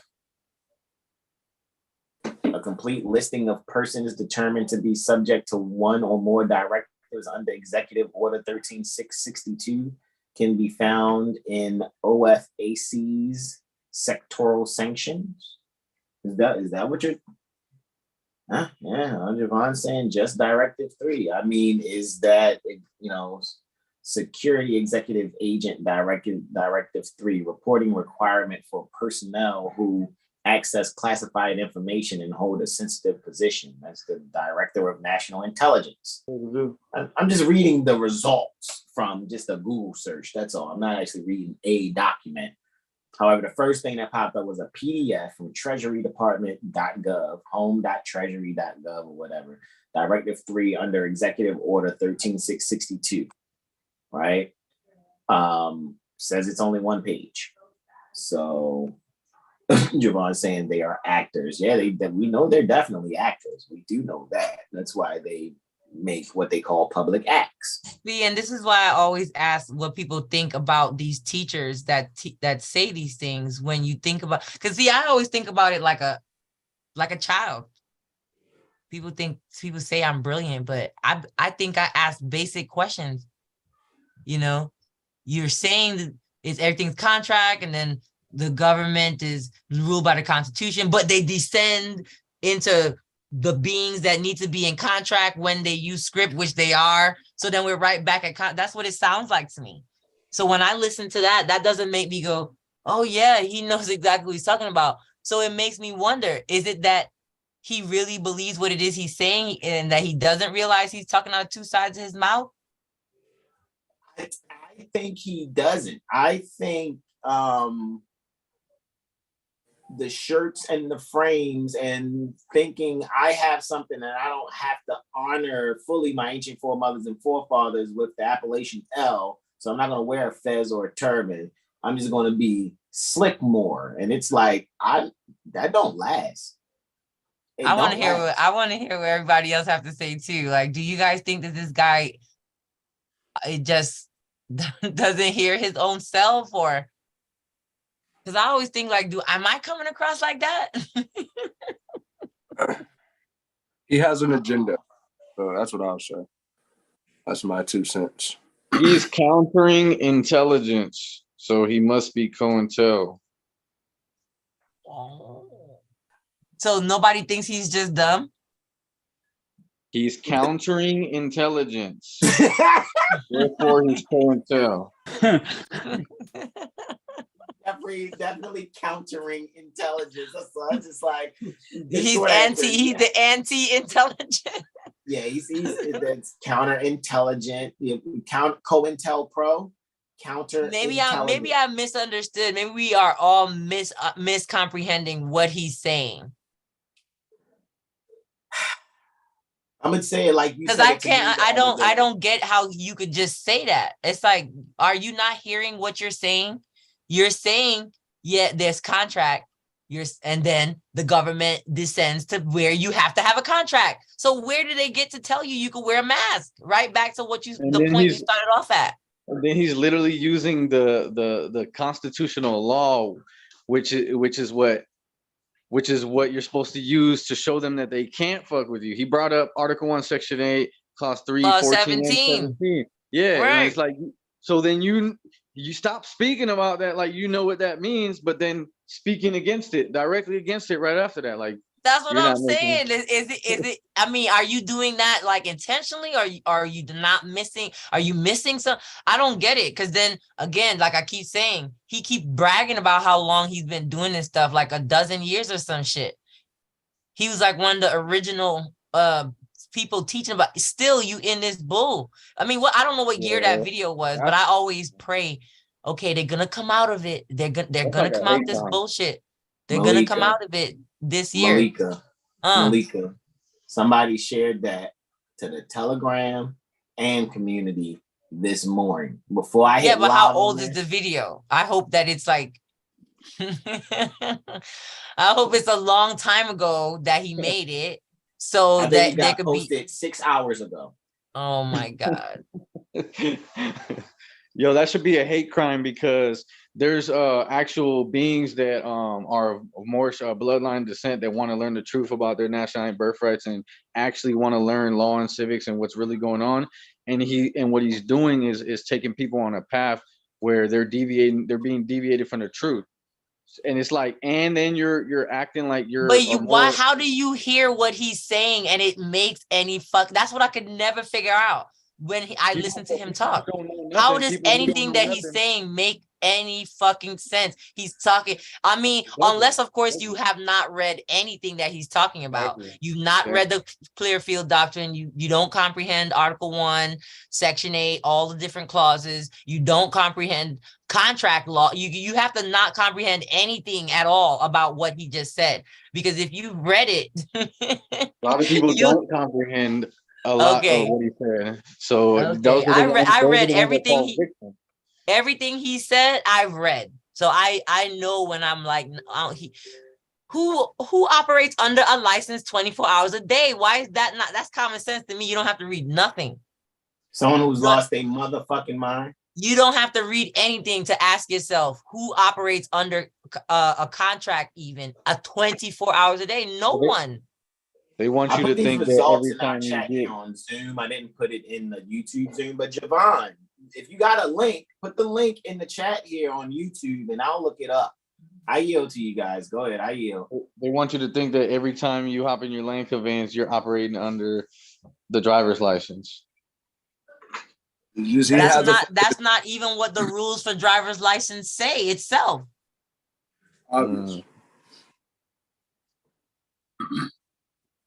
Insane. The rules for driver's license does not say you're always operating in commerce when you're in your car. So why does some guru get to just say it on a video and everybody's like, ooh? Again, insane. So insane. Don't check your brain out because somebody just started blabbing and they wearing something fancy. Don't just hang your common sense up. Don't let nobody make you abandon your basic common sense. If you saying the word contract, you're saying that I had to have agreed.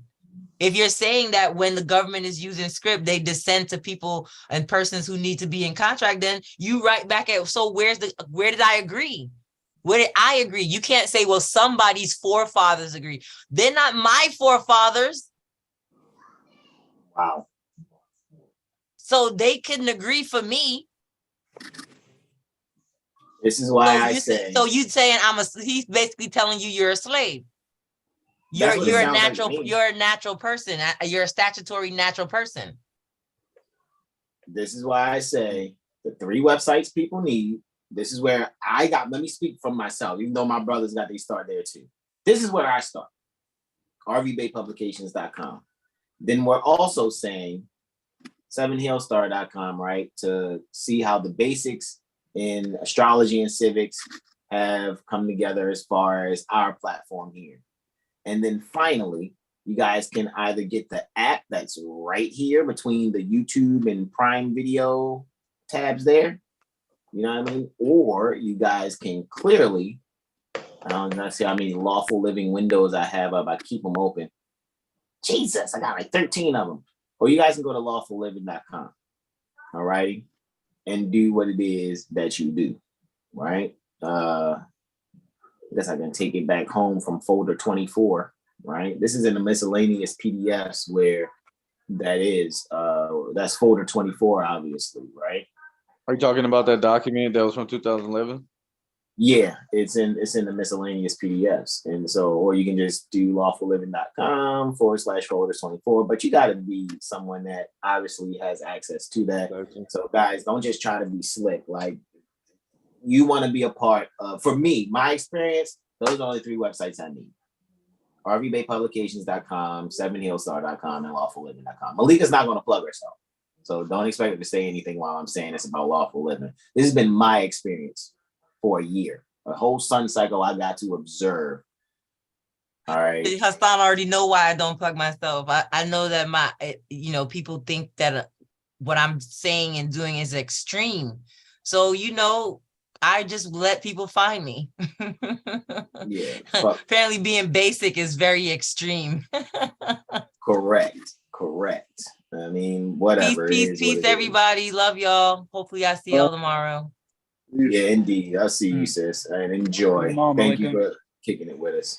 So with that being said, bros, there you have it, right? We just went over that just very briefly. Shout out to you guys still speaking in the chat. Sunshine says he is an agent. Todd stopped dealing with him. They always clashed on the radio show on high frequency. She also says he's been doing this for a while. No, this video is recent. When she says this is recent, he confuses the people. He always argue with Moors on his show. Wow, he's USFL. He needs to remove the L from his attribute. Sunshine says, Javon says, I was trying to find the original document and they took them down. Cool, no problem. Sunshine says, high frequency radio is on YouTube. Part of the interjection. Part of the interjection, but he don't gotta remove the L because that's a divine title, and he's gonna catch what's coming to him for even using it and then not being honorable.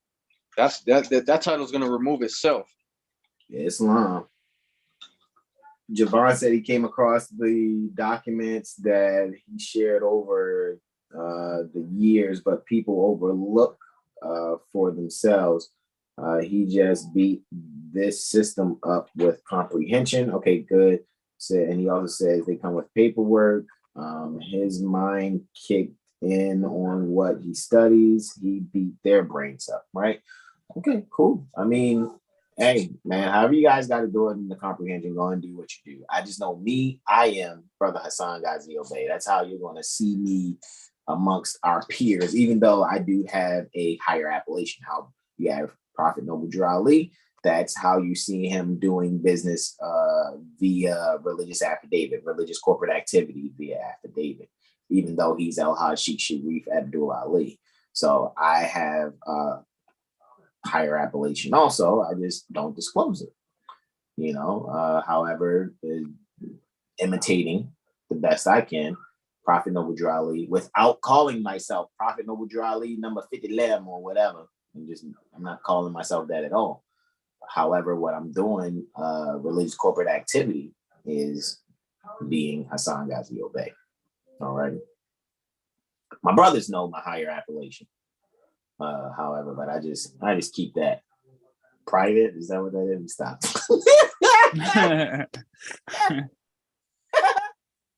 Any other questions, comments, and/or suggestions from my beloved brothers in whom I'm well pleased? Going once. Are you bros? Peace and love. Islam, bro. Peace and love.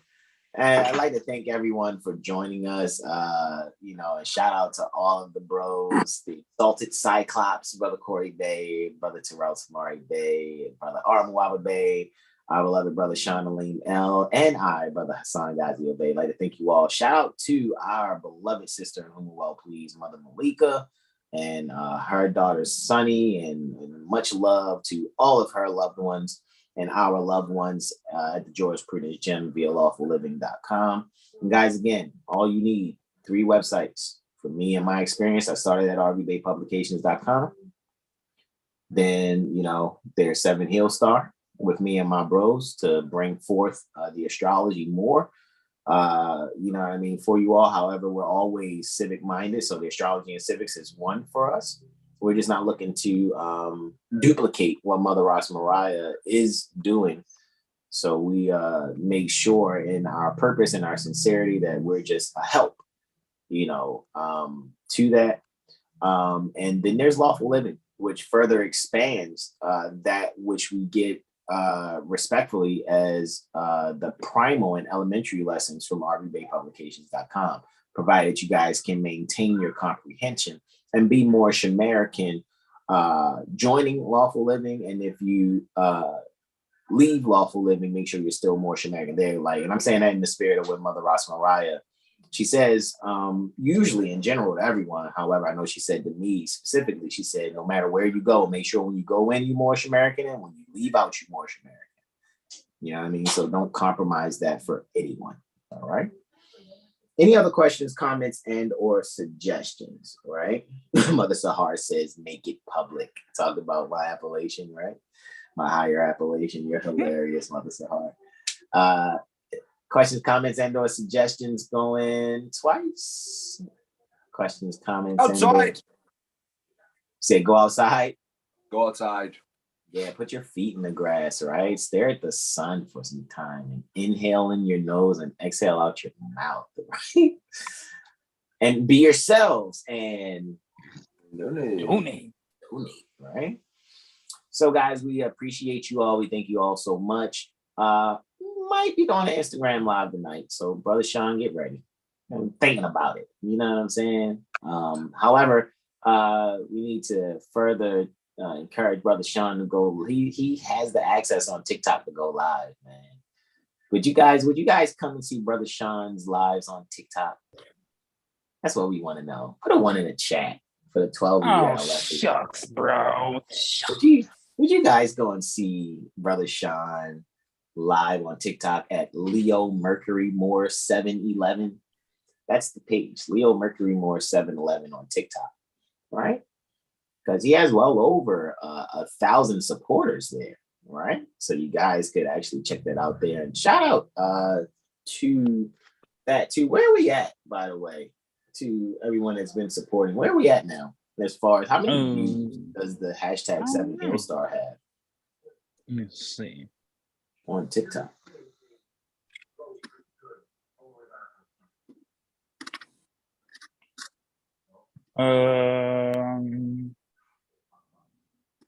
Here's proof that I want to load up. 450K, 450.6. Yeah, that's what it says right there at the top. You said as soon as it came up, man. Thank you all so much. We appreciate you guys. Thank you so much for making that. I mean, to have that many views, just as the hashtag 7 Hailstar, it is amazing. 450.6K views. Wow.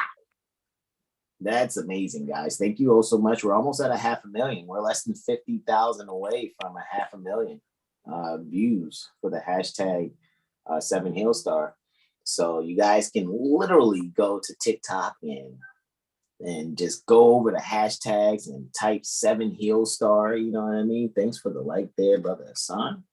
And you guys can actually see whatever videos we got that we've posted. We've got so many different types of content that's there. Some of them are just pictures, about 15 seconds long with music. Some of them are some videos that we're going in on, and who's utilizing that hashtag. Of course, it's 7 Hailstar. So who's on TikTok is I, Brother Sean, and Brother Aura, right? I'm doing controlling or being administrator, as they say, quote unquote, non-statutory administrator for TikTok, or 2 TikToks, 7 Hailstar and Astrology Street. Brother Sean has 2 also. It is Leo Mercury Moor 711 and official. So is it 720 Astro Healing official or official 720 Astro Healing?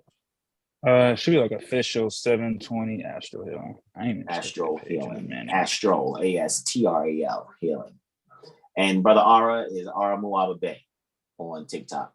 Alrighty, guys. So, and you guys already know we're sharing the sincerity and the truthfulness. All right, we're not posting other people's content and stuff like that just for TikTok views and likes and shares. So when you go and see, even if we are sharing something like Legends of the Hidden Temple, that one went viral for Brother Sean, honestly. Sharing that, and the one with Brother Taj that went like donkey up to like 40 to 50K or whatever. 9 times out of 10, what we're doing is we're just reinforcing some things. You know what I mean? It's not like we're making it a habit to take other people's content and post it just so the views are at a certain, whatever. That's not what we're doing. All right. Gratitude to you all also. Thank you all for joining us. All righty. This is where I'm going to stop the screen share.